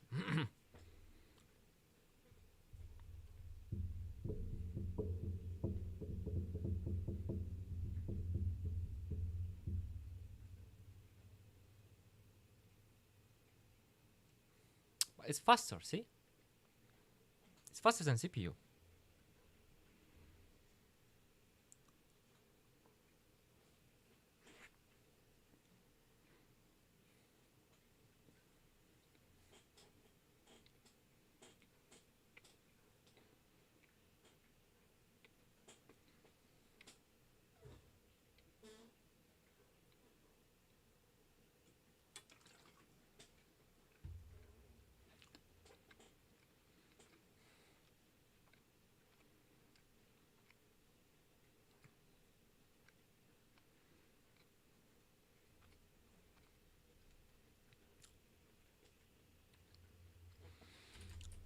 So what's happening now?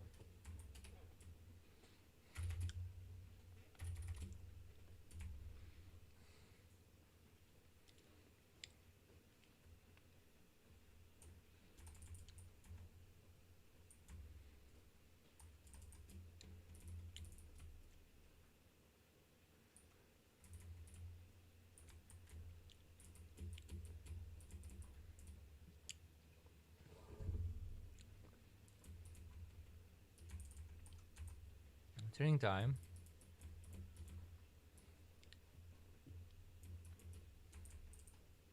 And maybe it's calculating this one. Validation thing. Validation. And then it should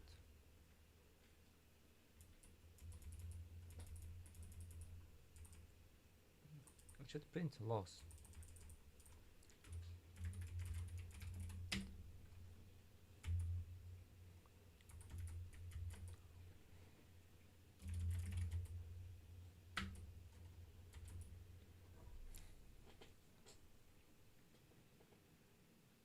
What?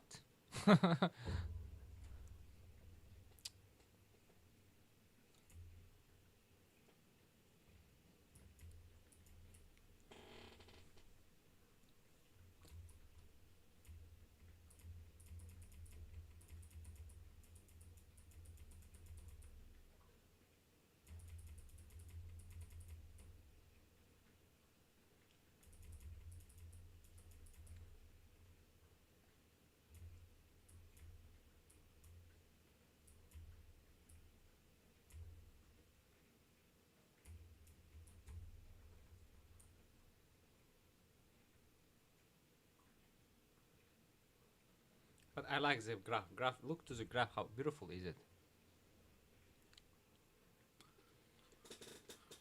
How beautiful it is.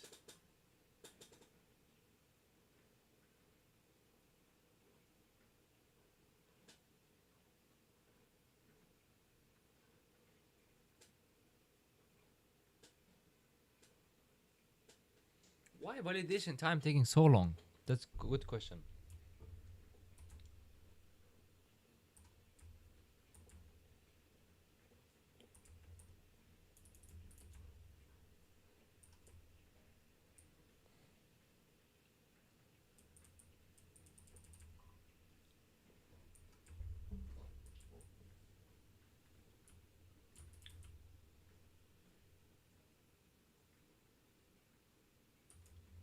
Evaluation loader.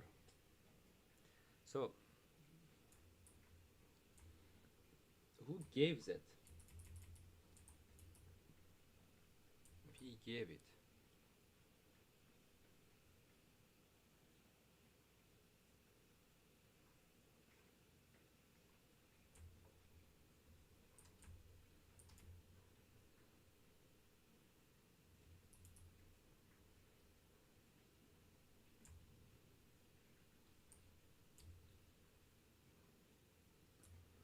If you give device, then it should be fine.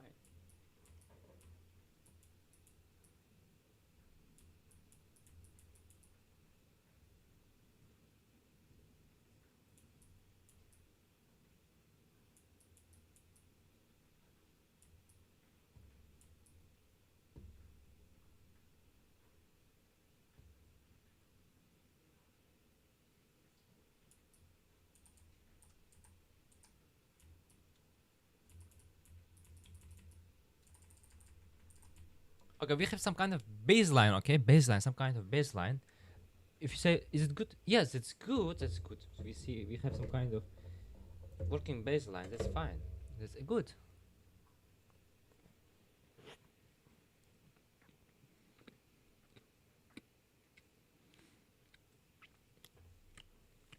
I think let's make the validation data set smaller because it takes so big time.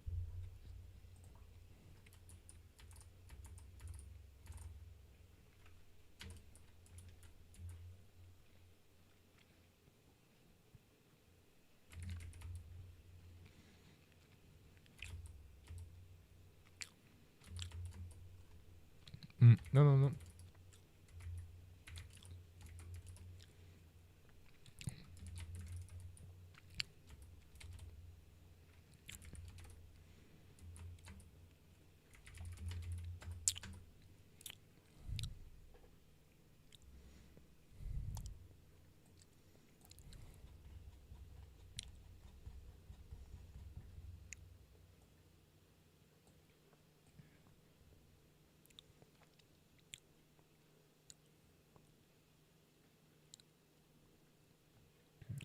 Just let's make it just 50, okay?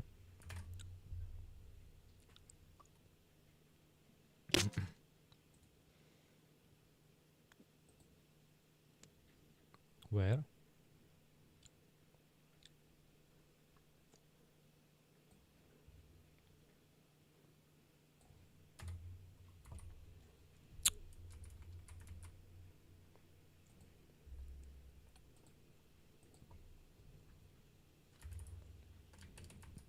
Let's start it again.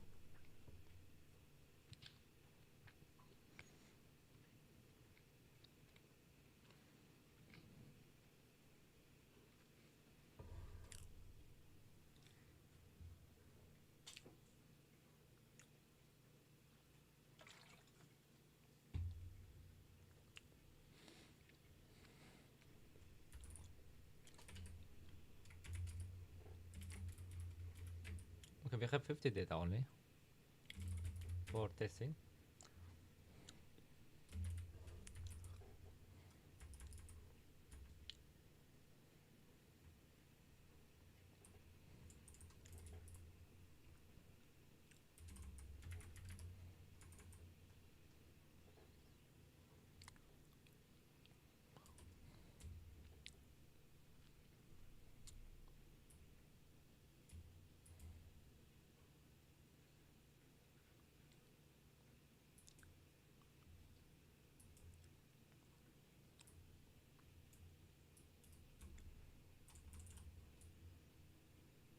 CTC loss.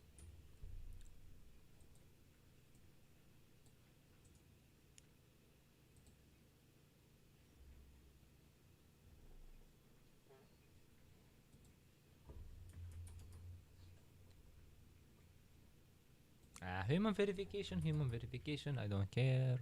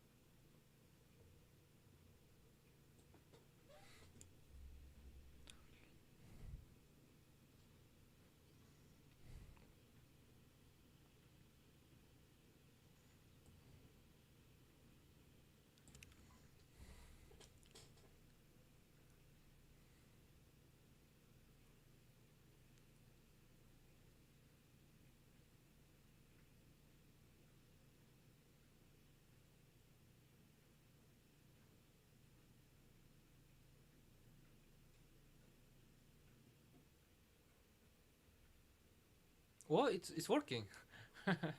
Here it's working. Okay, let me check the size of the model. So here I don't know exactly how loss function is working, how backward is going on, and I don't know the architecture inside. I just what I did is just follow the instructions and satisfy the data collections and debug some things, some kind of small things, and then we got the working data, working training code, but it's not ultimate. It's not ultimately good. So first of all, let me to go to the saved models, and then cd use experiment one, and then open. No. LSAHL. Look, best accuracy model is 14 megabytes. Best norm ED.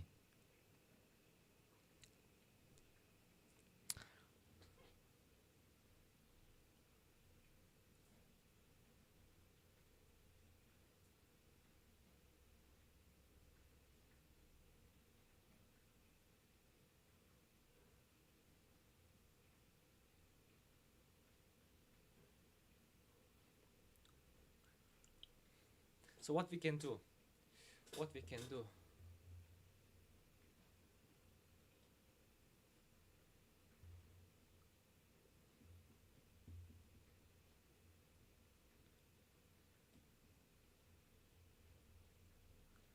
what we can do, first thing, our training data is so small.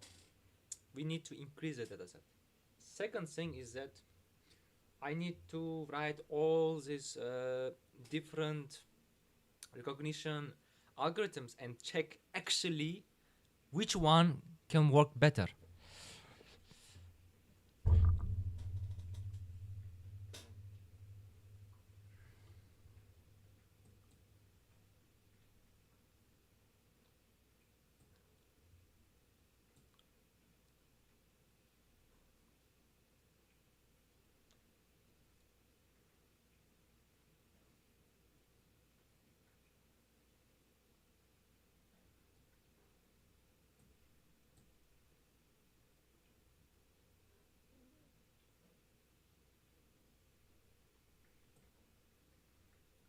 So how they are calculating this confidence score? How they are finding this confidence score? Confidence score.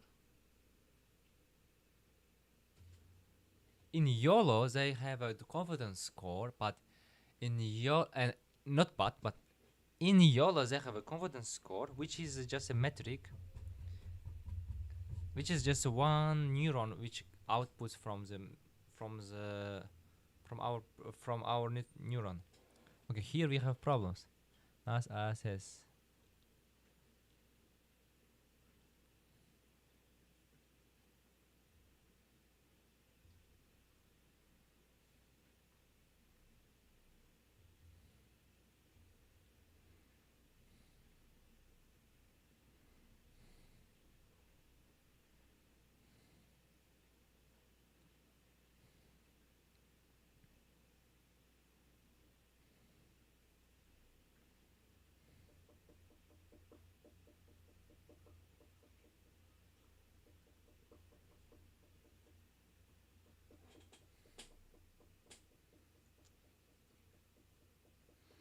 I can generate different types of really. I can generate different all different variables of letters of Cyrillic. Yes.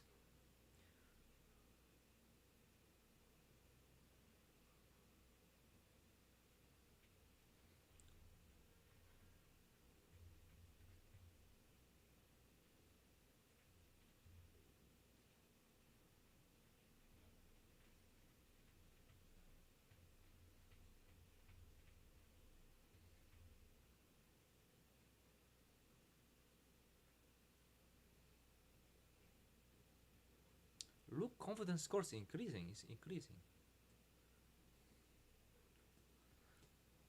Okay, this is good.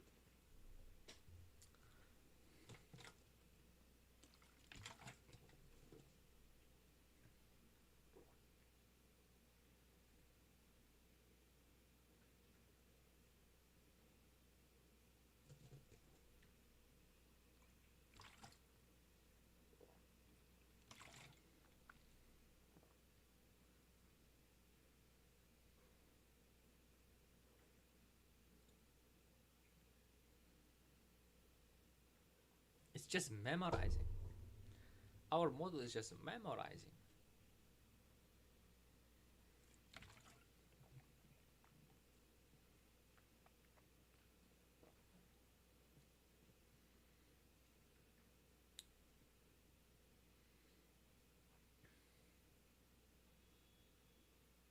And here we have problem. Yes, our training is so small, so slow. So anyway, let me do the push up first, and maybe we can find some solution to improve, increase the speed. So now training loss is so small because our training dataset is small.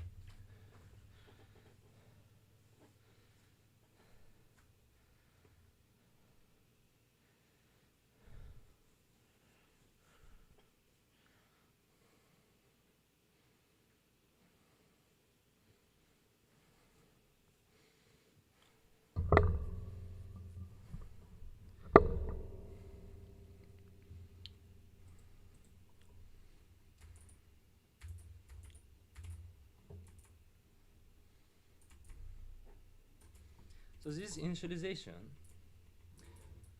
So let me tell you, in initialization, it's good to when we have, when we start at from the same place to dive into the gradient update. So it's good to start from one place. And k-mean normal is that it makes sure that all your parameters are normalized based on this k-mean. So if I don't mistake, it will assign to all the numbers specific value, which helps for this initialization. But for bias, it will set 0. But for example, let's say for weights, it set a normal value. We should check it. Just wait.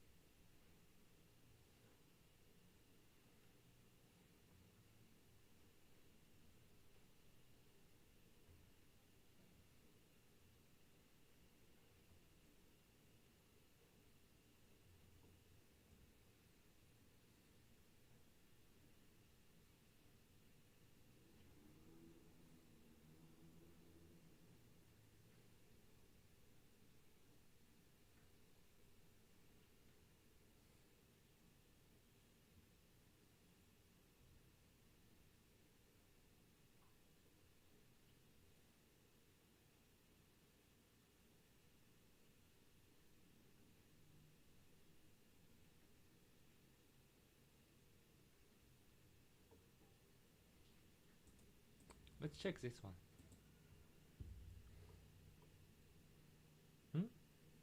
Why? We have got to the point where literally anybody can build a fully working app without knowing how to code. This is base 4. Now, the first thing I would like to scrutinize is the initialization. I can tell that our network is very improperly configured at initialization, and there's multiple things wrong with it, but let's just start with the first one. Look here on the 0th iteration, the very first iteration, we are recording a loss of 27, and this rapidly comes down to roughly 1 or 2 or so. So I can tell that the initialization is all messed up because this is way too high. In training of neural nets, it is almost always the case that you will have a rough idea for what loss to expect at initialization, and that just depends on the loss function and the problem setup. In this case, I do not expect 27. I expect a much lower number, and we can calculate it together. Basically, at initialization, what we'd like is that there's 27 characters that could come next for any one training example. At initialization, we have no reason to believe any characters to be much more likely than others.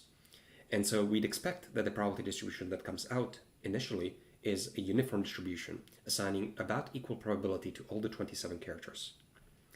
So basically what we'd like is the probability for any character would be roughly 1 over 27. That is the probability we should record, and then the loss is the negative log probability. So let's wrap this in a tensor, and then we can take the log of it, and then the negative log probability is the loss we would expect, which is 3.29, much lower than 27. And so what's happening right now is that at initialization, the neural net is creating probability distributions that are all messed up. Some characters are very confident and some characters are very not confident.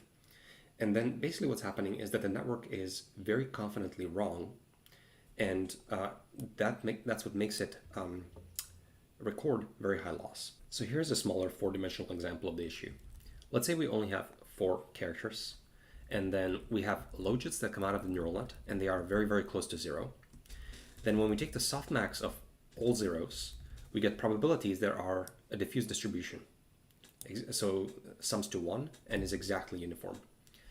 And then in this case, if the label is, say, 2, it doesn't actually matter if the label is 2 or 3 or 1 or 0, because it's a uniform distribution. We're recording the exact same loss, in this case 1.38. So this is the loss we would expect for a 4-dimensional example. And now you can see, of course, that as we start to manipulate these logits, we're going to be changing the loss here. So it could be that we luck out, and by chance, this could be a very high number, like 5 or something like that. Then in that case, we'll record a very low loss because we're assigning the correct probability at initialization by chance to the correct label. Much more likely it is that some other dimension will have a high logit, and then what will happen is we start to record much higher loss. And what can happen is basically the logits come out like something like this, and they take on extreme values, and we record really high loss. For example, if we have torch.random of 4, so these are these are normally distributed numbers, 4 of them. Then here we can also print the logits, the probabilities that come out of it, and the loss. And so because these logits are near 0, for the most part, the loss that comes out is okay. But suppose that this is like times 10 now. You see how, because these are more extreme values, it's very unlikely that you're going to be guessing the correct bucket, and then you're confidently wrong and recording very high loss. Yep. If your logits are coming out even more extreme, you might get extremely insane losses, like infinity even at initialization. So basically this is not good, and we want the logits to be roughly 0 when the network is initialized. In fact, the logits don't have to be just 0, they just have to be equal. So for example, if all of the logits are 1, then because of the normalization inside the softmax, this will actually come out okay. But by symmetry, we don't want it to be any arbitrary positive or negative number. We just want it to be all zeros and record the loss that we expect at initialization. So let's now concretely see where things go wrong in our example. Here we have the initialization. Let me reinitialize the neural net. And here, let me break after the very first iteration, so we only see the initial loss, which is 27. So that's way too high. And intuitively, now we can expect the variables involved. And we see that the logits here, if we just print some of these, if we just print the first row, we see that the logits take on quite extreme values. And that's what's creating the fake confidence in incorrect answers and makes the loss get very, very high. So these logits should be much, much closer to 0. So now let's think through how we can achieve logits coming out of this neural net to be more closer to 0. You see here that the logits are calculated as the hidden states multiplied by W2 plus B2. So first of all, currently we're initializing B2 as random values of the right size. But because we want roughly 0, we don't actually want to be adding a bias of random numbers. So in fact, I'm going to add a times 0 here to make sure that B2 is just basically 0 at initialization. And second, this is H multiplied by W2. So if we want logits to be very, very small, then we would be multiplying W2 and making that smaller. So for example, if we scale down W2 by 0.1, all the elements, then if I do again just the very first iteration, you see that we are getting much closer to what we expect. So the roughly what we want is about 3.29. This is 4.2. I can make this maybe even smaller. 3.32. Okay, so we're getting closer and closer. Now, you're probably wondering, can we just set this to 0? Then we get, of course, exactly what we're looking for at initialization. And the reason I don't usually do this is because I'm very nervous, and I'll show you in a second why you don't want to be setting W's or weights of a neural net exactly to 0. You usually want it to be small numbers instead of exactly 0. For this output layer, in this specific case, I think it would be fine, but I'll show you in a second where things go wrong very quickly if you do that. So let's just go with 0.01. In that case, our loss is close enough, but has some entropy. It's not exactly 0, it's got some little entropy, and that's used for symmetry breaking, as we'll see in a second. The logits are now coming out much closer to 0, and everything is well and good. So if I just erase these, and I now take away the break statement, we can run the optimization with this new initialization, and let's just see what losses we record. Okay, so I let it run, and you see that we started off good, and then we came down a bit. The plot of the loss now doesn't have this hockey shape appearance, because basically what's happening in the hockey stick, the very first few iterations of the loss, what's happening during the optimization is the optimization is just squashing down the logits, and then it's rearranging the logits. So basically we took away this easy part of the loss function where just the weights were just being shrunk down. And so therefore we don't get these easy gains in the beginning, and we're just getting some of the hard gains of training the actual neural net. And so there's no hockey stick appearance. So good things are happening in that both, number one, loss at initialization is what we expect, and the loss doesn't look like a hockey stick. And this is true for any neural net you might train, and something to look out for. And second, the loss that came out is actually quite a bit improved. Unfortunately, I erased what we had here before. I believe this was 2.12, and this was 2.16. So we get a slightly improved result. And the reason for that is because we're spending more cycles, more time optimizing the neural net actually, instead of just spending the first several thousand iterations probably just squashing down the weights, because they are so way too high in the beginning of the initialization. So something to look out for, and that's number one. Now let's look at the second problem. Let me reinitialize our neural net, and let me reintroduce the break statement. So we have a reasonable initial loss. So even though everything is looking good on the level of the loss, and we get something that we expect, there's still a deeper problem lurking inside this neural net and its initialization. So the logits are now okay. The problem now is with the values of h, the activations of the hidden states. Now, if we just visualize this vector, this tensor h, it's kind of hard to see, but the problem here, roughly speaking, is you see how many of the elements are 1 or -1. Now recall that torch.10h, the 10h function, is a squashing function. It takes arbitrary numbers and it squashes them into a range of -1 and 1, and it does so smoothly. So let's look at the histogram of h to get a better idea of the distribution of the values inside this tensor. We can do this first. Well, we can see that h is 32 examples and 200 activations in each example. We can view it as -1 to stretch it out into one large vector. And we can then call toList to convert this into one large Python list of floats. And then we can pass this into plt.hist for histogram, and we say we want 50 bins, and a semicolon to suppress a bunch of output we don't want. So we see this histogram, and we see that most of the values by far take on value of -1 and 1. So this 10h is very, very active. And we can also look at basically why that is. We can look at the pre-activations that feed into the 10h. And we can see that the distribution of the pre-activations is very, very broad. These take numbers between -15 and 15, and that's why in the torch.10h everything is being squashed and capped to be in the range of -1 and 1, and lots of numbers here take on very extreme values. Now, if you are new to neural networks, you might not actually see this as an issue, but if you're well-versed in the dark arts of backpropagation and then have an intuitive sense of how these gradients flow through a neural net, you are looking at your distribution of 10h activations here, and you are sweating. So let me show you why.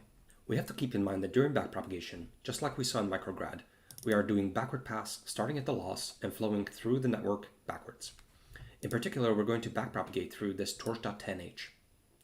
And this layer here is made up of 200 neurons for each one of these examples. And it implements an element-wise 10h. So let's look at what happens in 10h in the backward pass. We can actually go back to our previous micrograd code in the very first lecture and see how we implemented 10h. We saw that the input here was x, and then we calculate t, which is the 10h of x. So that's t, and t is between -1 and 1. It's the output of the 10h. And then in the backward pass, how do we backpropagate through a 10h? We take out.grad, and then we multiply it, this is the chain rule, with the local gradient, which took the form of 1 minus t squared. So what happens if the outputs of your 10H are very close to -1 or 1? If you plug in t equals 1 here, you're going to get a 0 multiplying out that grad. No matter what out that grad is, we are killing the gradient and we're stopping effectively the backpropagation through this 10H unit. Similarly, when t is -1, this will again become 0 and out that grad just stops. And intuitively, this makes sense because this is a 10H neuron. And what's happening is if its output is very close to 1, then we are in the tail of this 10H. And so changing basically the input is not going to impact the output of the 10H too much because it's in the flat region of the 10H. And so therefore there's no impact on the loss. And so indeed the weights and the biases along with this 10H neuron do not impact the loss because the output of this 10H unit is in the flat region of the 10H and there's no influence. We can be changing them whatever we want, however we want, and the loss is not impacted. So that's another way to justify that indeed the gradient would be basically 0. It vanishes. Indeed, when t equals 0, we get 1 times out that grad. So when the 10H takes on exactly value of 0, then out that grad is just passed through. So basically what this is doing, right, is if t is equal to 0, then this the 10H unit is sort of inactive and gradient just passes through. But the more you are in the flat tails, the more the gradient is squashed. So in fact, you'll see that the gradient flowing through 10H can only ever decrease, and the amount that it decreases is proportional through a square here, depending on how far you are in the flat tails of this 10H. And so that's kind of what's happening here. And through this, the concern here is that if all of these outputs H are in the flat regions of -1 and 1, then the gradients that are flowing through the network will just get destroyed at this layer. Now, there is some redeeming quality here, and that we can actually get a sense of the problem here as follows. I wrote some code here, and basically what we want to do here is we want to take a look at H, take the absolute value, and see how often it is in the flat region. So say greater than 0.99. And what you get is the following. And this is a Boolean tensor. So in the Boolean tensor, you get a white if this is true and a black if this is false. And so basically what we have here is the 32 examples and the 200 hidden neurons. And we see that a lot of this is white. And what that's telling us is that all these 10H neurons were very, very active and they're in a flat tail. And so in all these cases, the backward gradient would get destroyed. Now, we would be in a lot of trouble if for any one of these 200 neurons, if it was the case that the entire column is white. Because in that case, we have what's called a dead neuron. And this could be a 10H neuron where the initialization of the weights and the biases could be such that no single example ever activates this 10H in the sort of active part of the 10H. If all the examples land in the tail, then this neuron will never learn. It is a dead neuron. And so just scrutinizing this and looking for columns of completely white, we see that this is not the case. So I don't see a single neuron that is all of white. And so therefore it is the case that for every one of these 10H neurons, we do have some examples that activate them in the active part of the 10H. And so some gradients will flow through and this neuron will learn. And the neuron will change and it will move and it will do something. But you can sometimes get yourself in cases where you have dead neurons.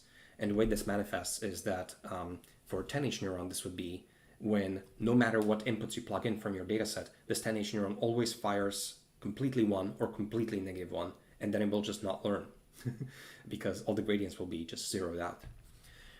This is true not just for 10H, but for a lot of other nonlinearities that people use in neural networks. So we certainly use 10H a lot, but sigmoid will have the exact same issue because it is a squashing neuron. And so the same will be true for sigmoid,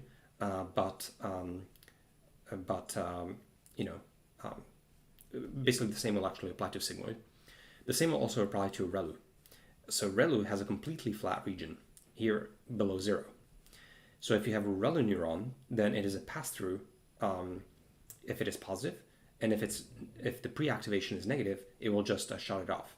Since the region here is completely flat, then during backpropagation, this would be exactly zeroing out the gradient. Like all of the gradient would be set exactly to 0 instead of just like a very, very small number depending on how positive or negative t is. And so you can get, for example, a dead ReLU neuron, and a dead ReLU neuron would basically look like, basically what it is if a neuron with a ReLU nonlinearity never activates, so for any examples that you plug in the dataset, it never turns on, it's always in this flat region, then this ReLU neuron is a dead neuron. Its weights and bias will never learn. They will never get a gradient because the neuron never activated. And this can sometimes happen at initialization because the weights and the biases just make it so that by chance some neurons are just forever dead. But it can also happen during optimization.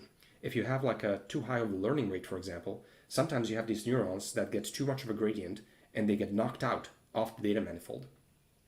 And what happens is that from then on, no example ever activates this neuron. So this neuron remains dead forever. So it's kind of like a permanent brain damage in a mind of a network. And so sometimes what can happen is if your learning rate is very high, for example, and you have a neural net with ReLU neurons, you train the neural net and you get some last loss. But then actually what you do is you go through the entire training set and you forward your examples, and you can find neurons that never activate. They are dead neurons in your network. And so those neurons will never turn on. And usually what happens is that during training, these ReLU neurons are changing, moving, etc. And then because of a high gradient somewhere by chance, they get knocked off. And then nothing ever activates them. And from then on, they are just dead. So that's kind of like a permanent brain damage that can happen to some of these neurons.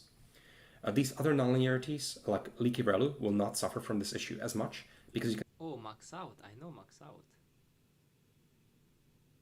see that it doesn't have flat tails. You'll almost always get gradients. And ELU is also fairly frequently used. It also might suffer from this issue because it has flat parts. So that's just something to be aware of and something to be concerned about.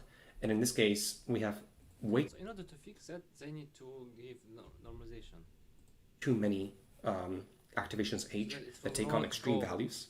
And because there's no column of white, I think we will be okay. And indeed, the network optimizes and gives us a pretty decent loss. But it's just not optimal, and this is not something you want, especially during initialization. And so basically what's happening is that this H pre-activation that's flowing to 10H, it's too extreme, it's too large, it's creating it's creating a distribution that is too saturated in both sides of the 10H, and it's not something you want because it means that there's less training for these neurons because they update less frequently. So how do we fix this? Well, H pre-activation is MCAT, which comes from C.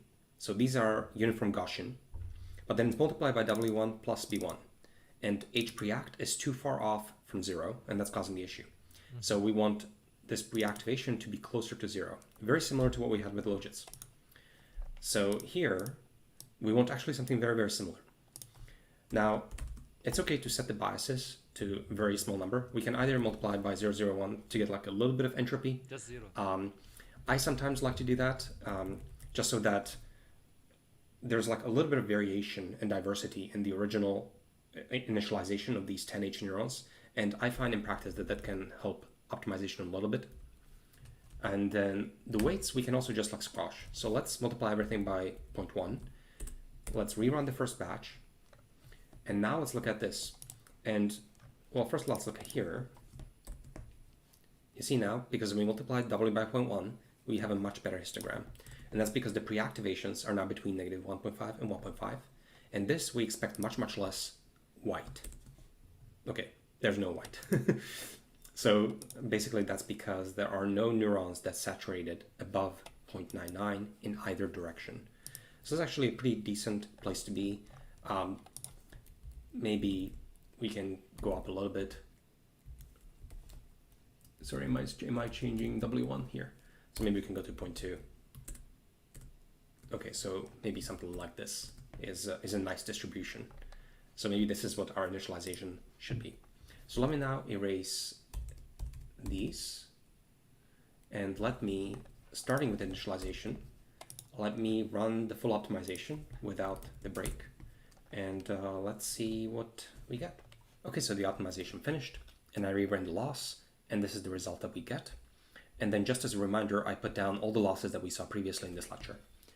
So we see that we actually do get an improvement here. And just as a reminder, we started off with a validation loss of 2.17 when we started. By fixing the softmax being confidently wrong, we came down to 2.13. And by fixing the 10H layer being way too saturated, we came down to 2.10.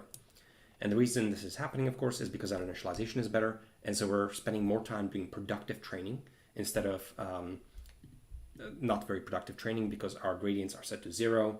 And we have to learn very simple things like the overconfidence of the softmax in the beginning. And we're spending cycles just like squashing down the weight matrix. So this is illustrating basically initialization and its impacts on performance just by being aware of the internals of these neural nets and their activations and their gradients. Now, we're working with a very small network. This is just a one-layer multi-layer perceptron. So because the network is so shallow, the optimization problem is actually quite easy and very forgiving. So even though our initialization was terrible, the network still learned eventually. It just got a bit worse result.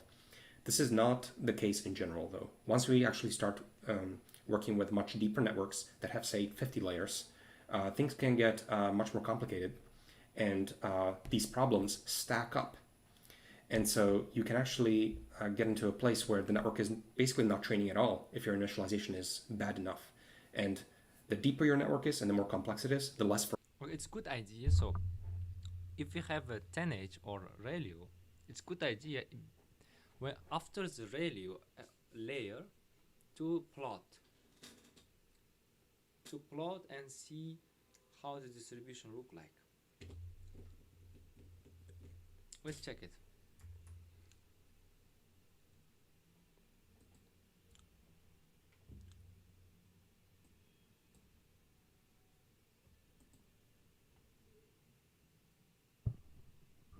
Oh, it's 100%, 100%.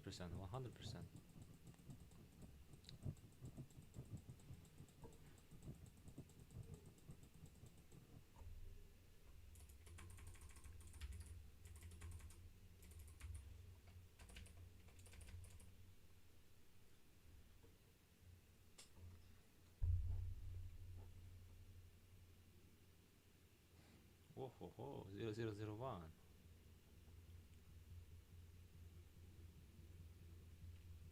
Let's check the model.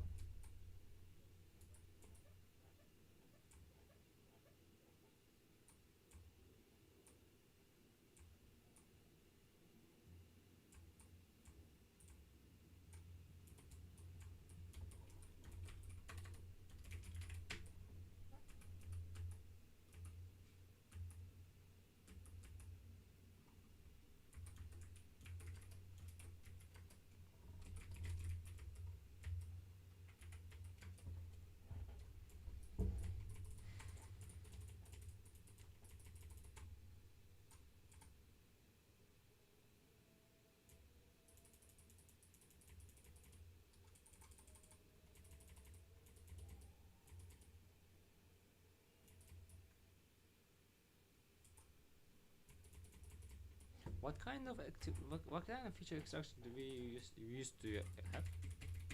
Do you remember?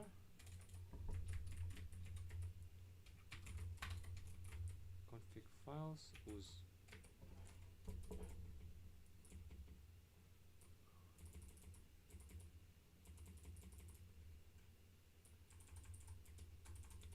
VGG.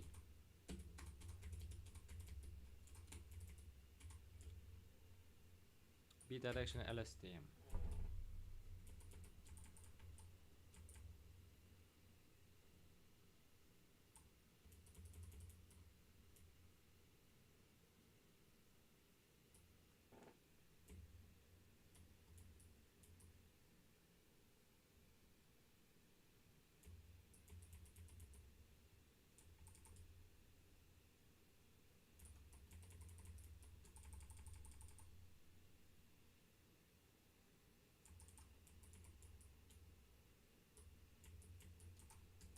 From feature extractor we get the vector and adaptive average pooling, and then squeeze and sequence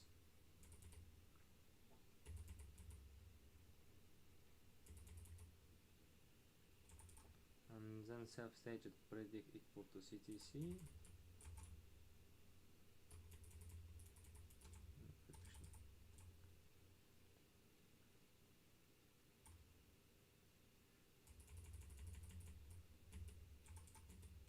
CTC means just a linear layer.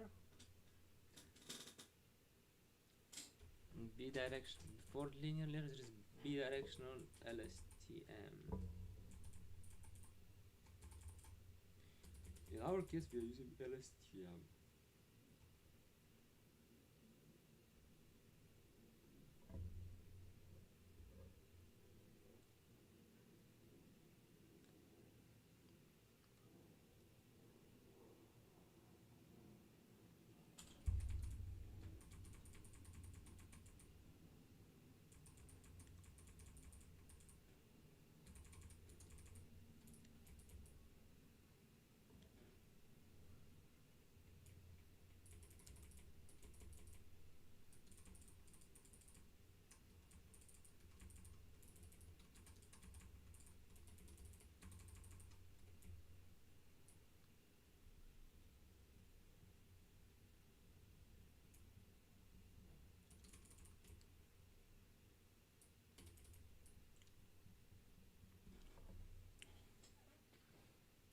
Three 300,000 iterations. We did only 1,000.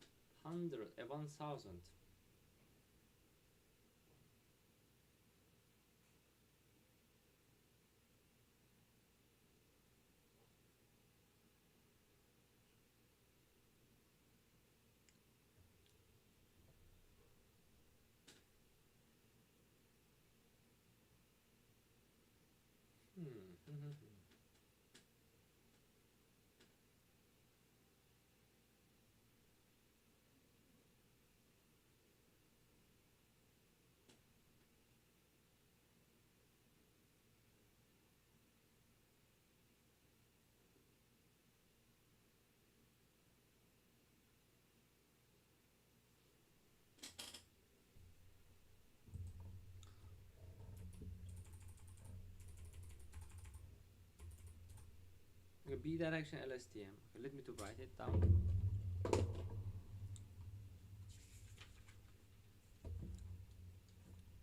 So we are using VGG.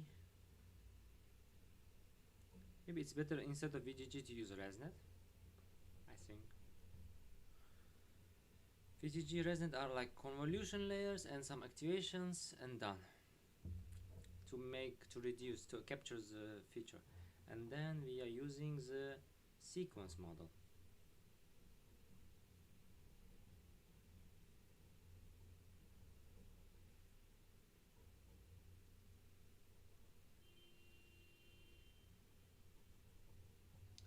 LSTM is special variation of recurrent neural network, and B stands for it goes to both direction. No.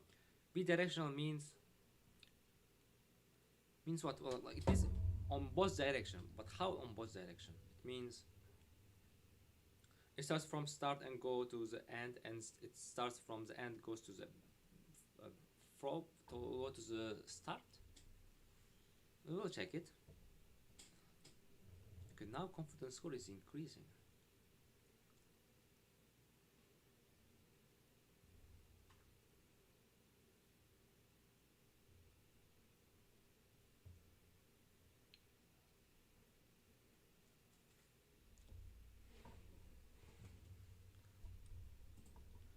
Bidirectional is like that. Okay, in that case sequential bidirectional LSTM.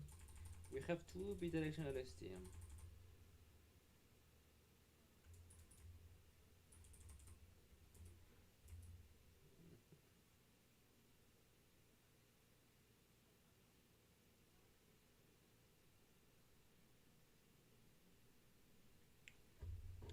Bidirectional LSTM, we have two of them.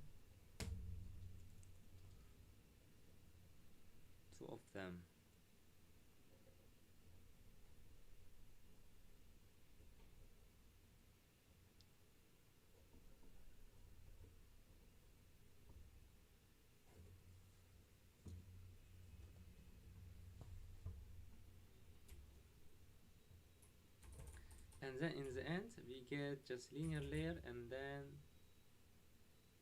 output a number of class.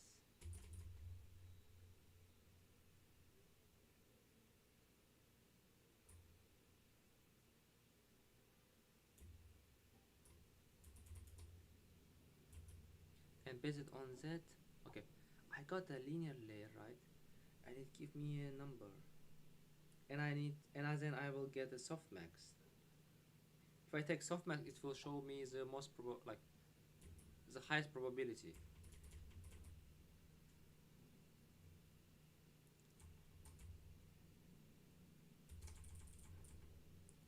Okay, this is simple. This is simple. This is good.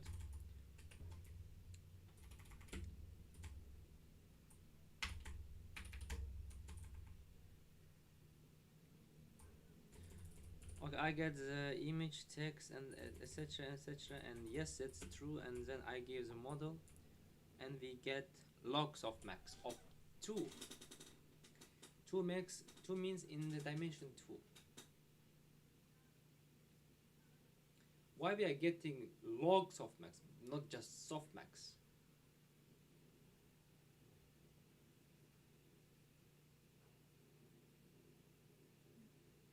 Okay, we take softmax. It's not sigmoid, so it will take the numbers and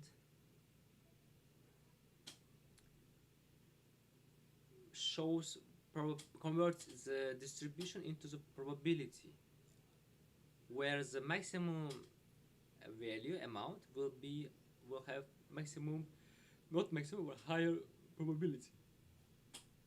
And we take from these probabilities the log.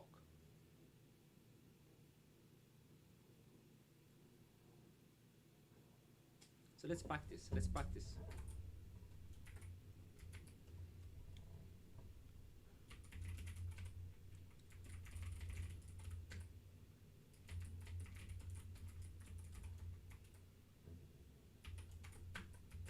Okay, this is our value, right?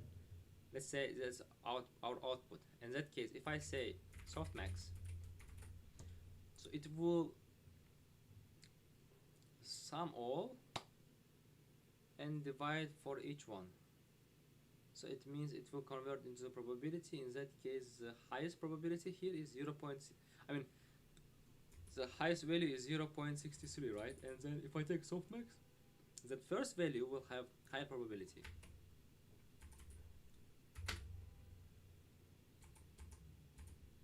It's our x, right? And then 0. C. So now the first one has higher probability, and we are taking the log of that one. Log means converting to the negative value. So let's take then log softmax. Same thing. Okay, same thing. We proved it. So minus. So it means, see how other values are getting like -2, like this is high probability, right? And the highest probability getting the lower impact, like it's closer to 0. Let's say like this one is getting -3. So what does log do? Log makes it negative. Logs make all negative.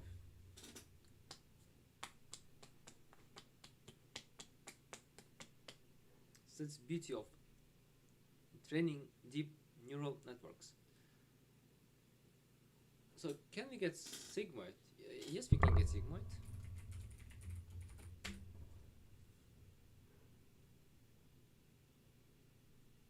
And can we use sigmoid and then log? Yes, we can use.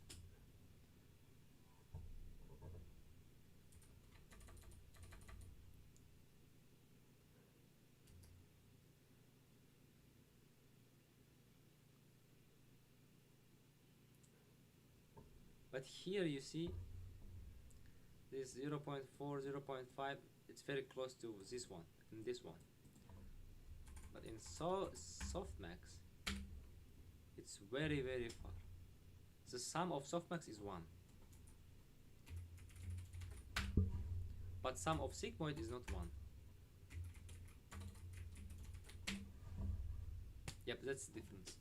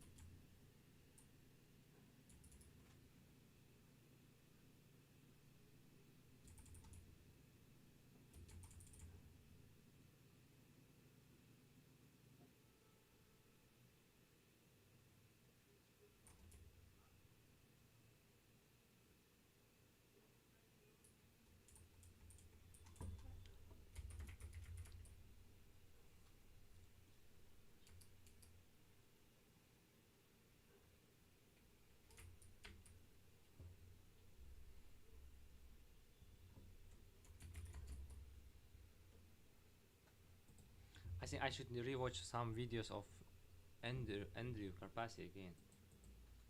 Very, very well said about torch about 10H activation. Yes, if it is 1, then I should swear, and then like I should sweat, and I shouldn't have been nervous.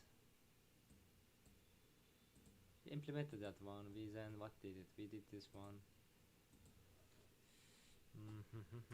We couldn't fix that problem. Nope.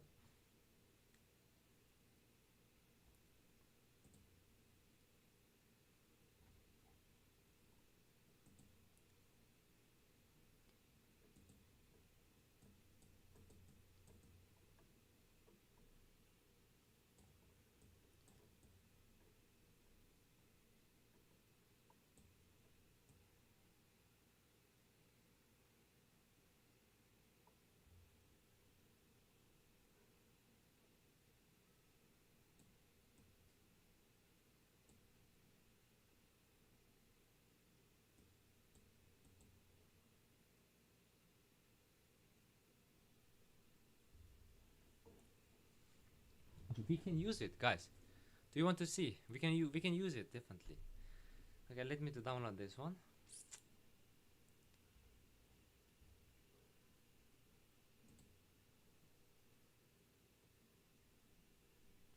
Okay, here.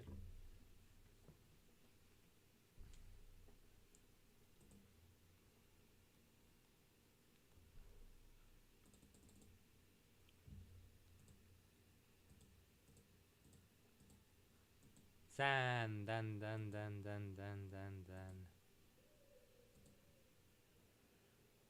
Why police everywhere? Police! Please download, extract, and place. So, PTH I understand. Custom example.py. What is that one? In order to load that one, and what is YAML?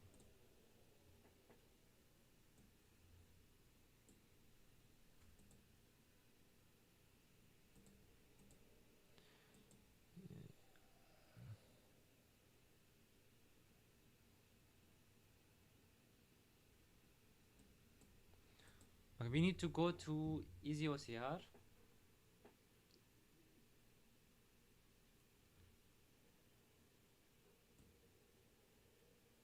User network. No, we will not go there. We will go to another place. So we are here, right?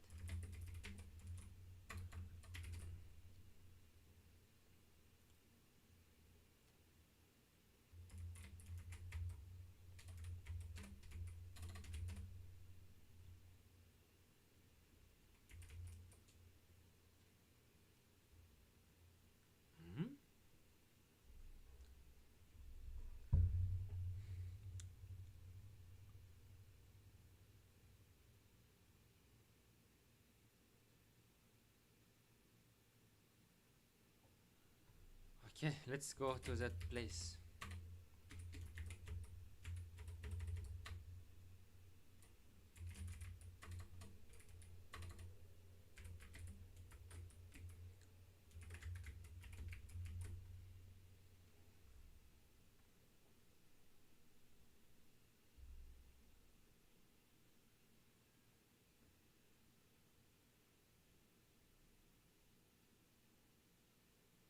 User network.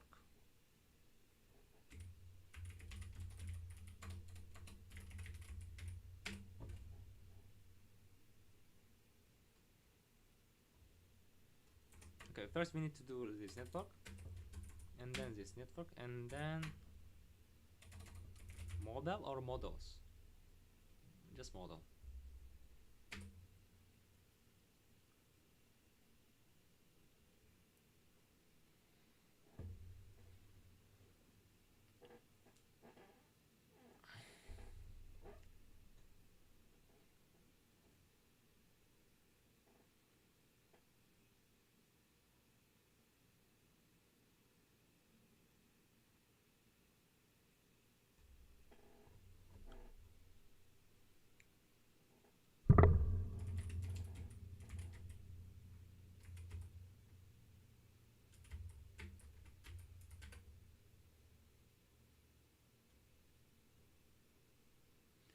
ED, what is ED? I don't know. Copy, paste, accuracy to easy OCR model was Cyrillic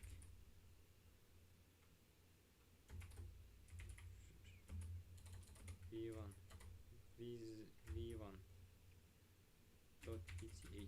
Okay, and then we need two more folders, two more items.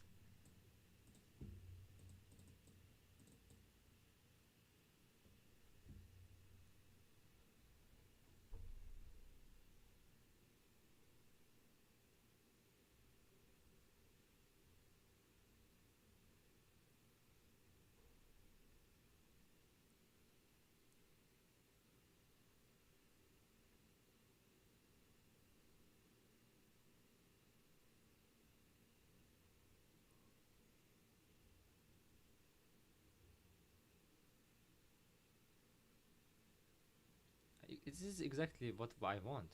Good. Then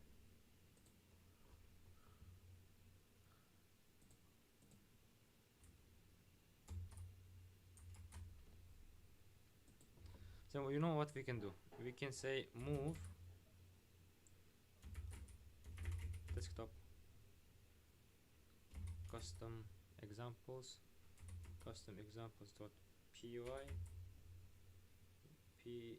oh my god, py, and then easy OCR what model network, not network, a user network, and then use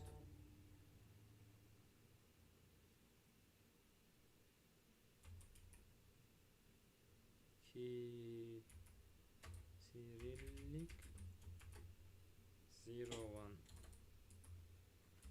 v1.pth.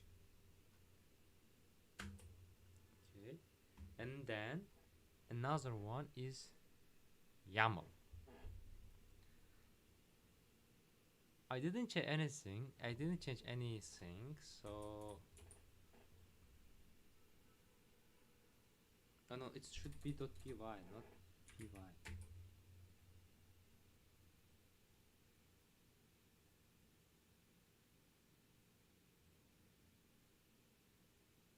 Okay, then it's fine. YAML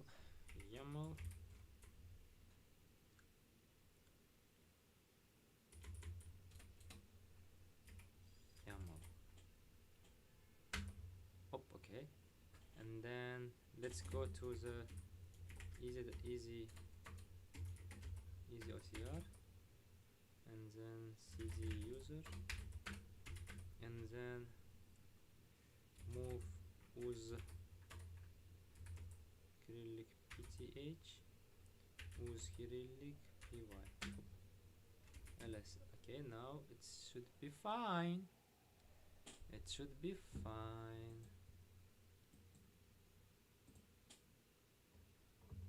So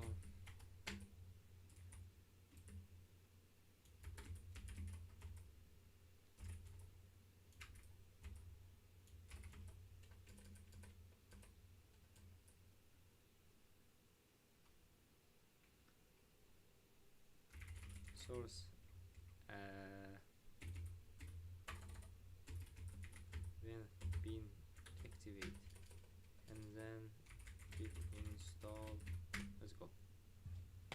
We are installing easy OCR and then we need to activate, right?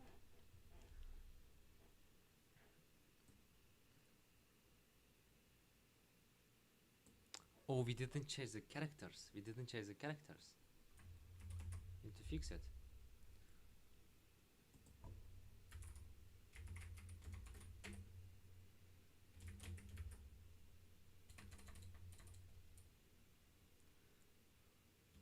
So in trainer we have config, right?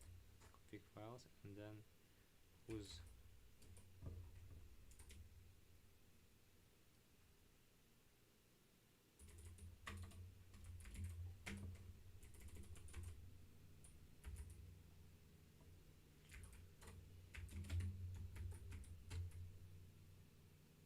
so easy OCR and then user.fork and then who's YAML.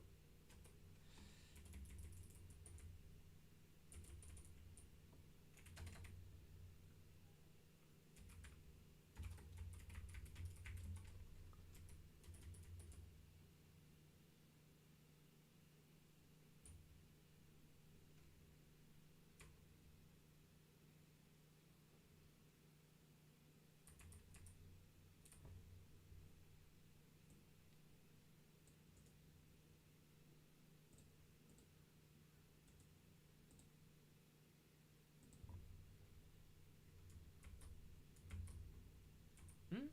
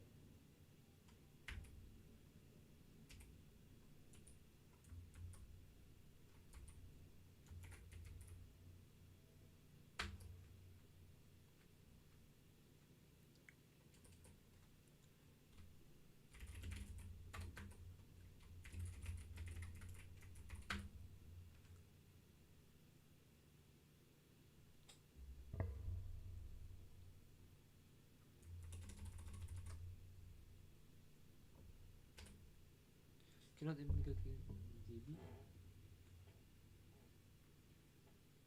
What kind of display are you talking about?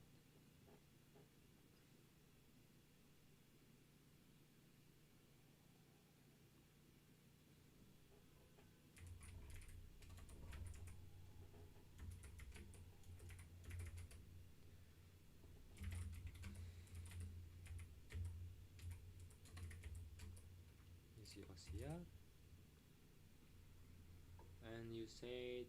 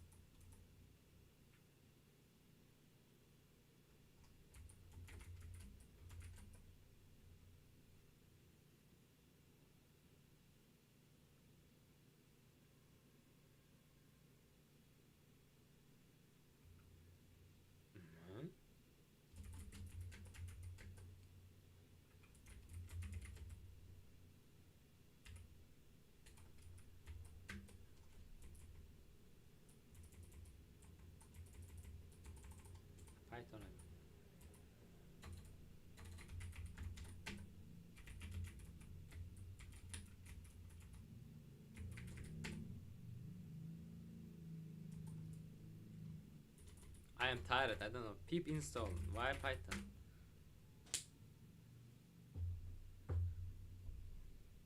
PD. We already have it.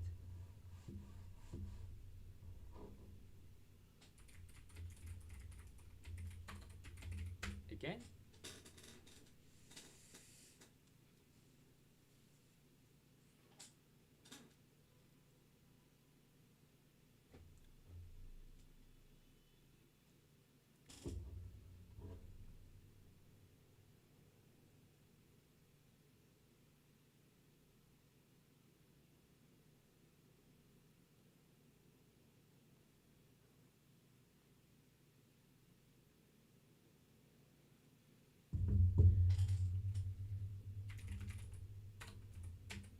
Let's try again. Import.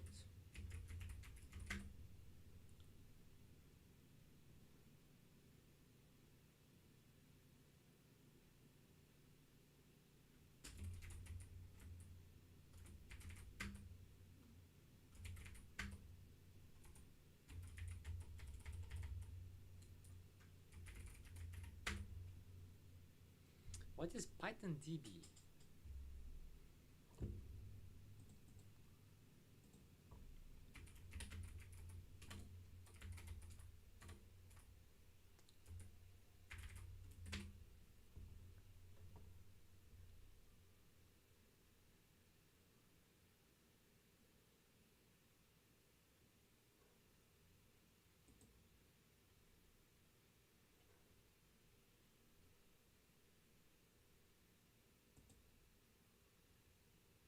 Wait, I have a problem, so let's check from the internet, from the source here.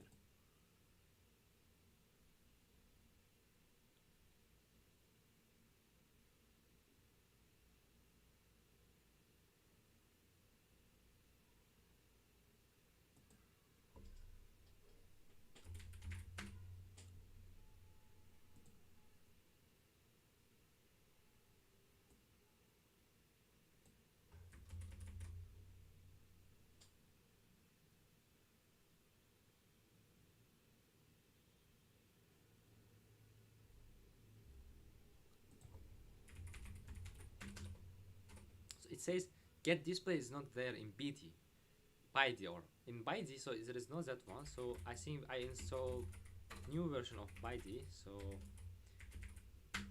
therefore I am uninstalling the new version, and I want to download pip install this one, okay, and then Python import ByD get display.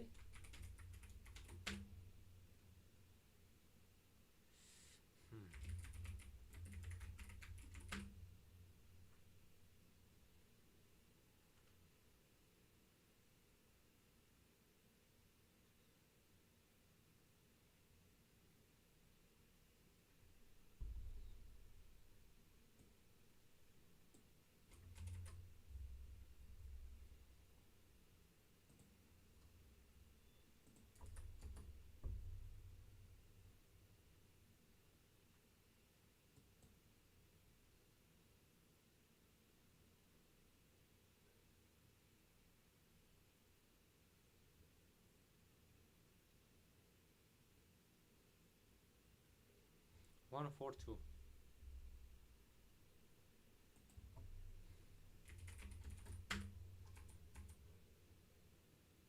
042.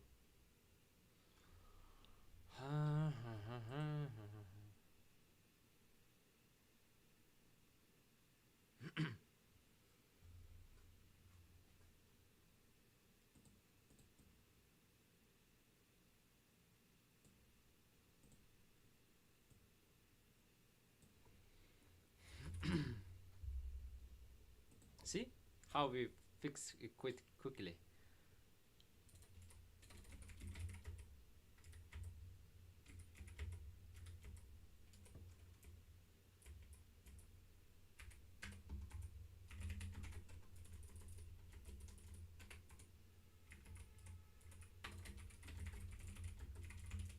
only because if it's import error. In that case,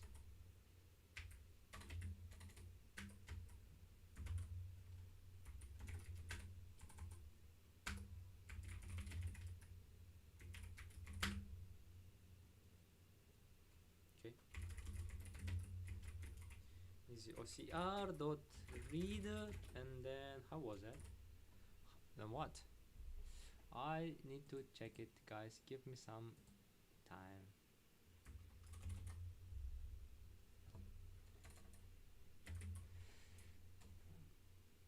So is OCR reader correct, and then English, right? But I don't have any English. With Cyrillic and recognition network is what? Is not custom example. It has a special name. It is with Cyrillic v1. Yeah. Okay, detection model is downloading because detection model we haven't trained detection model. We are trained. We have trained Cyrillic character. Okay. So no such file or directory. Also, it's looking for characters. I will make it. We will make it, guys. We will make it.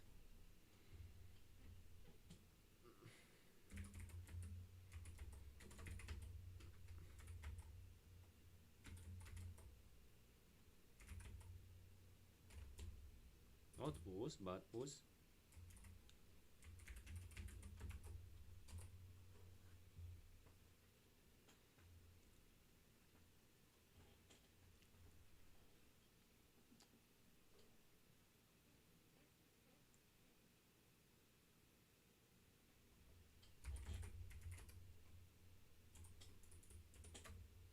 Wait. It should only include characters, or should it include numbers?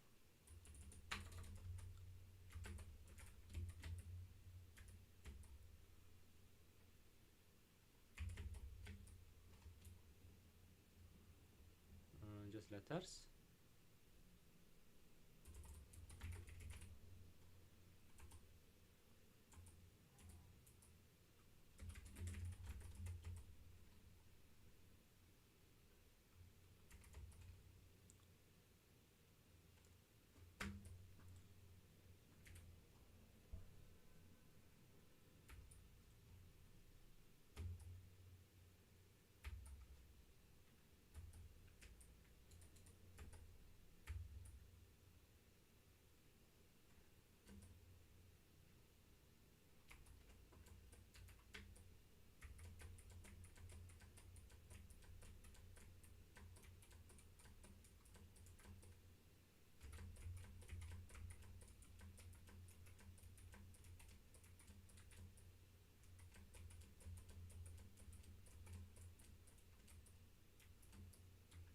Nope. And then capital letter. Yo. Okay.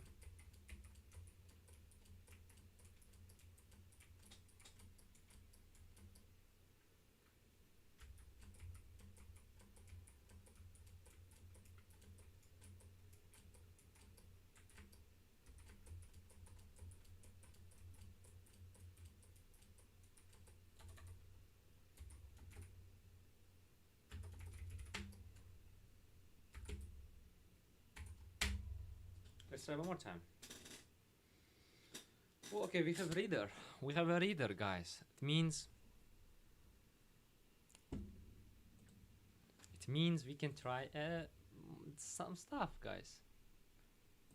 So you know how to use? I will teach you how to use.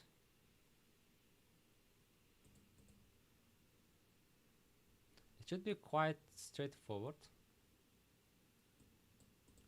I read text Chinese. Okay. I will take a picture. Okay, I will take a picture. Yeah. We are where? It should be.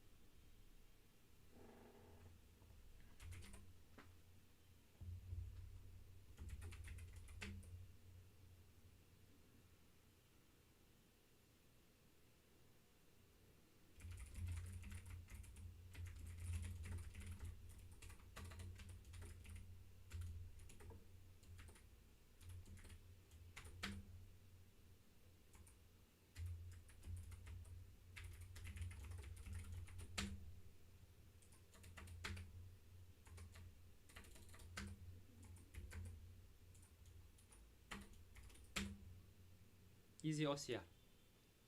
So let me to go to easy OCR, and I will open it. Okay.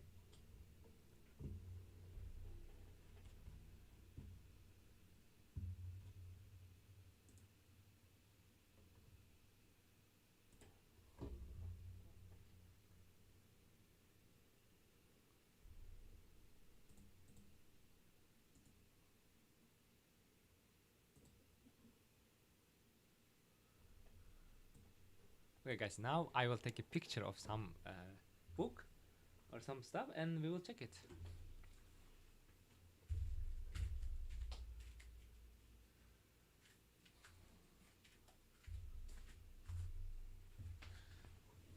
Okay, here I have a book of Muhammad Yusuf, and it is written in acrylic. So I will just take the first page.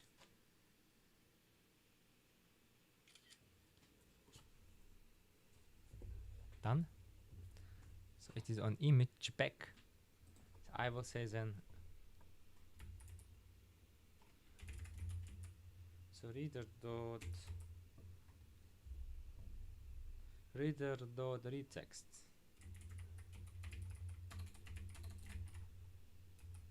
Text, and then I need to give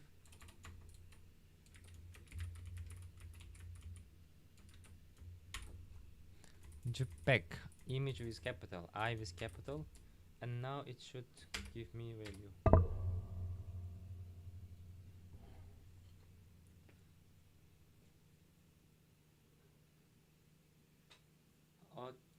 Why MP float 64, guys? Okay, again.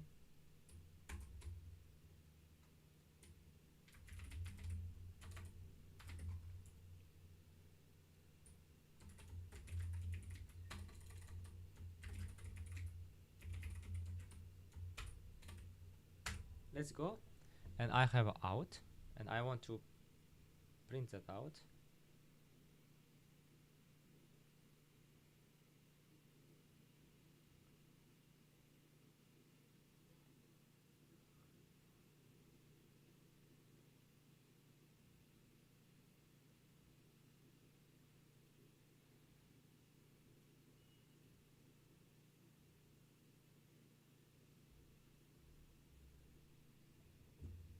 Okay, you see that, right?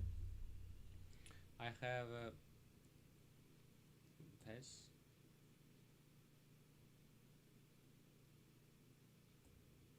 A.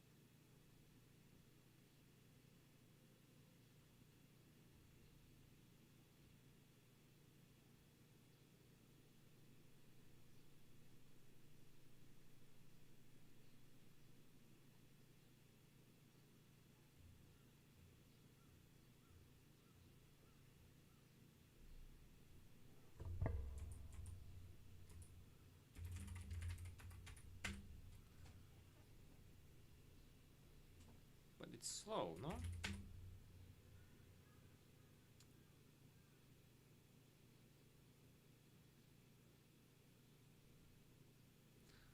That's a prediction. Oh no! Don't you see my predictions? Wait a moment.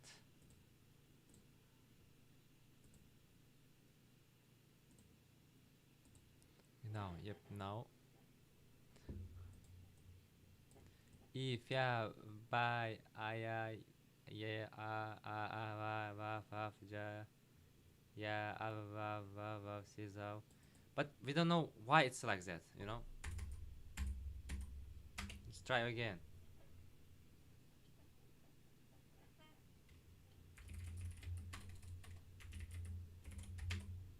Import cv2. Okay, okay, image equal to cv2 im read, and then I will quickly do it. Okay, image.p jpeg. Okay, image shape, it's like really. Okay, fine. And then okay, in our out, you see we have these parameters, right? 1 2 3 4 5. I think e is a variable value.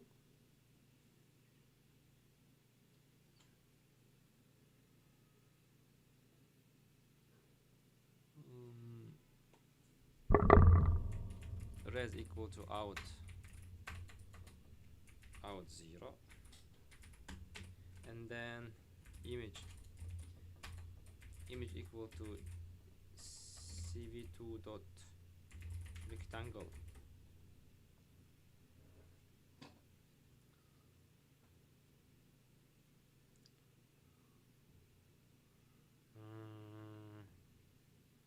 In rectangle we need upper points and lower points.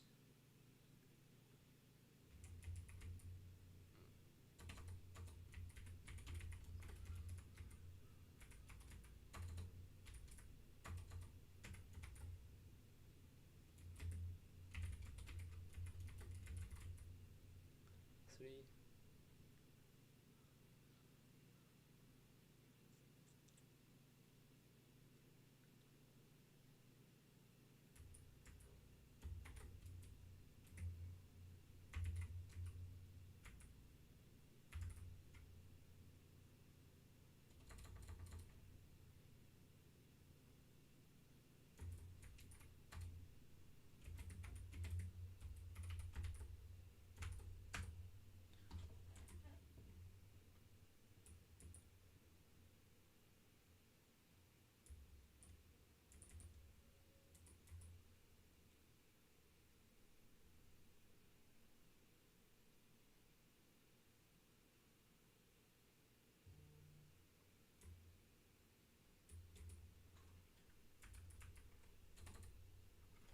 Zero zero. I made mistake. 0 0.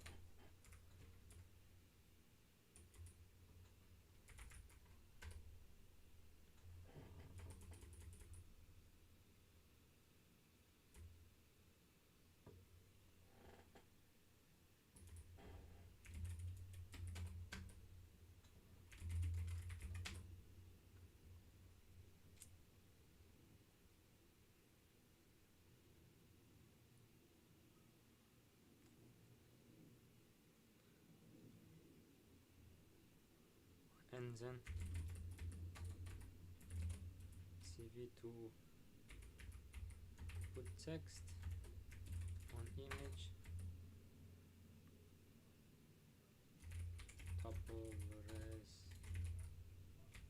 0, maybe put on 2, put on 1, and then text res dot 1, and then what? Then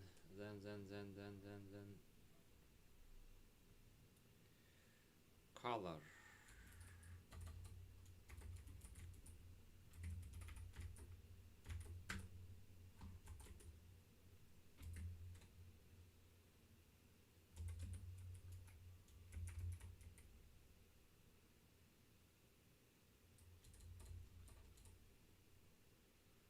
Zero zero.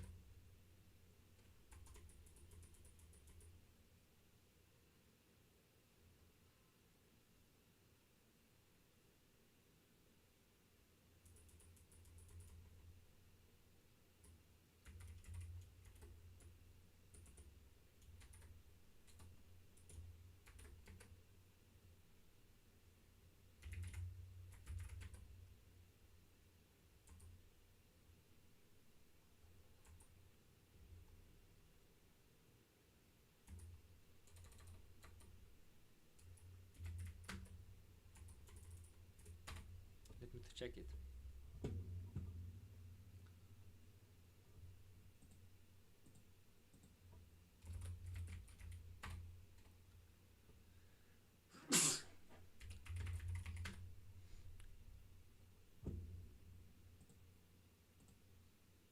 I always forget these kind of things.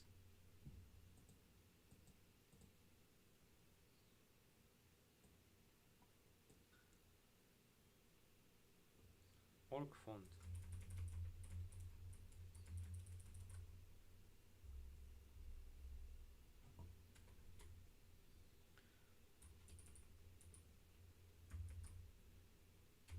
Well, we should set it here, and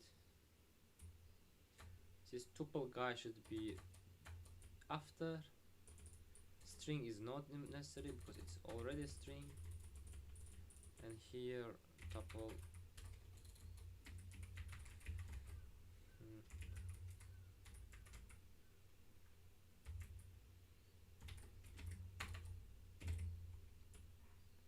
and then it will be 3, and then it will be like this. Okay.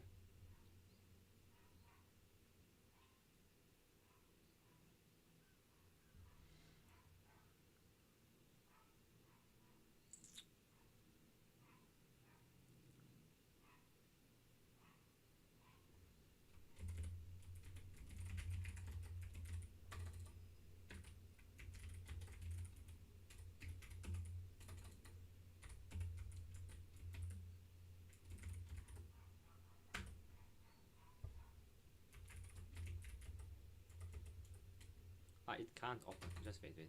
I will open by myself.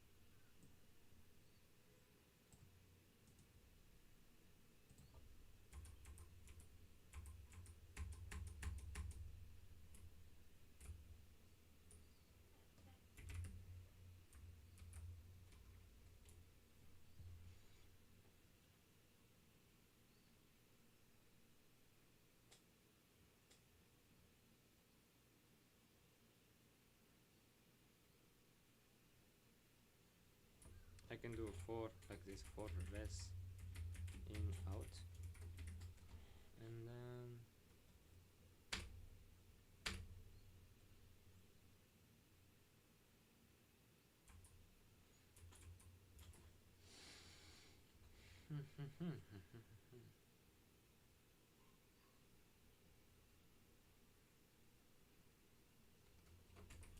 wait, what are you saying?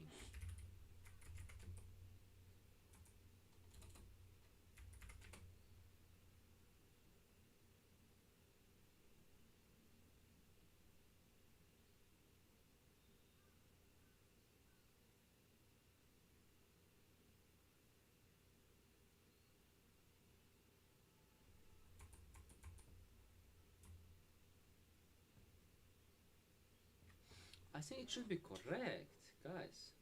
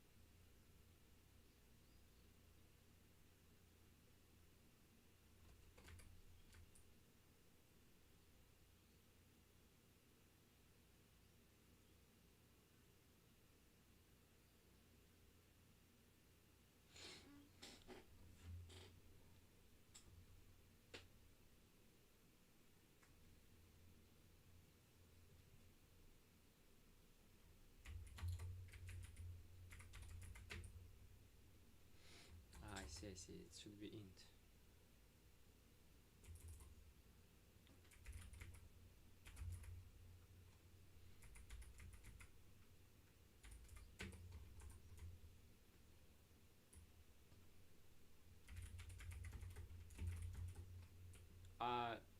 Actually, we cannot do list for int, you know.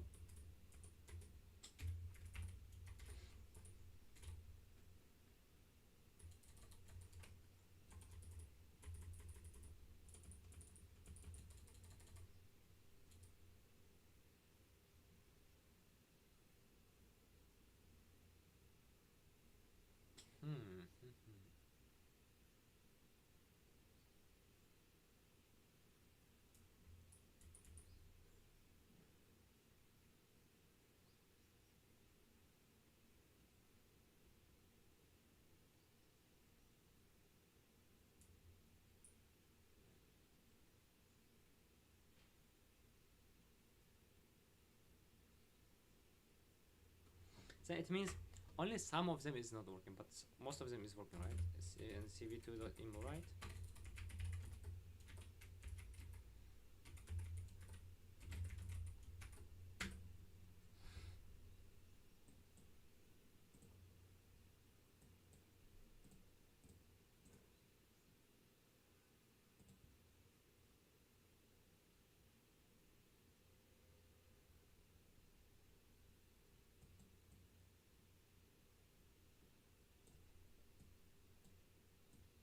Guys, do you want to see the result?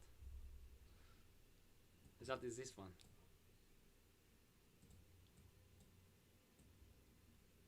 And you may ask why it's like this, right? Oh wait. My screen again freezed. So you may ask me why we have this kind of result. It's because of the. It's just because of our.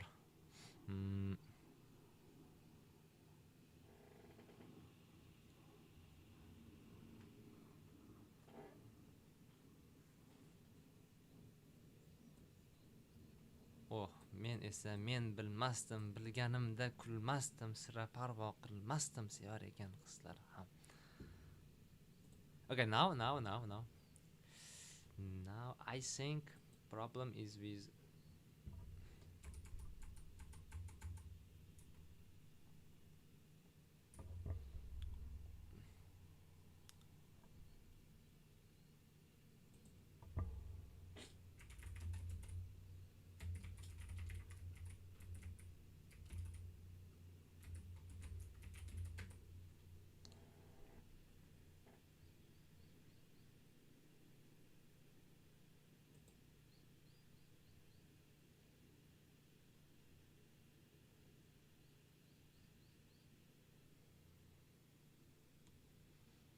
what is this kind of stuff?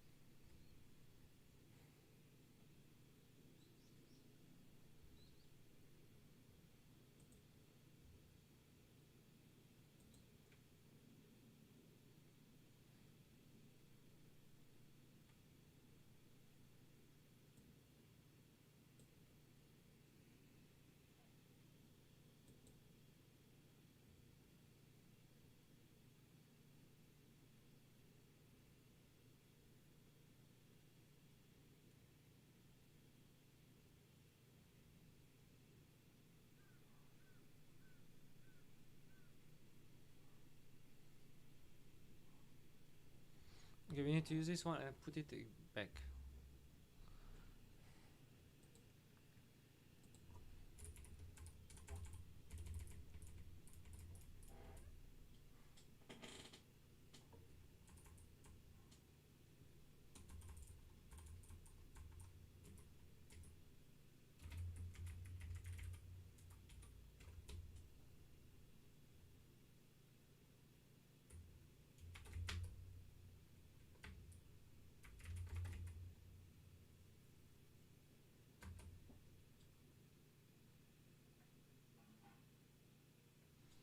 So it's a bit more things to do there. So I will not do that.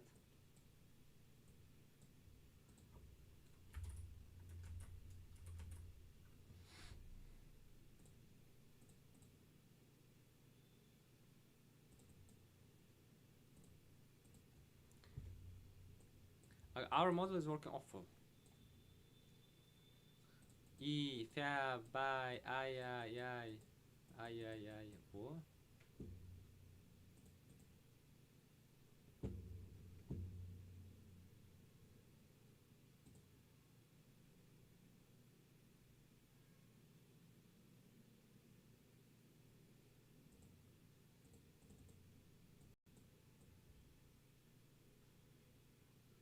Hmm.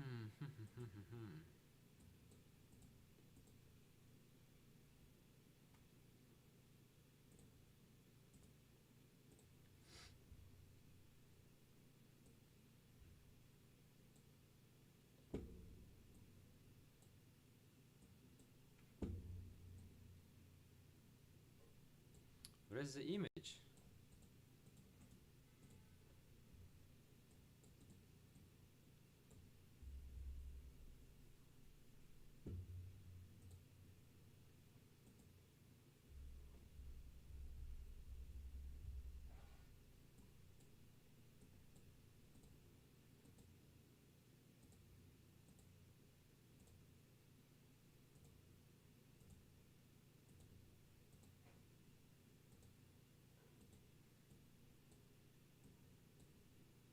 Okay, we got it.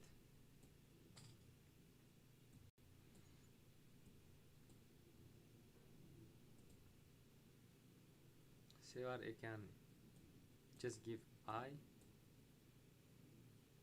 Balardım dep. Fia. Bye. Ay ay. A bye. Baf. Fa. Cha. So why it's happening? Why it's happening? Question. Why it may happen like that?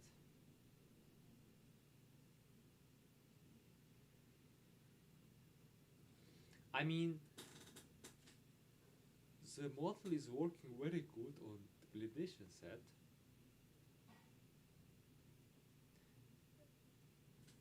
Look, if we pay attention carefully,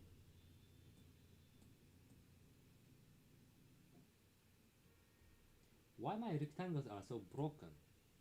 That's one problem. I mean, that's not a problem, that's one thing which we need to fix. Why it's not working?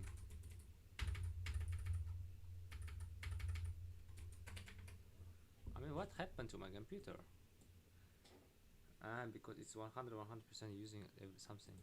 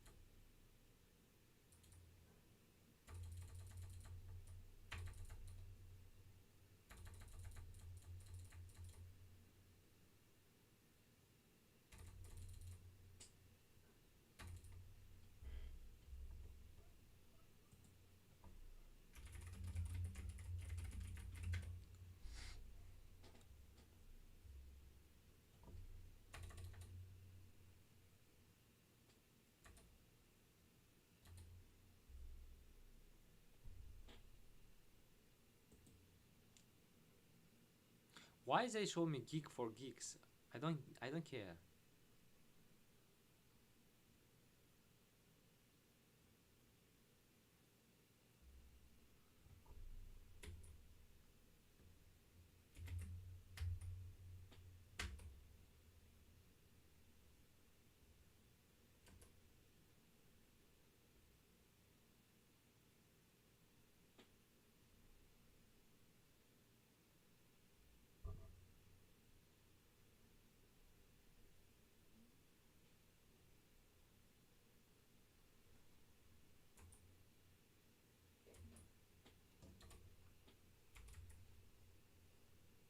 let's say I am putting -1, which means I will fill all rectangles. So I think I messed up with coordinate systems here.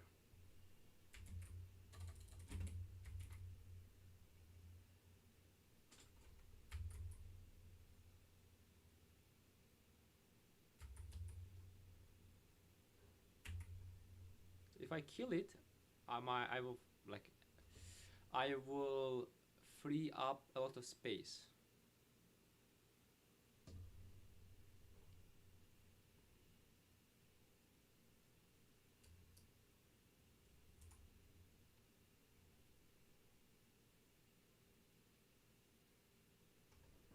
cv2 dot in right.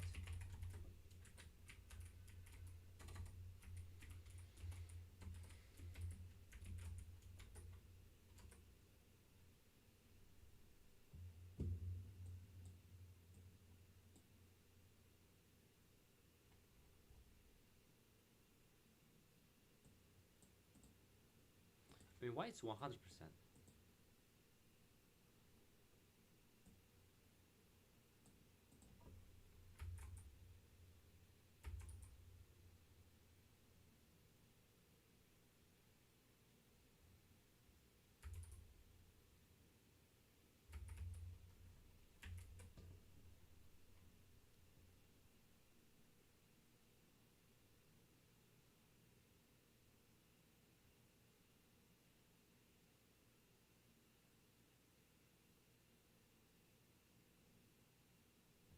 My OBS is eating so many RAM.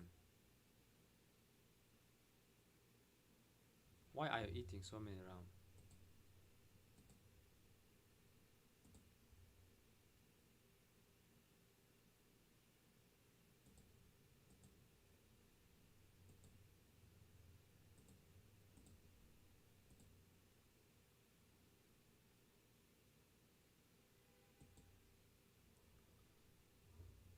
I don't know. Something wrong with OBS. Okay, now better, now better. So out. I see it's wrong.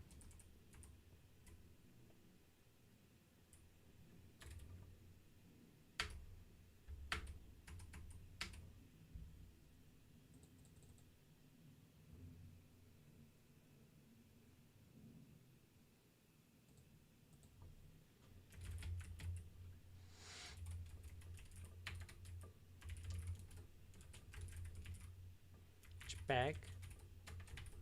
And then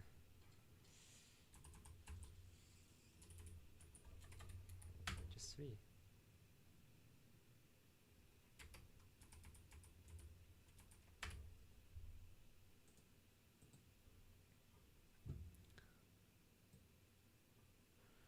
So this is detection, okay? This is detection.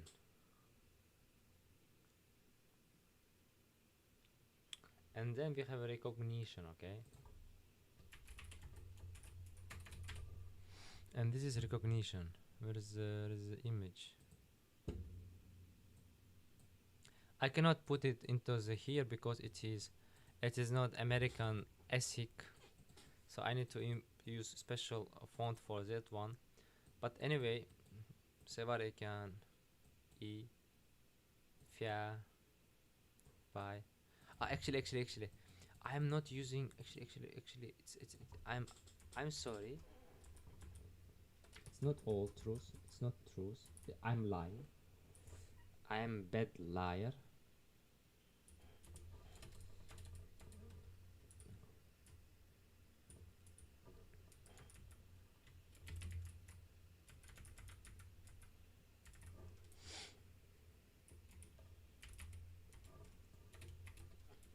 I am bad liar here because there are some things which I am omitting on purpose because they are flawed.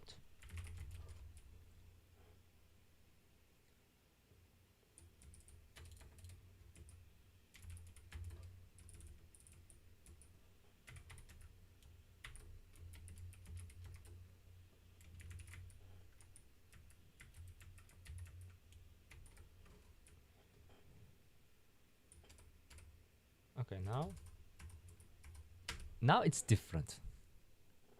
Now it's fair.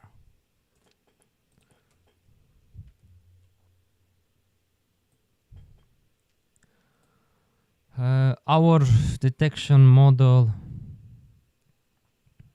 detect all text, but for example here it's 2 text, here it is 3 texts, and there are 1 2 3 1 2 3 6 text, but it should be like 1 1 1 1 1 1 1 1. It detects this one also. I don't know why it detects. And yep, detection is fine because it's good, but recognition model, and that out is our recognition, guys. All recognition.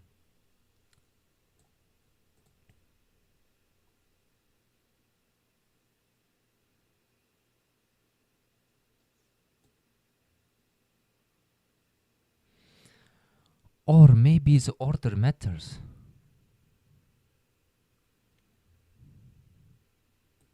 Order may matter, guys. Wait. I need to do one thing. So let me do like this, and then it's last thing. Okay, then we will end the stream for today. Okay, then okay, easy OCR,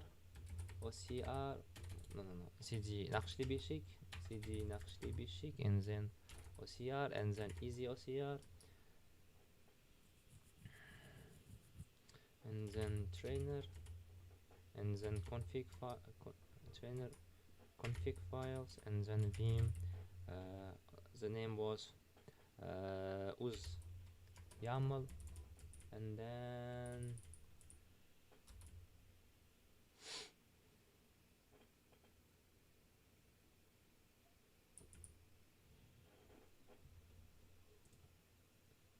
copy. Okay,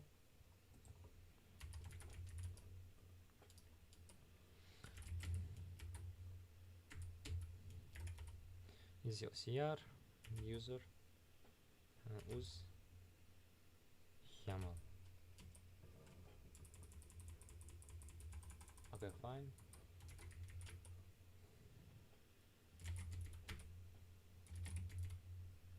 Easy OCR, and then easy characters with Cyrillic text. I mean, we should not do CD, but we should do vim. Here vim, and then insert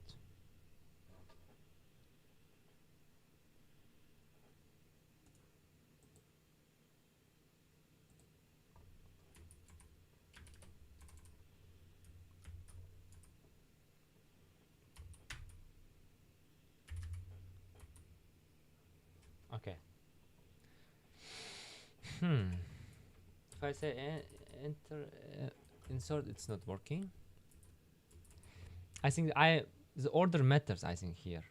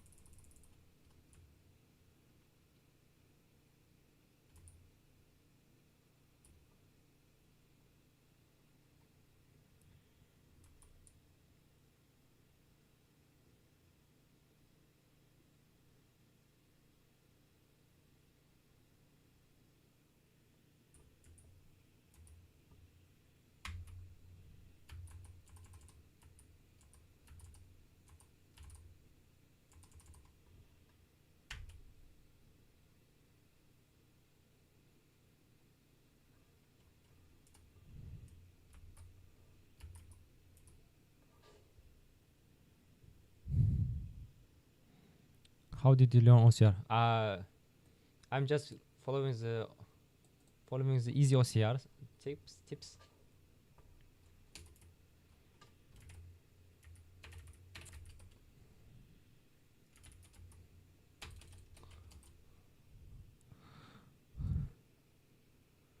There is Easy OCR open source. So I'm reading their code and instructions. So basically like that.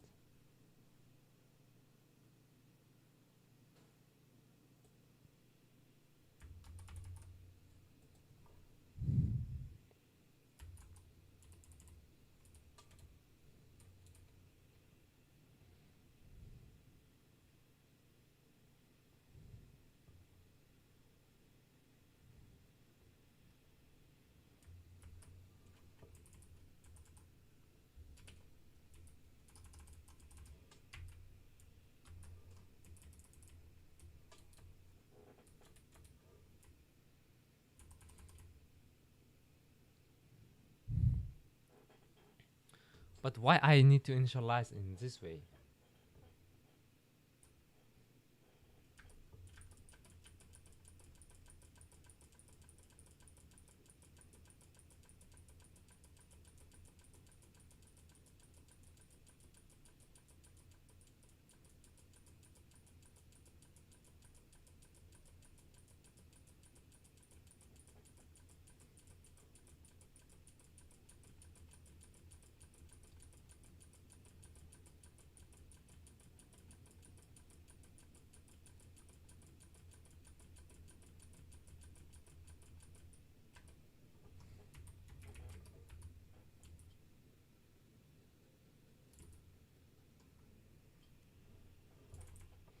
Where's the reader?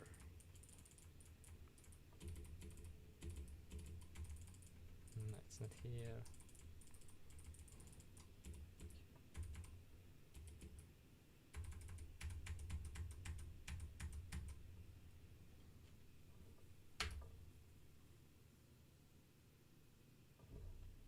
Where is the reader? Wait, guys. CD tung tung tung.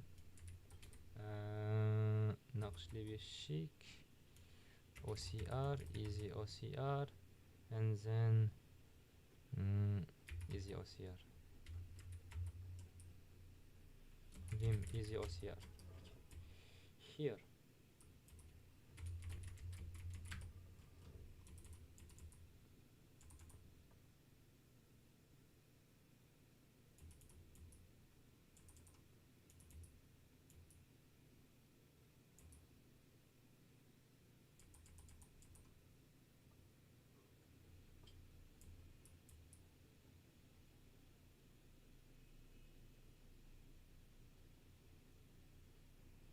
Wait, yeah, I understood here.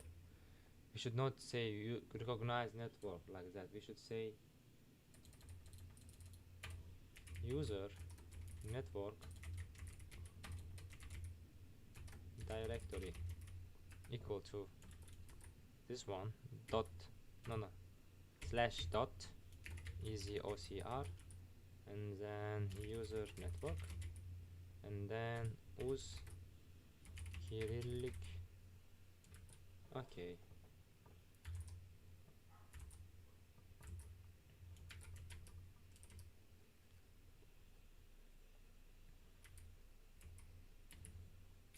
Let me to check it. Easy OCR. No. Easy OCR. Okay. And then user network. And then use Cyrillic. Oh, use Cyrillic V1.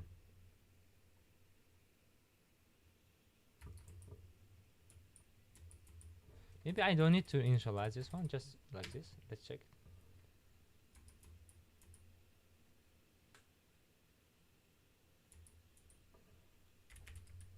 Okay, use Cyrillic V1.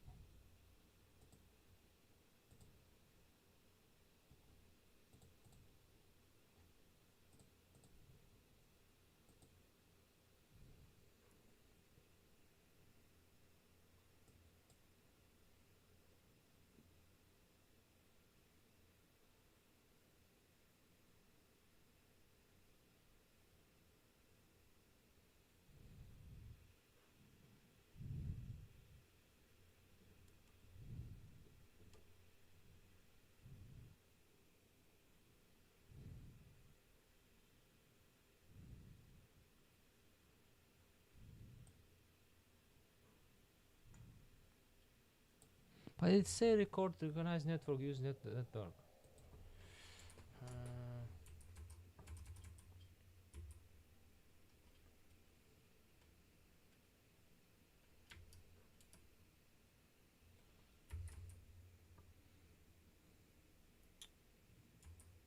Anyway,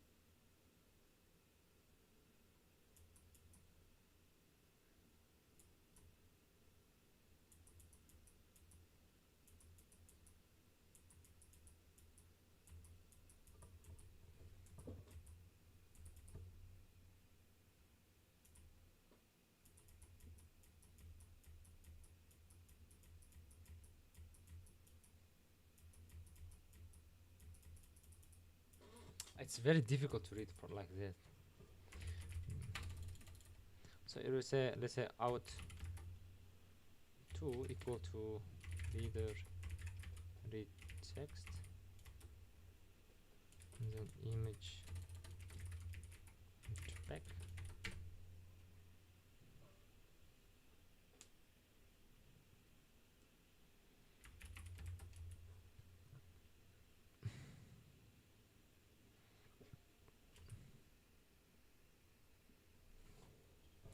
It will show the same thing. What you should expect if you don't change anything like from here.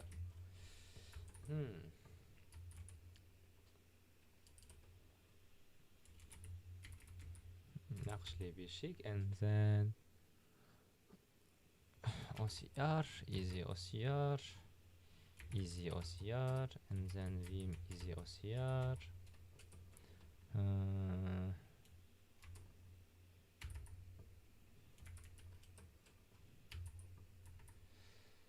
Quit.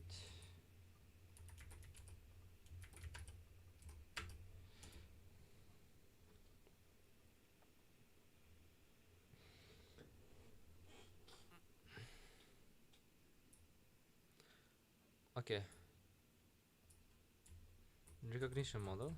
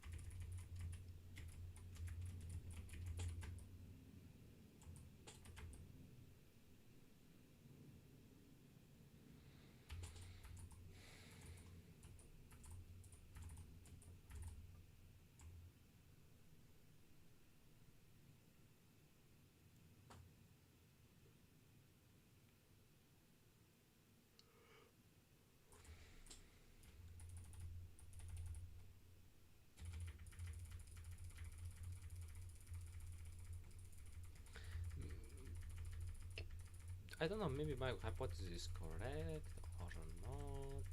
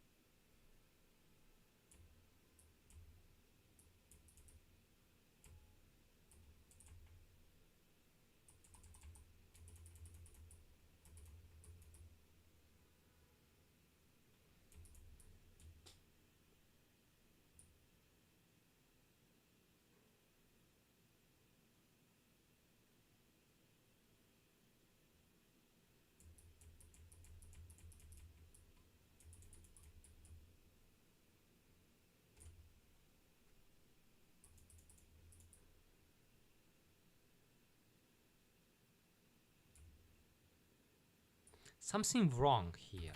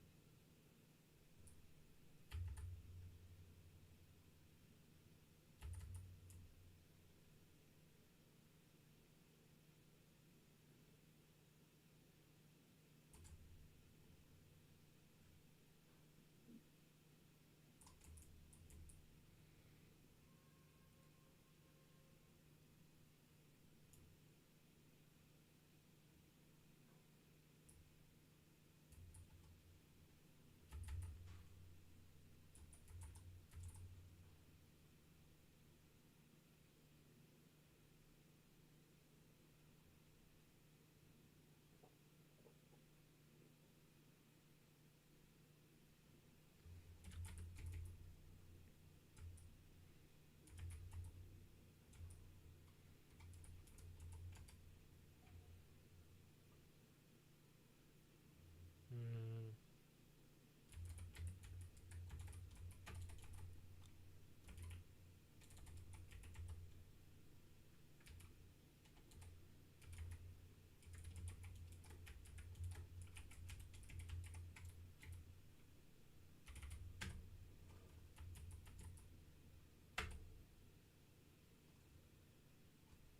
Choose 2.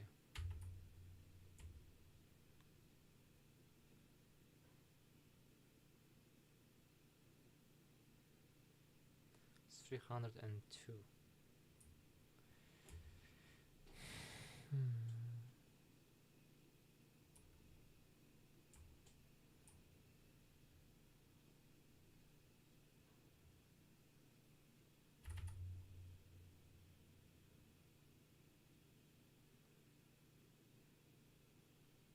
210.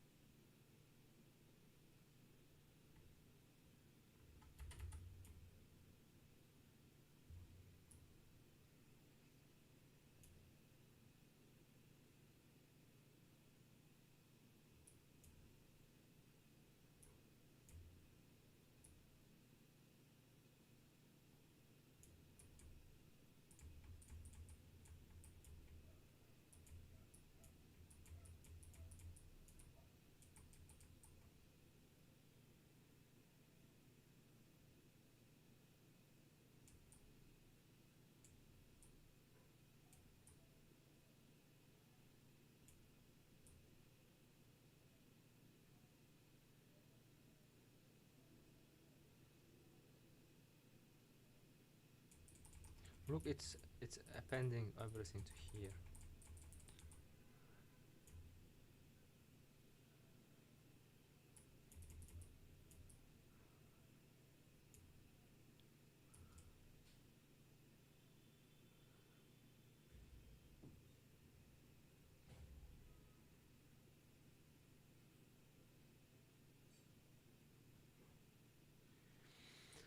Okay, we didn't get it. We didn't get it.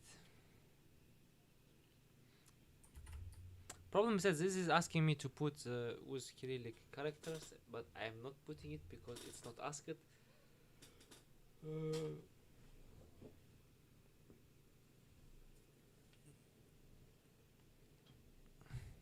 Why not to parse from the YAML instead of using this with Cyrillic character? So